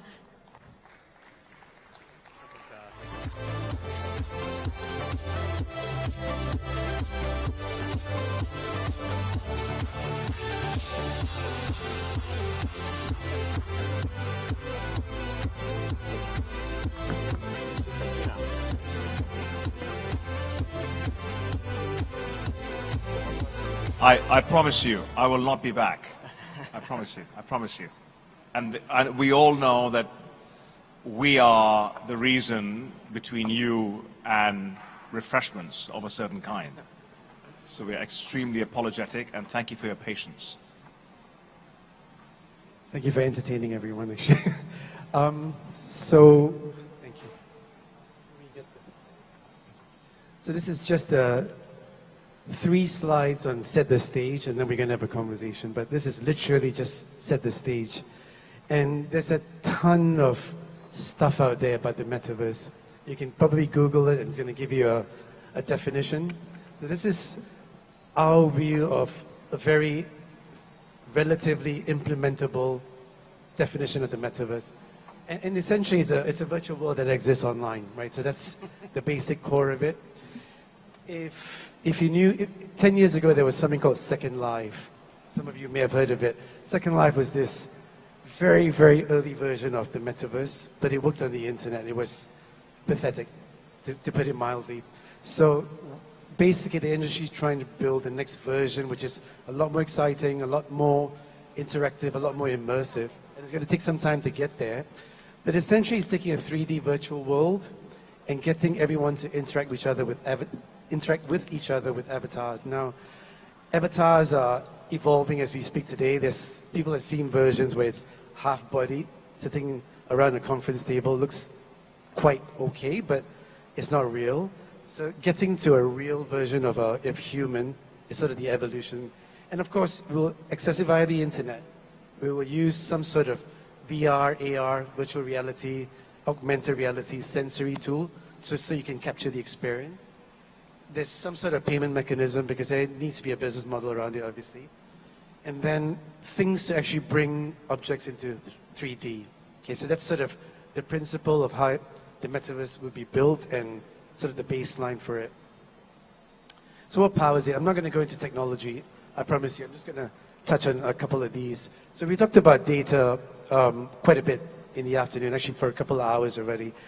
And that data is sort of the basic layer to build AI or to build AI models, which needs to be done for the metaverse to make it real for all of us. There is augmented reality and virtual reality. You'll see a couple of things later on, but essentially you see people wearing headsets today or things on their head. Used to be about 1.5 kilos on your head. Terrible experience. It's evolving to a couple hundred grams right now, and it's going to get smaller over time. Internet of Things is essentially sensors around the world put everywhere to make this virtual world real. Blockchain is essentially from the fintech world, but essentially implemented so you can actually make some of this data protectable and unique and traceable as well. And then the last thing is edge computing. It's sort of tied to Internet of Things, but essentially it's technology that helps data get faster to where you want it to be so you get a decent experience. Second Life is terrible, but this is going to get better. And then in sports, what's going to happen? So a lot of the conversation here is about improving the fan experience. So it's a lot more immersive, a lot more conversational, a lot more natural. And there's a couple of things that you'll see as we talk through this. So one is about multi-view camera technology. So the more cameras I have, the more I can capture the experience. Can I expose that experience to fans? So that's one angle. You can actually step into a virtual pitch or a virtual stadium or a virtual match. So that's another example. And then think about running a race and your family standing at different points in the race, but over 42 kilometers, they have absolutely no idea where you are. They might. There's some stuff going on, but could you just give me that experience of me running in the middle of that run as a family member? So I know you could be miles away, but I know that you're running up this hill, for example. So these are just things that would improve the fan engagement experience. So do you want to come back on? Yeah, sure. And do you know what I'd say, just to start the conversation, is I don't know if all these things look kind of very strange and very flat, but just try them. Just literally try them. And I think, Raja does the GSIC, but it's all about showing people what to do. And when you see things like the AR goggles, just try them. And there's a running thing out there that's quite funny, and it's just a question of trying it. And the more you try it, and I think even when we're talking about NFTs, I didn't really know what they were until I sort of got my first one. And you go, thank you, that's how it works. So all I was just going to say to start it was have some fun after this and just try all this stuff that you hear about. mean, I'll share this story real quickly. So we took a bunch of people, actually about 100 people, to the Microsoft Experience Center, which is in Singapore. Extremely rich environment, lots of technology. And we just got everyone to put on the headset, you know, the actual HoloLens headset. Yeah. And literally everyone was doing this, right? That is the exact experience. But at the end of it, when you have the conversation, there were eyes lighting up. Because it actually really, really works. It's still not there yet, it's still not light enough, etc., but it works. So yeah. And also, I say, I don't think you have to understand all these things as well. But don't try and understand them all, because they're also kind of complex and sort of, you know, technically difficult. But it's just to sort of spiritually understand that, you know, I think digital media is moving on, isn't it? And if you think, great memory from Second Life, and then, you know, kind of the idea of metaverse has been around for a while, and it's starting to kind of come together. But I think it's just interesting that people are just accepting it more and just getting more involved because the technology is better, and it's just a more immersive and fun place to be. So I spoke quite a bit about metaverse, but what about the Web3 angle, the Web3 world? Maybe you can talk a little bit about that. Yeah, well, I think, you know, in all this funny, strange words, I think the only thing for me about Web3 is about digital ownership, and I think it's a very strange thing to say. But if you think about games at the moment, like, I don't know what you know, your friends or family might play, but things like Fortnite, all you're doing is kind of renting it, or you're paying for, you know, upgrades, or Roblox, you pay a subscription, but you're always just paying the games company. And I think what will happen in Web3 is that actually you own those things. So if you buy something, or you earn it because you've been playing really well, it's yours, physically yours, and you can sell it. You can give it to someone. It's yours to sell. It's not always just the games company extractively taking money from you. It's actual digital ownership. And I think that idea is really, really powerful. It's yours to own. It's not somebody else's. It's not renting it from a company who's making gazillions out of you. It's yours, and that's really what Web3 brings to it. And I think that's an interesting kind of spin. It's fascinating what you say about ownership. 10 years ago, one would talk to sports federations or governments or brands about websites and apps. And then Facebook happened, and then YouTube was already there, and Twitter happened, and Instagram happened. About 2015, I began talking about opportunities for publishing for an IP owner, be they sport, gaming, media, government, tourism board, whatever. And I made the distinction between owned platforms, websites and apps, and loaned platforms, which are fundamentally social media networks. The idea being that on an owned platform, you can actually get details about your consumer, which is today called first-party data in fancy terms. Whereas on loaned platforms, you're a tenant. The consumer belonged to you only in that moment. And the arbitrage that platform was doing, as we very well know from Cambridge Analytica and all that kind of stuff, was, you know, way behind the curve in the regulation. So I think I'm making 2 points. One, there's a distinction to be made between owned data as opposed to loaned data. You know, it fundamentally has a discretionary mechanism in this decade, Web3 does, which allows me to allow someone else the terms on which they can use my data. So just as it was on the publishing side, on the supply side 10 years ago, I think it's now come on to the demand side from a consumer perspective. I completely agree with that, and I think there's a colleague of mine who's used to work for Facebook and agencies, just trying to mine data and sell it to kind of advertisers to be most efficient, and he's now kind of poacher turned gamekeeper, and now he's setting up a thing called TapX, where people can own their own Facebook data and sell it back to Mark Zuckerberg, which is just kind of empowering, and it'll take a while for it all to catch on, but it's just an interesting time where things are just changing to be, you know, to empower people to be able to, you know, own their own data. I mean, I think when you think about the younger generation, part of the reason they went off Facebook is because everyone else was there, right? So that's one angle. But there's a principal conversation about who owns the data, and sometimes you don't care. Like if you're using Instagram, you don't care. But when you use some technology and you understand that ads are being served to you and you don't like it, you want to own, you know, you want to control how your data is actually shared. So there's a bit of a social thing going on. I'll give you a personal example. 2017, in the course of 6 weeks, I found that's when WhatsApp began getting used a lot more in the West. in Asia it's always been followed, but a lot more in the West, especially in the UK, Sweden, parts of the US where one was doing business. And I would be using WhatsApp and I'd log off and I'd open my Facebook app and all of these work colleagues were suddenly going to be friend recommendations. And the second time around, we were talking about something at home and I opened the app again and an ad got served. I just felt extremely violated, fundamentally, which, it's a very different dynamic, and I've never been on Facebook since.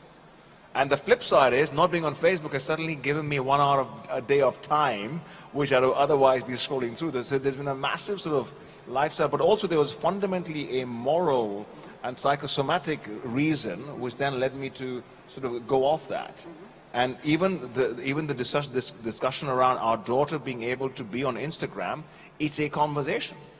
It's not something that we're going to give in to it, because you know where and what this can happen outside of oversight. So as a professional, as a parent, as an individual, as a citizen, these are fairly gory details. And some of the Web3 stuff is going to solve that. There are already companies starting to look at it. So, it will take some time, but maybe we'll come back to sports and just show an example. Can we play the video? Press it again.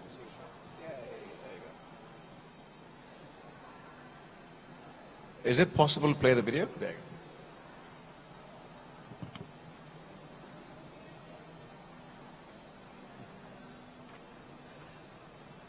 Maybe you want to give some narrative what it is.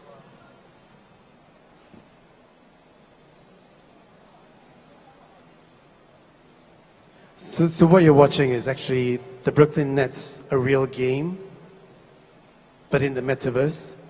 And there are about 100 cameras installed in the stadium. So if you're a fan, you get to switch your viewing angle, if you will, depending on what you want to see. So, you could be watching a free throw and you exactly want to watch the free throw, or you could zoom out and watch the entire match from a top-down view, or your favorite player and tracking for the entire journey. And this is literally just one possibility, but at the moment it's using 100 cameras, and the more cameras you get, the more angles you can watch, for example. But it's a live video feed that you could translate into this. It will take time to get super real, but I think this is where we could get to at some point.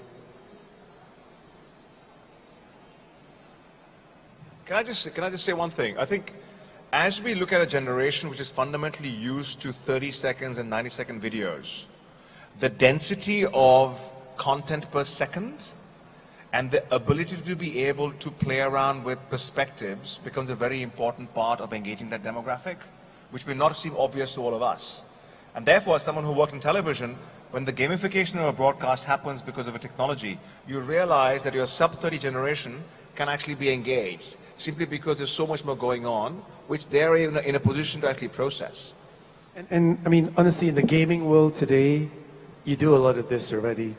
Not exactly this, but a version of this, right? So you can get different angles depending on where you're running down, and there's some amount of experience that, again, I'm saying the younger generation, but people younger than us are used to it. This is very natural. So this is just implementing what is already existing in gaming. Just think it is their identity. So it's literally how good they are in a game, or whether they can have access to these things. It defines who they are, and it's just a mindset change. And I think for sports particularly, there's a kind of idea that the screen is bad, running on a track and or playing on a football pitch is good. And there's a certain, I understand, but I think it's just understanding that a generation, anyone kind of growing up that's been involved with gaming, their digital identity is part of who they are. So you just need to marry them together rather than try and separate them. It's just understanding who they are. Well, let's take another example then. So this is the HoloLens. Essentially, it's a Microsoft headset. There's an Oculus headset in Facebook. That's exactly the same thing. And the version you see here on your left is essentially where the technology's evolved to. You used to cover your entire head, all the way down to half your face. It looked horrible, it looked ugly. It was 1.5 kilos, and it's now, reaching the point where it's becoming a bit real. So let's see if I can play this. Here is going to do forehand drills going down the line, cross-court and inside out, all targeting kind of mostly the backhand corner and then some to the forehand corner of the opponent, but trying to stay within this area.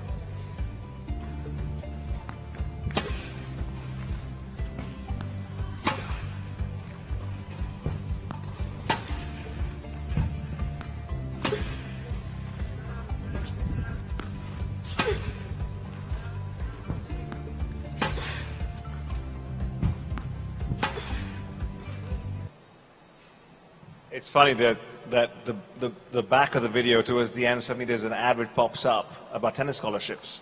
And as a parent, I'm sure a lot of you in the audience are in the same situation, we are the most inelastic consumers. We would do anything at whatever the price it might be available for our child. And we start looking at it from that economics perspective of how a certain investment or a certain pastime that is made, the demand in terms of economics is quite significant. It's quite significant.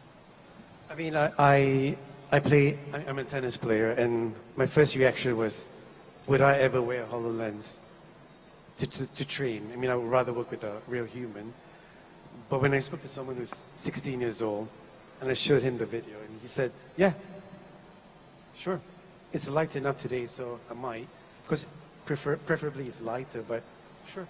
So it's, again, it's an overlay of the virtual world onto the real world. So this is not 100% metaverse, if you will, but it's a real implementation of possibilities.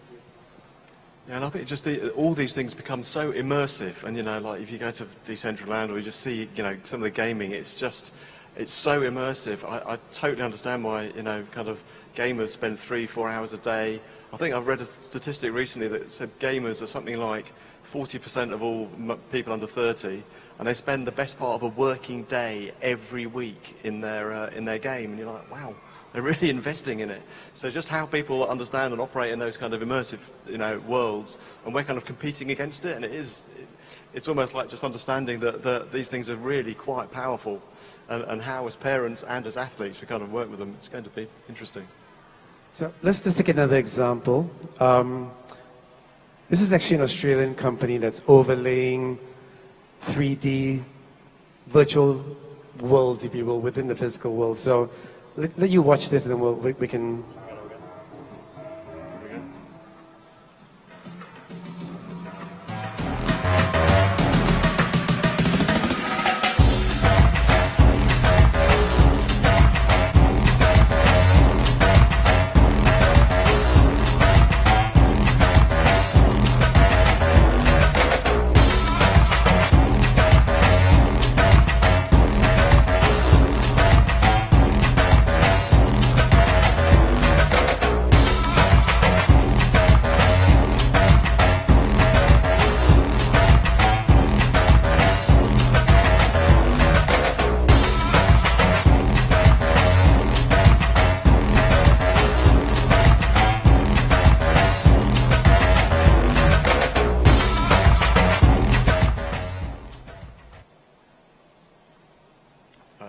I love it. I just, how things like AR and just being able, because I think the other thing that's really different from sort of Second Life days is the mobile phone.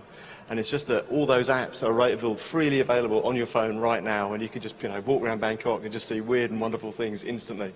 And that's just that'll be the kind of the way that people consume this kind of, it's their reality. It's their reality, and it's so accessible. It's great. You don't even need actual new technology. You don't need to wear a headset. It's a natural experience on your mobile. I'm trying to figure out how to bring this back to the world of running and mass participation. So, any thoughts? I think this goes back to the demographic test, which is highly scientific and highly impactful, that Chris ran this morning. You're talking about kids, and I think that's a very important piece, to be able to actually use them to get them involved very, very early.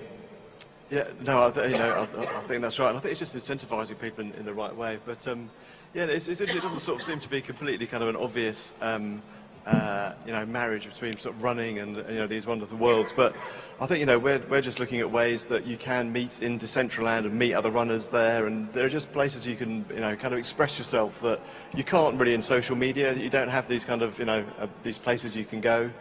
And I think that kind of what will happen just over time is it will just become a normal part of what all of you do, so that when you have you can have meetings outside of, if you've got events that happen only once a year or twice a year, you can have meetings that happen more frequently. And there are just ways to use it as a very sort of simple tool that aren't hard to do but are just fun, and that just adds engagement to all your events. I was talking to the guys at Ironman, and they've begun something called the Ironman Club. And I was speaking to the guy at ASO in Paris who do the Tour de France. And there was interest through COVID for the different sort of provinces of France that the race goes through to actually virtualize the entire race.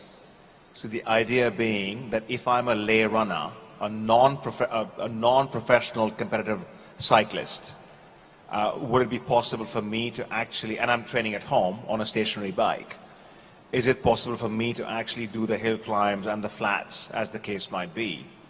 And that has led to a very large adoption from the tourism boards, because they actually want to be part of this entire narrative. And if you look at what Zwift is doing and all that kind of stuff, then all of a sudden you can see different parts. The hardware manufacturer, the event promoter, the tourism board, and as I was saying earlier in the previous panel, a race which has got credibility and brand recall. These are different layers on top of what is going on in a physical world. Then from physical you go into physical and digital world. From there you go into a virtual world. So it's really a sort of a step process, and I see very clearly different segments which will fit into the three different layers, and you go from there. I think in the near term, that's exactly what it's going to be. So Super League Triathlon is essentially treadmill, Zwift, and a swim in the reservoir, right, for example. It's a real race. It's very exciting for fans. It's very exciting for someone participating. It works. But in the near term, it's going to be something of that sort. So I guess we could see a virtual, physical marathon. I mean, a lot of times when sort of people talk to me about augmented reality and virtual reality, I just try and keep it simple. I said, let's just talk about mixed reality. Just keep it simple. It's not physical entirely. It's not digital entirely. It's not entirely immersive, because you're, even though you have something on and you're feeling, like if you go to a Disneyland show or whatever, you have the 3 or 4 senses working at you, but physically you know that you are in the same space where you left it before the show started.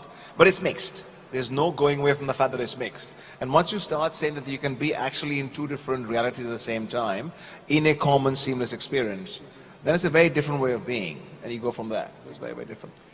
Yeah, I think we'll just take a moment to talk about 2 quite interesting projects which are very sort of Web3, NFT based. One of them is called Dustland Runner, which I don't think anyone would have heard of, but it's by an Animoca brand company called OliveX. And basically, their idea is to get people out of the metaverse and running. So you're like, excellent, okay, I understand that. And the way they do that is actually through almost like a podcast.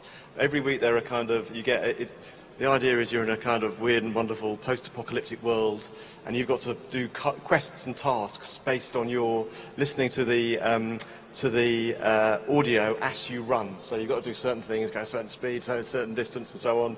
And by doing that, which is measured on your phone, you accumulate points and tokens, which actually rewards you physically, financially, ostensibly.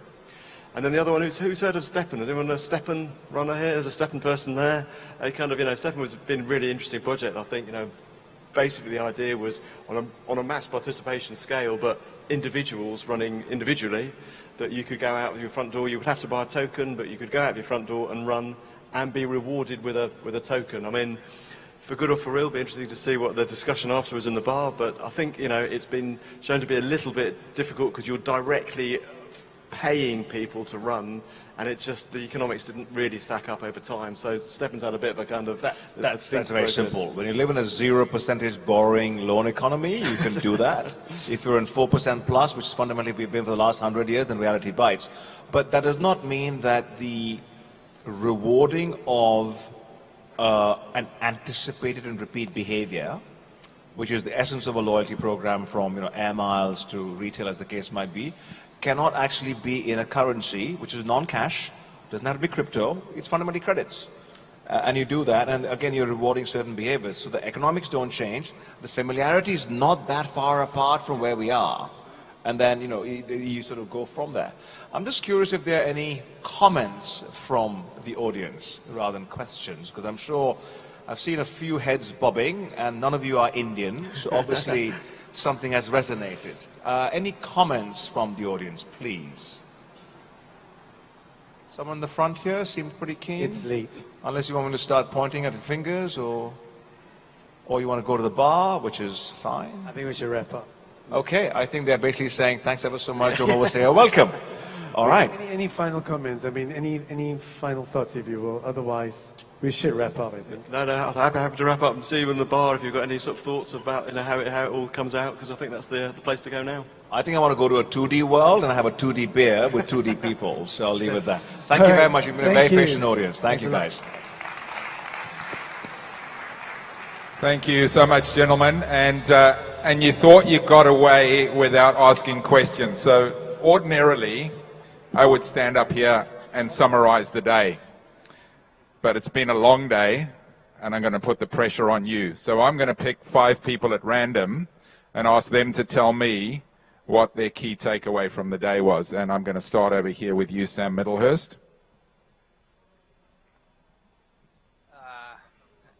Key takeaway from the day. I think the most used word has been data. The second most used words, 2 of them, has been business model. So if we could connect those 2 in a meaningful way, I think that would be the thing that I take away from today.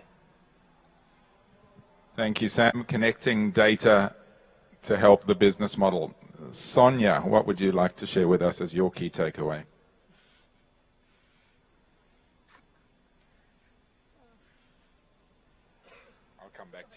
I'm going to go over here to Mike Nishi. I think I keep hearing collaboration, so something that keeps sticking and was mentioned throughout throughout the day. So something in terms of collaborating with one another, getting our partners to collaborate, as well as our vendors and partners, and sharing information and how can we stack things together to make something greater. Thank you, Mike. Thanks, Mike. How about you? Sorry, I don't know your name. Charlotte. Well, my takeaway is that on the digital space, we have a lot to invent. There is a lot to be made for the new generation. And I'm really curious to see what's going to happen, not really with fully immersed technologies, but in some kind of the virtual real world.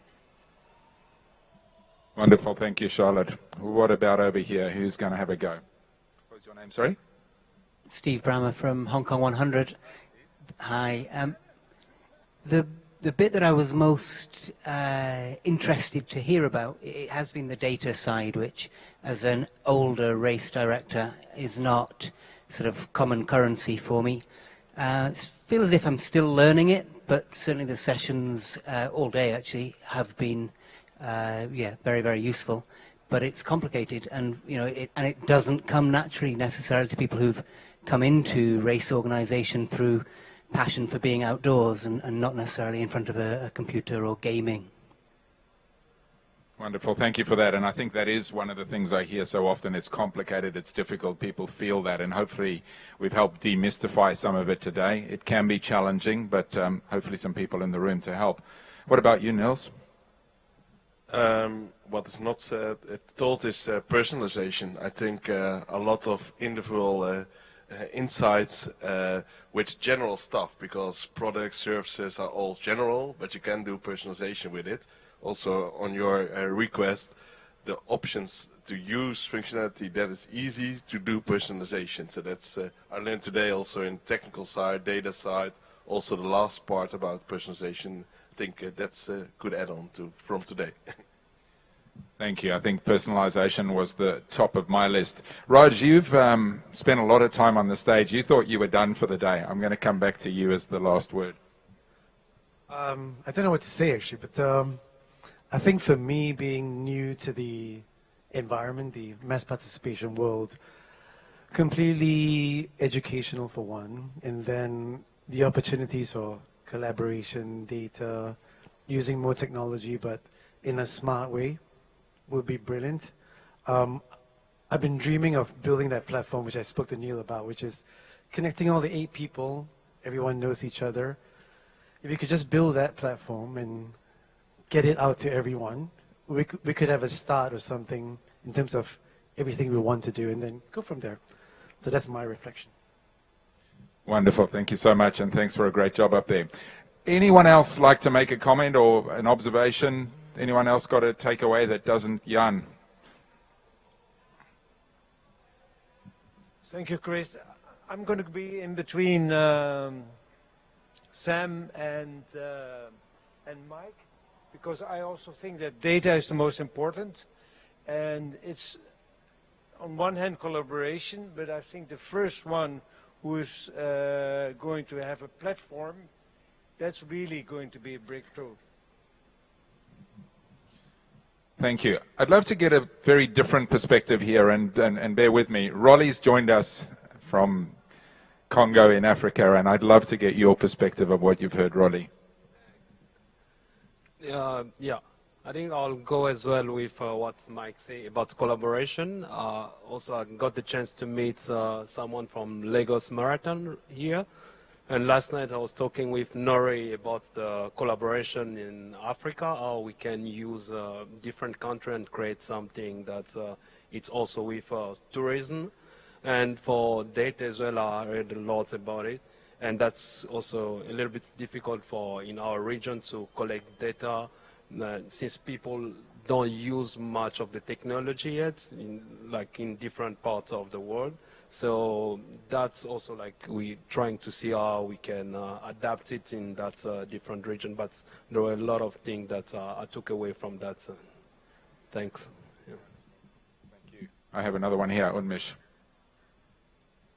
So I think my enduring, data collaboration, we've spoken about it at length. I'd just like to say one thing. I think there is a tendency to address fandom and athletedom as a monolithic, homogeneous whole. It's not. Life is complicated, but it can be broken down. An elephant can be eaten one bite at a time. My suggestion to everybody here would really be, think of it in terms of segments as a marketeer would working for P&G or Unilever. There are 3 segments in sport, fundamentally. There's a fanatic who invests time, money, and emotion. There's fundamentally the fan who invests time and money. And there's the follower who fundamentally invests time. So time and emotion, and money. If you actually use that framework, you'll be able to actually really break it down in terms of why should data be important, why should collaboration be important, all the case might be. Because you're fundamentally it's like living in a family. You don't deal with everybody in the same way. So it's just tailored towards the 3 segments. If you keep the 3 segments in mind, just my 2 bits. I know it's been a long day, but it's been bugging me since the morning because the tendency is to think very broadly about a homogeneous whole. The suggestion is to actually think about it from a segment perspective because each segment's expectations are very, very different. Wonderful, thank you. Anyone else? Anyone else? Jason? Sure, a very interesting discussion all day long. One of the things that stuck out for me was, honestly, Chris, your very first experiment, just looking at the age range of the attendees here. And I don't think it's unique to mass participation or to this particular industry, but the need to be thinking about that next generation and how we do things differently, I just think is fundamental. And I think some of that was highlighted throughout all the conversations today, right up to the very end. Thank you. Any last takers? Anyone else? I've got a hand over here. Wonderful. What was your name, sorry? Tien. I think another aspect that was mentioned a while ago is physical activities or mass participation events are a solution, is now treated as a solution to preventive health care, to getting more people healthy. And for someone who's coming from the Philippines, what was mentioned also is that collaboration is important, being able to present it to the government and to agencies so that there will be more support from the government to mass participation event. Right now, this is something that is still far from happening in the Philippines as compared to a country like nearby country like Thailand, Singapore, which has a very concrete support from the government in mass participation events. So I think knowing this and being able to gather data that would support this would be very important. And yeah, that's something that we should be working on. Great point. That data comes back again, doesn't it? Data, sorry, I come from Africa originally. I keep saying the data word, but I think you know what I mean. Last take, anyone? Any thoughts from you? Sure, yeah. I think we have seen so many new technologies today and everyone is doing amazing job. What we are missing is integration between all these applications. So if we have one integration of all these applications in one platform, so the participant who is participating for the for any event, so instead of getting emails from different organizations, they get email from one organization where he's participating. So through integration, I think that can be done. So instead of everybody's doing everything, so I think integration would be a great idea. Thank you. Thanks, Shoaib. Caroline. And not just because I spoke on this topic, but I do think there's an enormous opportunity for this industry as a whole to reframe the thinking around where this platform is positioned in the market. And there is a massive opportunity for it to be positioned as a health and wellness platform. I think it's a long way from that, but I think that that's something that we should be all keeping top of mind, and there's opportunities that come with that. Certainly, thank you. Obviously, that was part of the start, but it came out in the government panel. It's come out, it's been a real frequent thread all the way through the day. Folks, I think unless anyone else has got one, thank you so much for staying the course. Hope it's been valuable. Thank you to all of our speakers, some of them still here. Thank you to Irene, who's done an amazing job and will be back tomorrow. A big reminder that we have the Prime Minister of Thailand tomorrow afternoon, and that's going to be an amazing experience. How often do you come to a sports conference and have a Prime Minister attending? And the man responsible for making that happen is Tom. Did you want to say a few words, Tom? This is our host, Tom. Sorry, I'm not supposed to be here, but 1:40, please stand by. The first ever our Prime Minister visit sport. Actually, he's not know about sport too much, but he know that everyone here, so he would like to say hi to you. So he will be here around 45 minutes. So here 45 minutes. After that, he will walk out. So please feel free to touch him. All right, so it will be, for my feeling, it will be good for our country that he know that how is your power, and it's build Thailand become next step in the future. Thank you. Thank you, Tom. Thanks for all your support. So we look forward to seeing you back 10:15 sharp tomorrow. We discovered this morning that even though we thought the mall only opened at 10, if you're wearing your accreditation, you can get in earlier. The air conditioning is on earlier as well, so make your way in earlier so we can start promptly at 10:15. Particularly important tomorrow with the Prime Minister coming, we need to run to schedule. Reminder of our official welcoming dinner downstairs. And kicks off at 6:30. Details in the app. Let me just grab my notes to remind myself of the name of the restaurant. It's called San Sab. San Sab. San Sam. Yes. San Sam. Yeah. Irene, if you want to give it a final wrap up and say goodbye to everyone, I'll hand it back to you. Thanks so much. Thank you. Thank you very much. Chris Roth, thank you. ขอบคุณค่ะ So distinguished guests, ladies and gentlemen, thank you everyone for participating for today from the early in the morning until now. And not only today, we still have tomorrow again that will start at 10 a.m. So we would like to invite you to join us again for tomorrow and also for the big part, for the opening remark from our Prime Minister. And not only that, for today, we would like to invite you to go to the dinner from our Tourism Authority of Thailand. The restaurant is called San Sab. I know that it might sound difficult to you, but it's called San Sab. It's at level 4, so please be enjoy at the dinner. And for today, thank you very much. It's time for me to signing off. Thank you it's my opportunity to be your host for today. Thank you very much. ขอบคุณค่ะ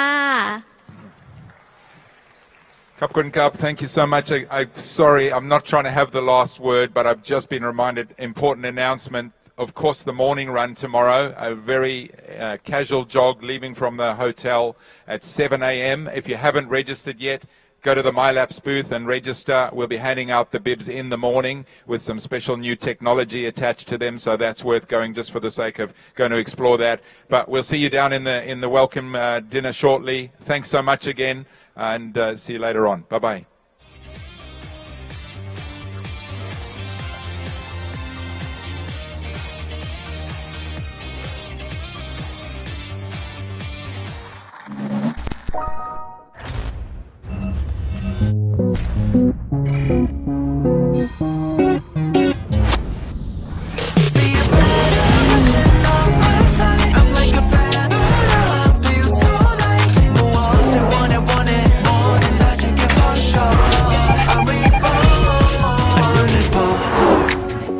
Let me get it for you.